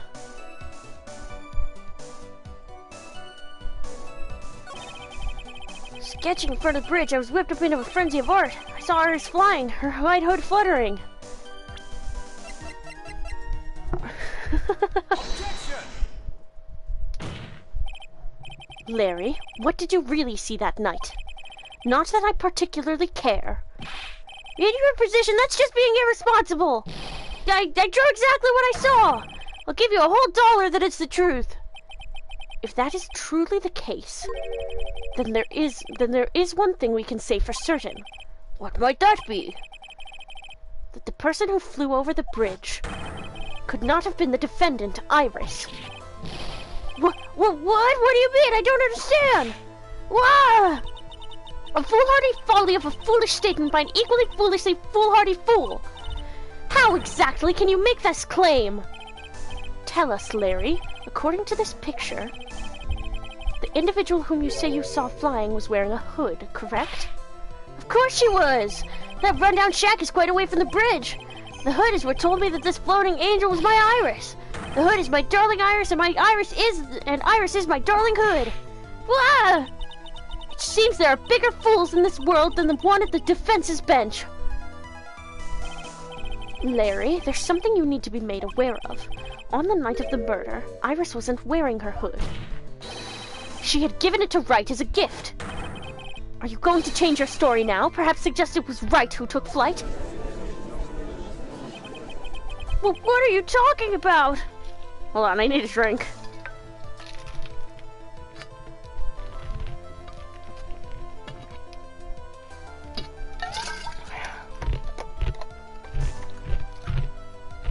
Oh shit, you caught up to me and Kitsu already? Teehee. Hi, Kazuri the Ninja. Welcome back. Nice to see you. We are on this case. Yeah, I'm finishing this one tomorrow. I'm finishing this trial tonight, and then I'm finishing everything else tomorrow. And then probably gonna do a rest day, hopefully. And then on the 20th, it's Apollo Justice time. I'm so fucking excited. We can't finish for another 2 weeks. Ah. Well, hey, if you want to tune in on Monday for Apollo Justice time, it contains no spoilers for this case. As confirmed by our good buddy Astro Dude 1987, who knows a whole bunch about Ace Attorney.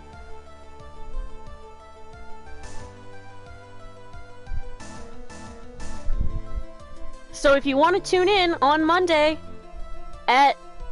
I haven't decided what time yet, but I will post in my Discord and on Blue Sky and stuff, and I'll have it on my schedule.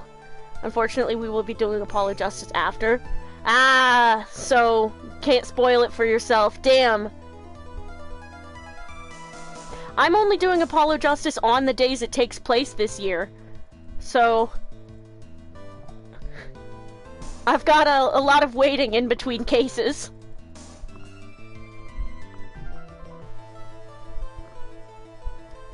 Well, best of luck with your playthrough. How far into this case are you? Also, Astro Dude comes here, interesting. Yeah, do you ever get I Hate Peeps as well? The Ace Attorney Watchers. The Council of Ace Attorney Knowledge. They drop in, they drop knowledge, they back out. We stopped mid-investigation. The second investigation? Or the first one? What was the other name? I Hate Peeps? I-H-8-P-E-E-P-S. Oh god, my fucking alarm's going off. 32 and 4. I can do math. I'm so capable of it. Okay. I think I've seen that one. Hey, we have the same alarm sound. Yeah, I have an alarm app that I downloaded that makes me do math problems, just to snooze or dismiss it. Well, it makes me do math problems to snooze it, it makes me do CAPTCHAs to dismiss it. It's to annoy myself into eating. Because if I don't, like, have time checks throughout the day, I'm very time blind. So, like, I will just go, like, the entire day without eating any food, and then at the end I'll be like, gosh, why does my stomach hurt so much? What a mystery. What a mystery. I do the same thing with taking my medications in the morning and at night. I have... So you can stay the rest of stream. Epic! You should have heard me when I found out we were fucking... Oh, when I found out we were playing Edgeworth. Nova made some clips. It was pretty fucking good. Okay. What are you talking about? I think you understand what I mean just fine. Why? Why did Nick have Iris's hood? What?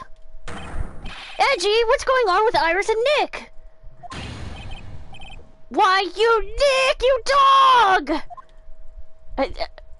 Larry, he's not trying to steal your girl. She's not even your girl.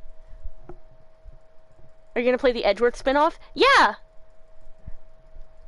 The plan is basically, I'm going to play other things in between playing in between playing the cases of Apollo Justice this year, and then when we finish up Apollo Justice, I'm just jumping straight into Dual Destinies and then Spirit of Justice.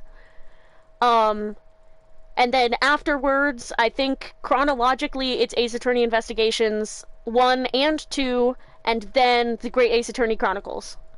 And I'm playing the Chronicles last because I've heard that they're like the best when it comes to, like, these games in general. Like, the fandom seems to have, like, a really, really high positive opinion about the Ace Attorney Chronicles, and say that they're the best when it comes to...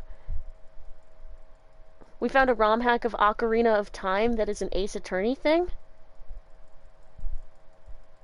That's cool.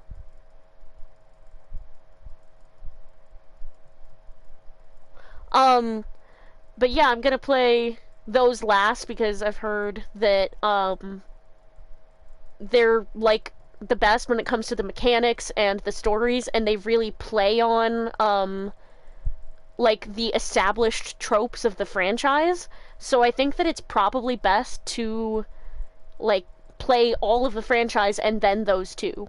It's called Hero of Law. That's so fucking sick.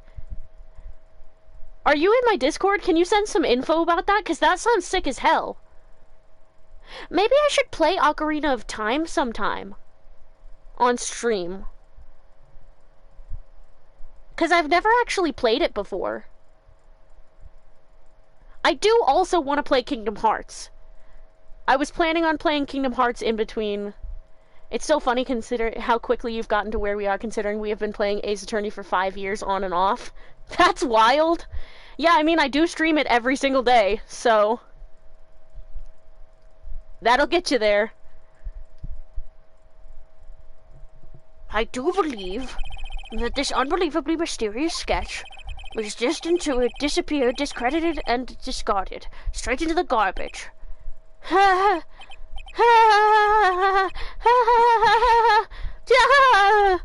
What is it now, witness? It feels like I've been waiting 25 years for this very day to come. Edgy, today's the day I get to completely stupefy you.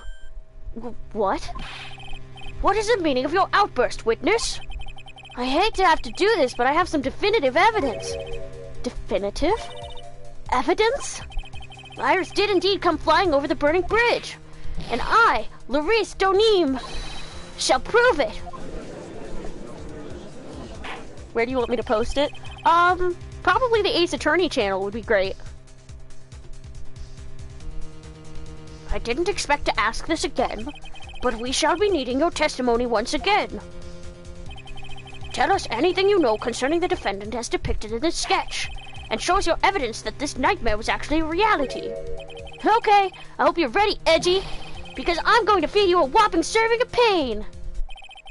You've been serving us a whopping serving of pain this whole time, trust me.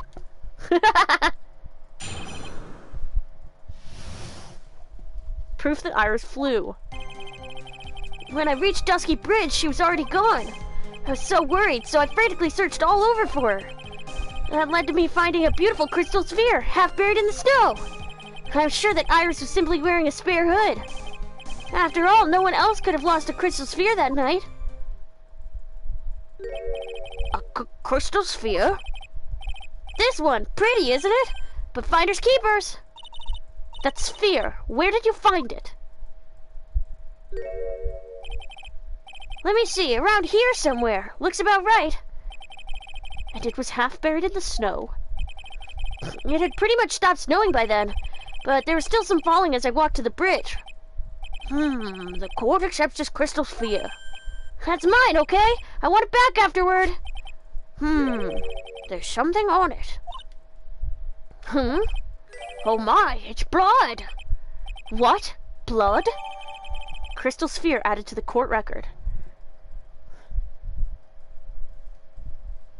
Thank you for sending that! I've just been researching the timeline for Apollo Justice in preparation, and I noticed that you'd end it by early October. Yeah!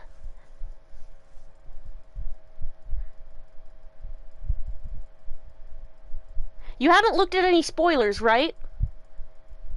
I am so excited for you to go into Apollo Justice blind, Romeo.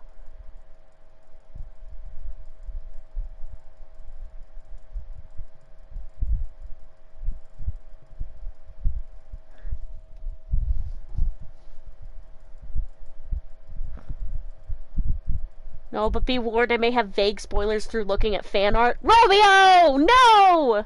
But I don't understand any of it. You're banned! Romeo, I'm being so dead ass. I'm being so dead ass. Block the Apollo Justice tag on Tumblr. I know very little about Apollo Justice. Okay, Romeo, I need you to block some tags for me, okay? I need you to block Apollo Justice. I need you to block AA4. I need you to block 7YG. Don't ask me what that means. Just block 7YG, no spaces. Okay? I will literally send you a list of tags to block so that you don't get spoiled. Because I want you blind as fuck. I know very little about Apollo Justice. I know Apollo is the main character. All I will say about Apollo Justice as a character overall, Phoenix Wright has suffered more than Jesus, but you know who suffered more than Phoenix Wright? Apollo Justice. I know there's a lady who wears yellow. That doesn't come until a later game.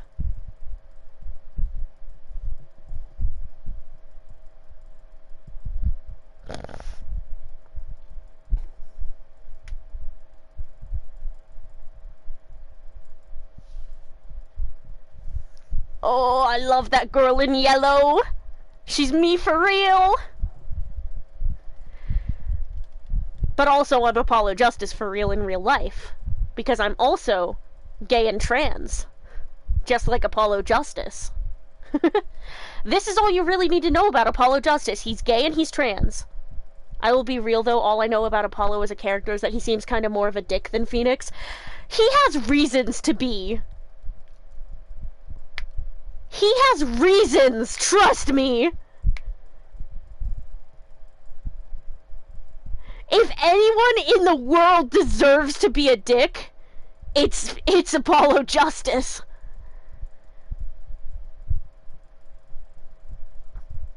OMG, I'm also gay and trans. Hey! Gay and trans people! Let's go! Oh, Kazuri, I don't know if you saw, but I made an appointment to get on testosterone potentially with Planned Parenthood for this month. So I might be getting on testosterone for the first time this month. Let's fucking go. Gender wins. I'm literally gonna be Godot. Let's be real. I'm gonna look more like Apollo. I'm a short little bitch. Apollo's canonically short, isn't he? He's like 5'6". I refuse to believe that Apollo Justice is anything more than 5'6". I don't know. I'll figure it out later. Alternate idea. You have my body. Oh? We switch? We swap? You wanna swap?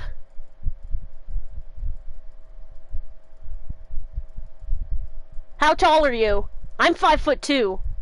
You might be taking a downgrade.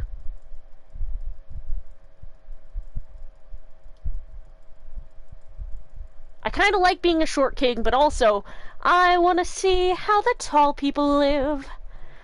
I want to see the top of every cabinet. I'll be short, that's okay. Yes! We're trading! You're 5'9"? I need to be taller than my little brother again. Let's do it. My little brother, he's 13. He's taller than me. He became taller than me last year. Wait, how tall are you, Solar? 5'2". My 13-year-old little brother is taller than me. Joke's on him. I'm gonna go through boy puberty at the same time as him. Maybe I'm gonna get taller. Oh my god, I'm taller than you. That doesn't surprise me. Most people are. Did you picture me as tall in your head? Wait, do I have tall energy or do I have short energy? What do I have? Oh god, am I de-aging as well? I thought you were like 5'6". Do I give 5'6"?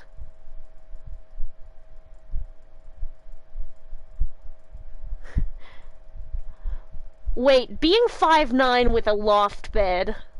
I think of every American as average to tall height.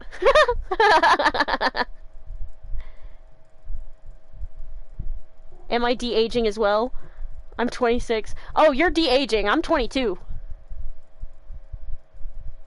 You're not de-aging by a ton, but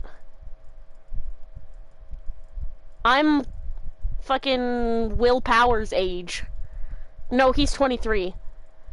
Okay, I'll accept it. I'll be 26. Fuck it. Listen, this body's also got heart problems, and rampant CPTSD. Hey, at least I'm Let's go make a deal with the devil and swap bodies. Let's go!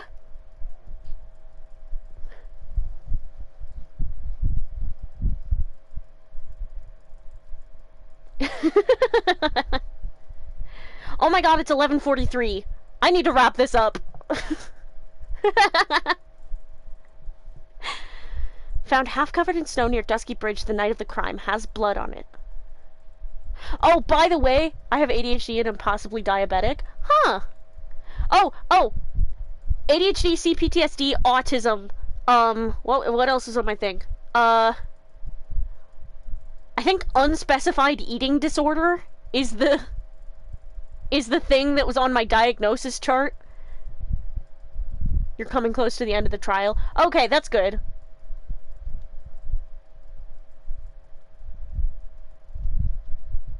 I literally, it's so funny when I've got the tism as well. Fuck yeah, dude. How does it feel to be cooler than everybody else? Pretty damn good, right? Forgot that one. I forgot it too. It's so constant and like all the time. I feel like people meet me and I'm like, you need to assume that I have autism. If I don't communicate to other people that I'm autistic, like, what is even the point? If they don't pick up upon it, just upon meeting me, did we just become best friends? Hell yeah, brother! Sister? Hell yeah, sister!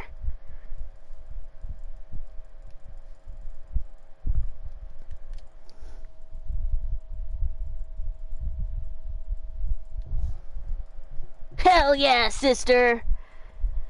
Anyway, let's ponder the orb. You ready, Edgy? By tomorrow morning, you'll be calling me Master Larry! I'm already in a committed relationship, you know this. What? Did you and Nick finally tie the knot? Why wasn't I invited?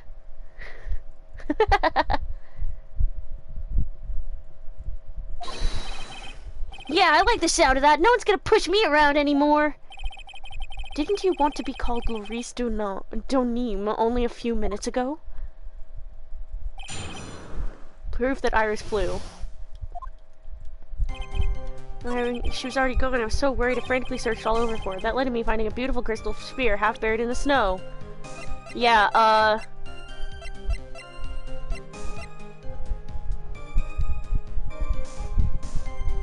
Objection! Larry, that night, there was someone. I already call Nick Master, Larry. I can't call you that as well. Oh my god, you just subscribed to me? No fucking way! Holy shit, dude! Holy shit, Bestie, thank you! Oh my god. This is such a good day. I'm having such a good day today. I mean, it was kind of meh, and then I started streaming, and it's been good. Get subbed, nerd. Ah, I've been subbed to... Thank you so much. Seriously. Oh yeah, by the way, I got my fancy mic today, so for my Apollo Justice streams, since I have it on my actual PC, I'm gonna have my actual overlay, and I'm gonna have a really fancy mic. So it's not gonna be... Holy shit! No way! Thank you! What the hell? I guess this is my first hype train. Oh my god! Thank you so much!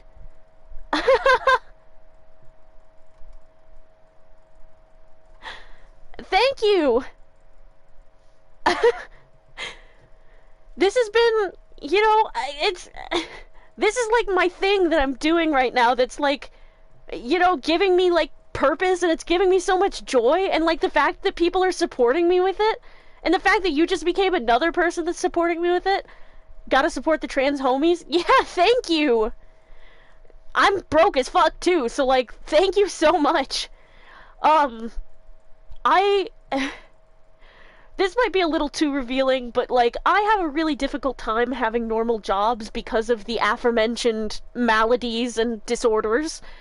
And so I've been really trying to find something for a long time that doesn't feel absolutely fucking miserable to do. And I've been streaming almost every day for an entire month now, and I'm still not tired of it. Like, this is genuinely enjoyable to me, and it brings me so much joy, and it means I get to hang out with my friends and meet new people and like see their streams and everything, and like talk to cool people like you. And like, it's going really well so far, and it's making me really happy, and like, it really means so much. Like, I know that everybody who streams says that, like, thank you so much for the support, but it really does mean, support like this really does mean so much to me. God, I just talked so much I made myself slightly lightheaded.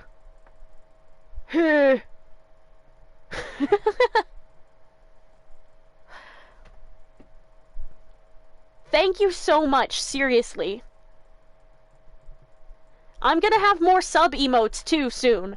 I'm literally actively working on them at like the times that I'm not streaming. Aw, dude, I'm always here for you, man. Shit's kind of rough right now for all Americans, let alone trans people, so I'm glad I could be here to lift you up and help. I really appreciate it.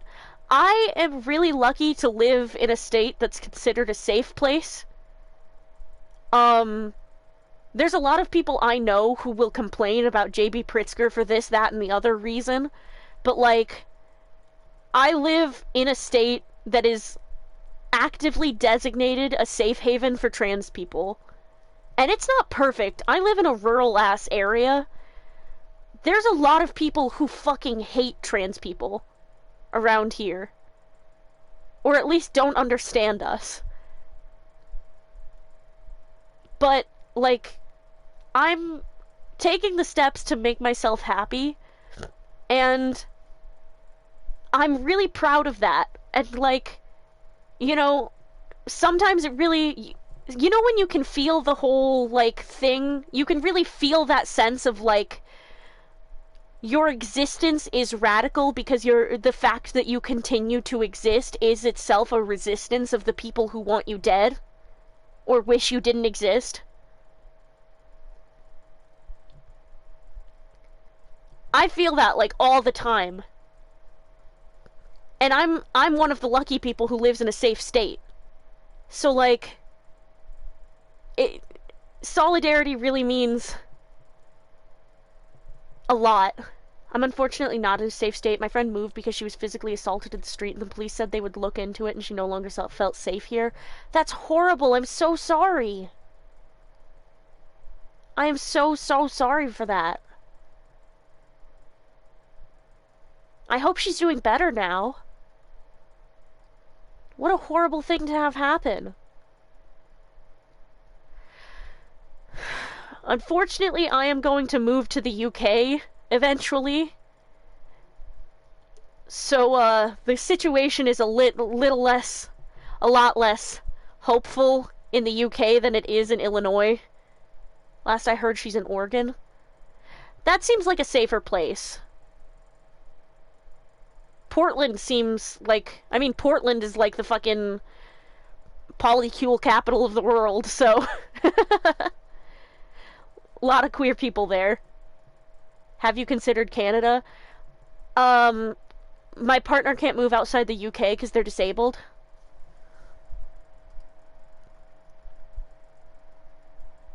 Oh, I got an emote, apparently.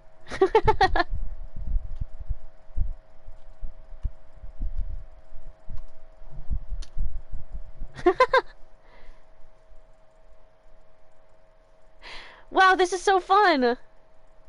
Oh my gosh, seriously though, thank you so much. My partner is also, queer and trans. You get to do emote and hype trains. That's awesome!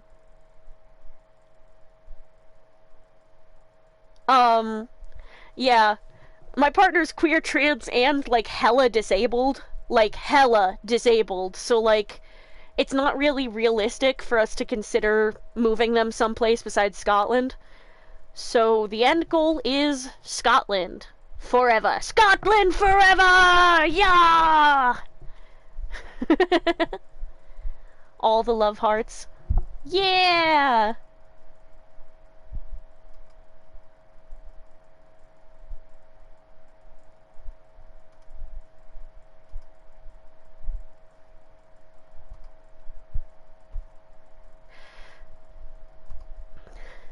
I really, really appreciate that. Thank you so much. And I hope you talk more in my Discord server, because I would really love to talk to you more. It's been a little more active lately, and it's making me happy as fuck. And hey, if you're in the Discord, you get to weigh in on which channel emotes I work on.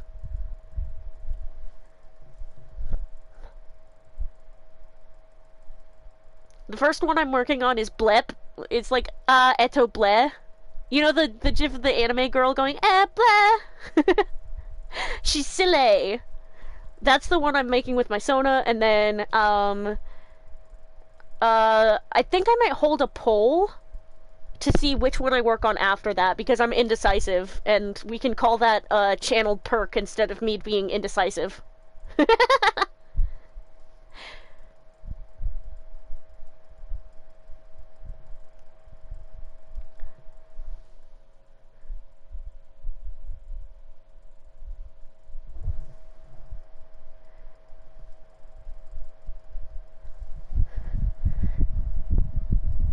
Have you been enjoying the third game? As compared to the other ones? Oh geez, I've got you talking. You should keep going before we get distracted. Yeah! I was gonna say... Oh, Jesus fucking Christ, my fucking alarm again. 14. 12.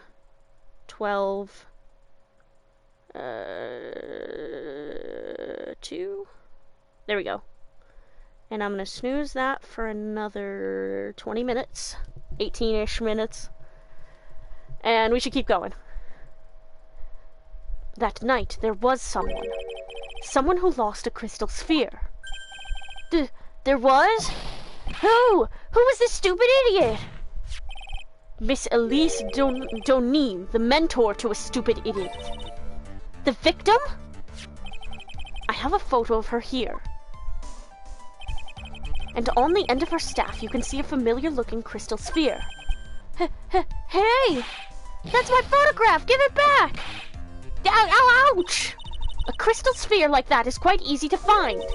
I have one just like it on my brooch. They look nothing alike. In any case, please take a look at this. This is the victim's staff found at the scene of the crime. Ah, the crystal sphere! It's gone! Yes, I love the third game. I think every game has its, like, bad case, but this last case is a twist and turn after another. Yeah! I honestly haven't felt like there's been a particularly bad case in this game. I've pretty much enjoyed every case. Ah, the crystal sphere, it's gone!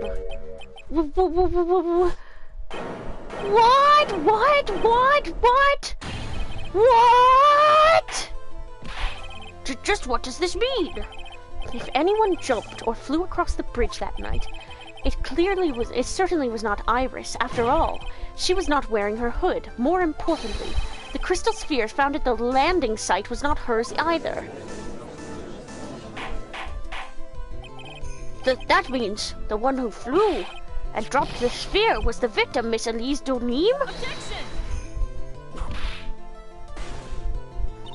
A fool alongside another fool on a fool's errand to reach a foolish conclusion. First of all, this sketch, which I prefer to call a scribble, is ridiculous. People cannot fly, thus it is rejected. You can't do that, I saw it with my own two eyes! And this crystal sphere, this is nothing more than a red herring. You honestly believe that? Give it some thought, and I'm sure you'll realize it as well, Miles Edgeworth. Elise Donim was in her room on the night of the murder. There was no reason for her to go to Dusky Bridge. Therefore, this sphere cannot be related to this case. That is all. Miss Franziska von Karma. The only people who will accept that explanation are scatterbrains and clowns. Why are you pointing at me? The victim's crystal sphere was found near the bridge on the night of her murder. Yet you expect us to believe this has nothing to do with the case.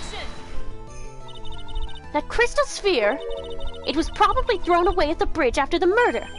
After the murder? There is blood on the crystal sphere, isn't there? This naturally suggests that it was thrown away after the murder took place. The killer placed it there to throw the investigation off the scent, which is the exact same reason that he drew that ridiculous sketch. What? You're saying Larry is the killer? You mean I'm the killer? No, wow!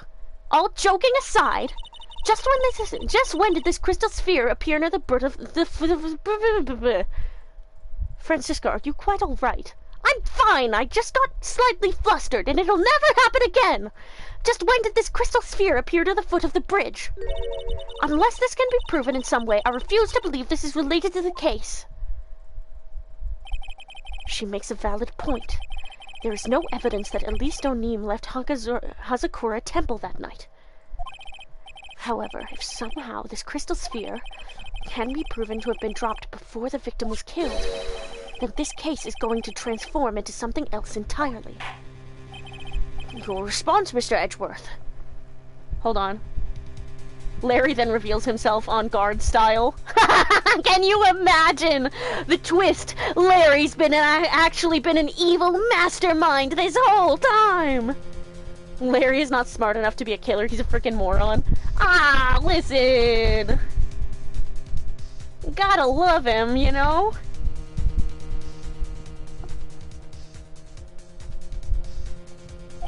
Your response, Mr. Edgeworth? I want your final opinion on the disposition of this crystal sphere. If it is not related to the case, then this witness who you called would have been nothing more than a monumental waste of time.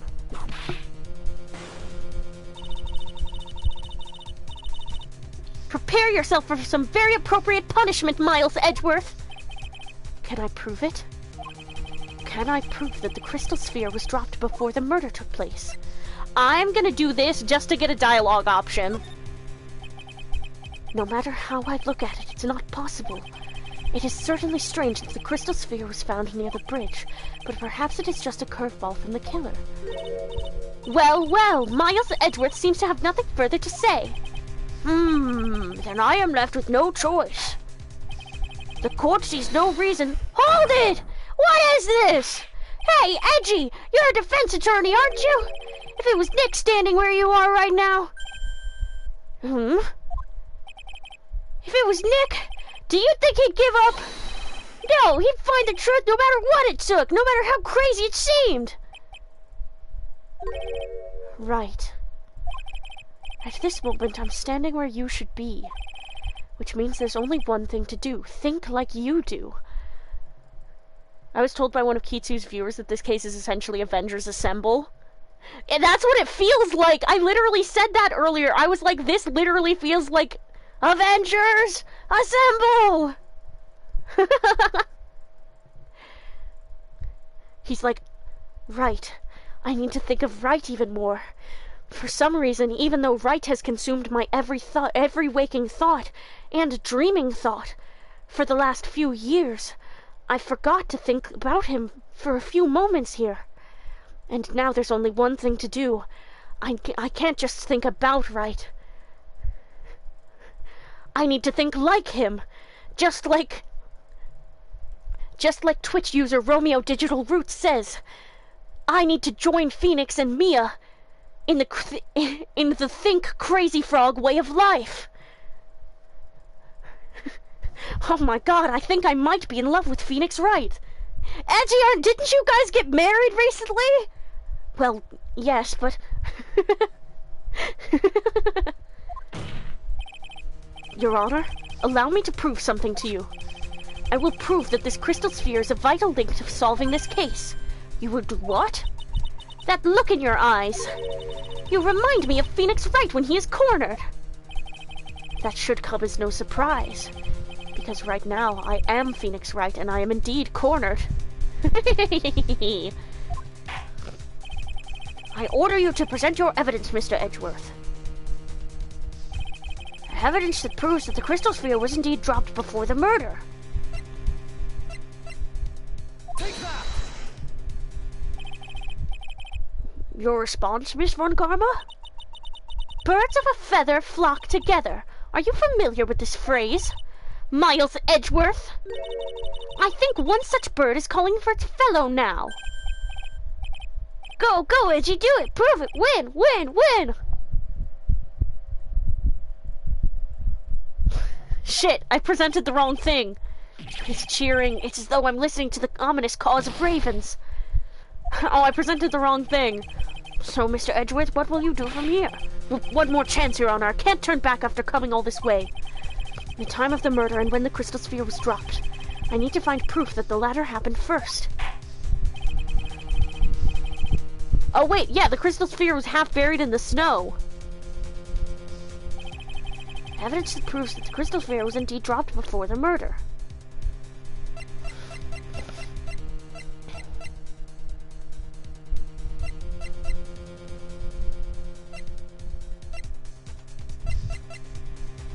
Half covered in snow.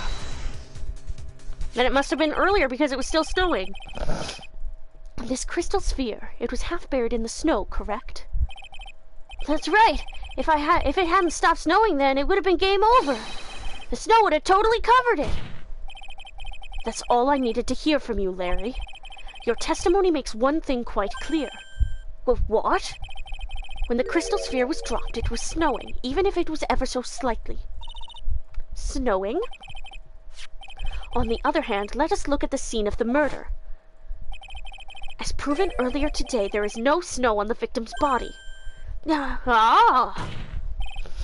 Therefore, the crystal sphere must have been dropped before the murder. What? Order! Francisca being like, wait, what? Edgeworth, you're in love with who? You got married to who and you didn't invite me? I can't believe you got married to that half-wit Phoenix Wright! Order! On the night of the murder, the victim did indeed go to Dusky Bridge. And there, something occurred that caused the staff's crystal sphere to come loose. What could that have been? This sphere. There is some blood on it, isn't there? Allow me to raise a certain possibility at this junction. The real crime scene was near the foot of Dusky Bridge. Objection! The murder didn't take place in the Hazakura Temple courtyard? Only a fool would suggest such a foolish piece of absolute foolishness. Just who is the fool, and which part is so foolish, Miss Von Karma? Have you been paying any attention this whole time, Miles Edgeworth? The sister saw everything. She saw the victim being killed by the defendant in the Hazakura Temple courtyard. That's not exactly true now, is it? To put it more precisely, what she saw was the murder weapon being removed from the victim's body. That's the same thing! No, it isn't. You said it yourself. Very little blood is actually lost at the moment of a blade's insertion. If you want to talk about when the most blood would be lost from a body, that would be when the blade is removed. If that statement is the truth, then Dusky Bridge could very easily be the scene of the murder. The murder weapon was not removed, thus there was no bleeding. You are forgetting one vital thing, Miles Edgeworth! Elias Donim's body was found in Hazakura Temple. On foot, it takes 15 minutes to travel from Dusky Bridge to Hazakura Temple. You mean to suggest someone carried the body all that way? I've made it this far. The only place to take this is to the end. I just need to prove that my version of the events is also perfectly plausible. Now, if the defense is ready, the court would like to have an explanation. Please show us the method by which the victim's body was carried to Hazakura Temple. Take that! On that snowy night, there is one way that a body could have been moved. The snowmobile. As we know, the snowmobile was used that night. It was explained as having been used to dispose of the murder weapon, but it could also have been used to carry a body. That would be an awkward ride. Order! This is completely unacceptable, Miles Edgeworth! You've dug yourself into your own grave! What do you mean? The only one who could have used the snowmobile was the defendant. She's the one who moved the body. Doesn't that put the final nail in your coffin? You're too late, Franziska von Karma. And in fact, the defense has proven something else entirely. We have shown that this case requires further investigation. What? Where was the victim, Elise Donim, really killed? If her body was moved, whatever for? And finally, just what does this image mean? Do you even need to think about that? Such a creature could never see the truth, let alone describe it. Objection! This witness certainly sits on one of the lowest possible branches of humanity. However, he would never utter a lie that could hurt a girl with whom he is enamored. He drew this, so it is something that actually happened. The defense stands firm on this point. Edgy, thank you! That settles it then. I cannot give a verdict under these circumstances. Grr! Right. I seem to have fulfilled my part in this. It is just as I thought. Franziska von Karma, you make a wonderful partner. Excuse me? There was one reason and one alone for me being here. To expose the darkness lurking in this case and then pass it on to Wright. Really? That's what this was all about? You could have just told me that from the very beginning. Then I wouldn't have had Francie whipping me all day out. Miles Edgeworth, I don't care about what you were here to do. This was my chance to finally grind you under my heel. A shame that your chance seems to have slipped you by. What a shame, Francie! This is all your fault. Such a terrible witness. You are an affront to all the legal system stands for. Ow, ow, ow, ow, ow, ow, ow, ow, ow. I demand satisfaction.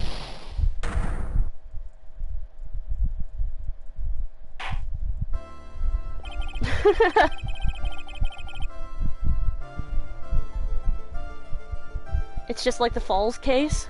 Yeah! And Larry died. I think I would prefer to come up with theories on my own.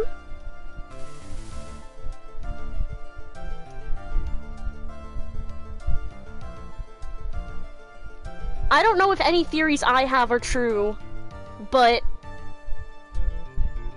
like, I don't know, I'm like, He's thinking outside the box, baby. Fuck yeah. Oh, this was the best section of any game ever. I have no fucking clue myself. Yeah, I think I want to discover it. Wait! Well then, I ask you who you think the killer is. There's something weird going on with Iris's connection to Dahlia. I can't tell if she is Dahlia, or if she's, like, Dahlia's twin sister or something. Or if she's covering for someone? Because it seems like she's someone kidnapped Pearl or something. Because she said that she can't tell him until she hears word that the Acolyte is safe. She could be talking about Maya, but I think Maya's a red herring. I think she's talking about Pearl. Ace Attorney loves strange sister connections. This is true. There's a lot of weird sister connections in this case, in this game. A lot of sister things in this franchise.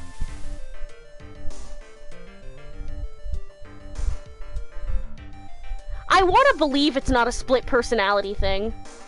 I think Iris might be her own person and Dahlia is her sister, but IDK anything else. Yeah, same. I don't believe she's her own person. I don't want to believe it's a split personality thing, or if she's just, like, reinvented herself. I think she's Dahlia. I don't know. I really don't know. There's so many layers of, like, if she is just Dahlia, that feels so obvious. But if she isn't, that feels more interesting to me. Like, how the fuck does that work? What's going on? You know? 'Cause, like, she has a truth that she needs to tell Phoenix. But, like, we are not clear on what that truth is. Just wait from what we saw of the investigation, it gets crazier. Oh my god. I cannot believe that the witness's testimony relates to an actual event. However, there has to be some sort of answer for the questions it raises. Have his words here today been the truth or lies? Next time we gather in this courtroom, those are the matters that shall be addressed. I am counting on thorough investigations by both the defense and the prosecution. And with this, the rest is up to you, right? Court is now adjourned. To be continued. Fuck, dude! Oh my god, wait! This means that we're not gonna get Edgeworth versus Godot! No, no, no, no, no, no, no! I wanna see my hot my hot men fight! I wanna see my hot men fight! I wanna see them bicker! I wanna see them get really nasty! No, no, no! I'm devastated! I wanted to see Edgeworth and Godot fight so bad!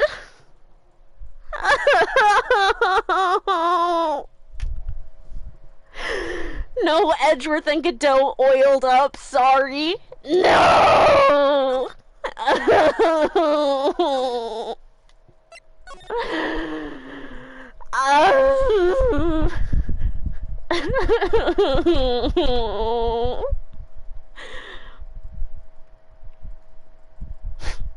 I just wanted to see two hot men fight. Nova evil as fuck for knowing all this and letting you get excited. Nova evil as fuck for knowing all this and letting me get excited. I can't believe that shit. Pats your back. It's okay, I wanted to see it too. Broke my heart as well. Thank you. I wanted to see them be bitchy and bickery together. I wanted to see them be so catty. I'm so upset. Betrayed by my best friend. Betrayed. How could they? Nova, when I fucking catch you, when you come to stream tomorrow, Nova, I'm gonna cry at you. I'm gonna be so fucking upset.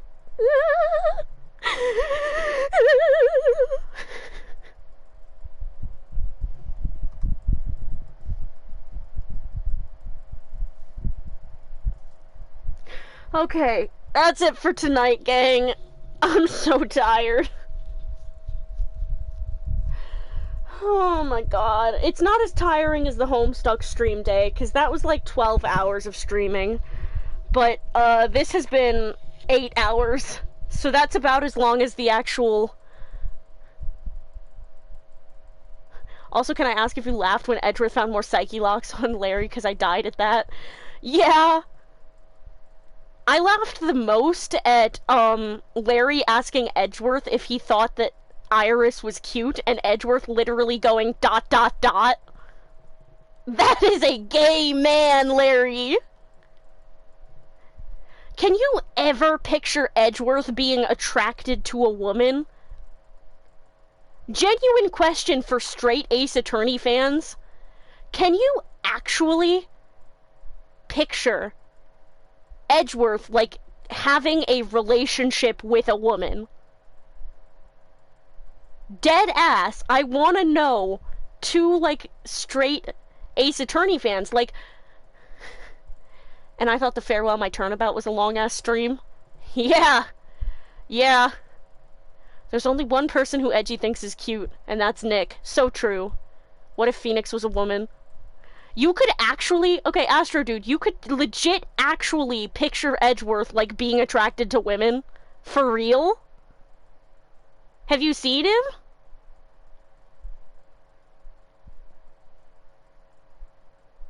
Me and Kit went for 12 hours. Damn. I just, like, that is a gay man to me. Either that or attracted to no one. Him and Phoenix are gay, dog. I don't know what to say. It's right there. It's the fucking Sasuke and Naruto shit. This shit makes so much more sense if they're gay. The Molar's image is burned into my mind. Okay, I could see him as ace or gay. Or both.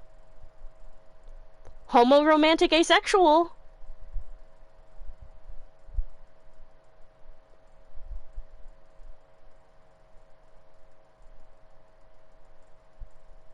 Ace people can still date.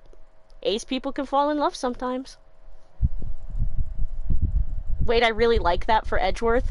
That feels, yeah, it feels like a nice one. Nice headcanon for Edgeworth. Gay ace.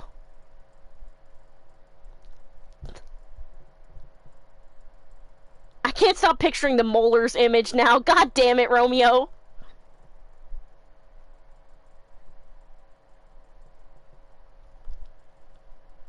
Anyways, go get some rest, dude. Yeah, it's almost 12:30.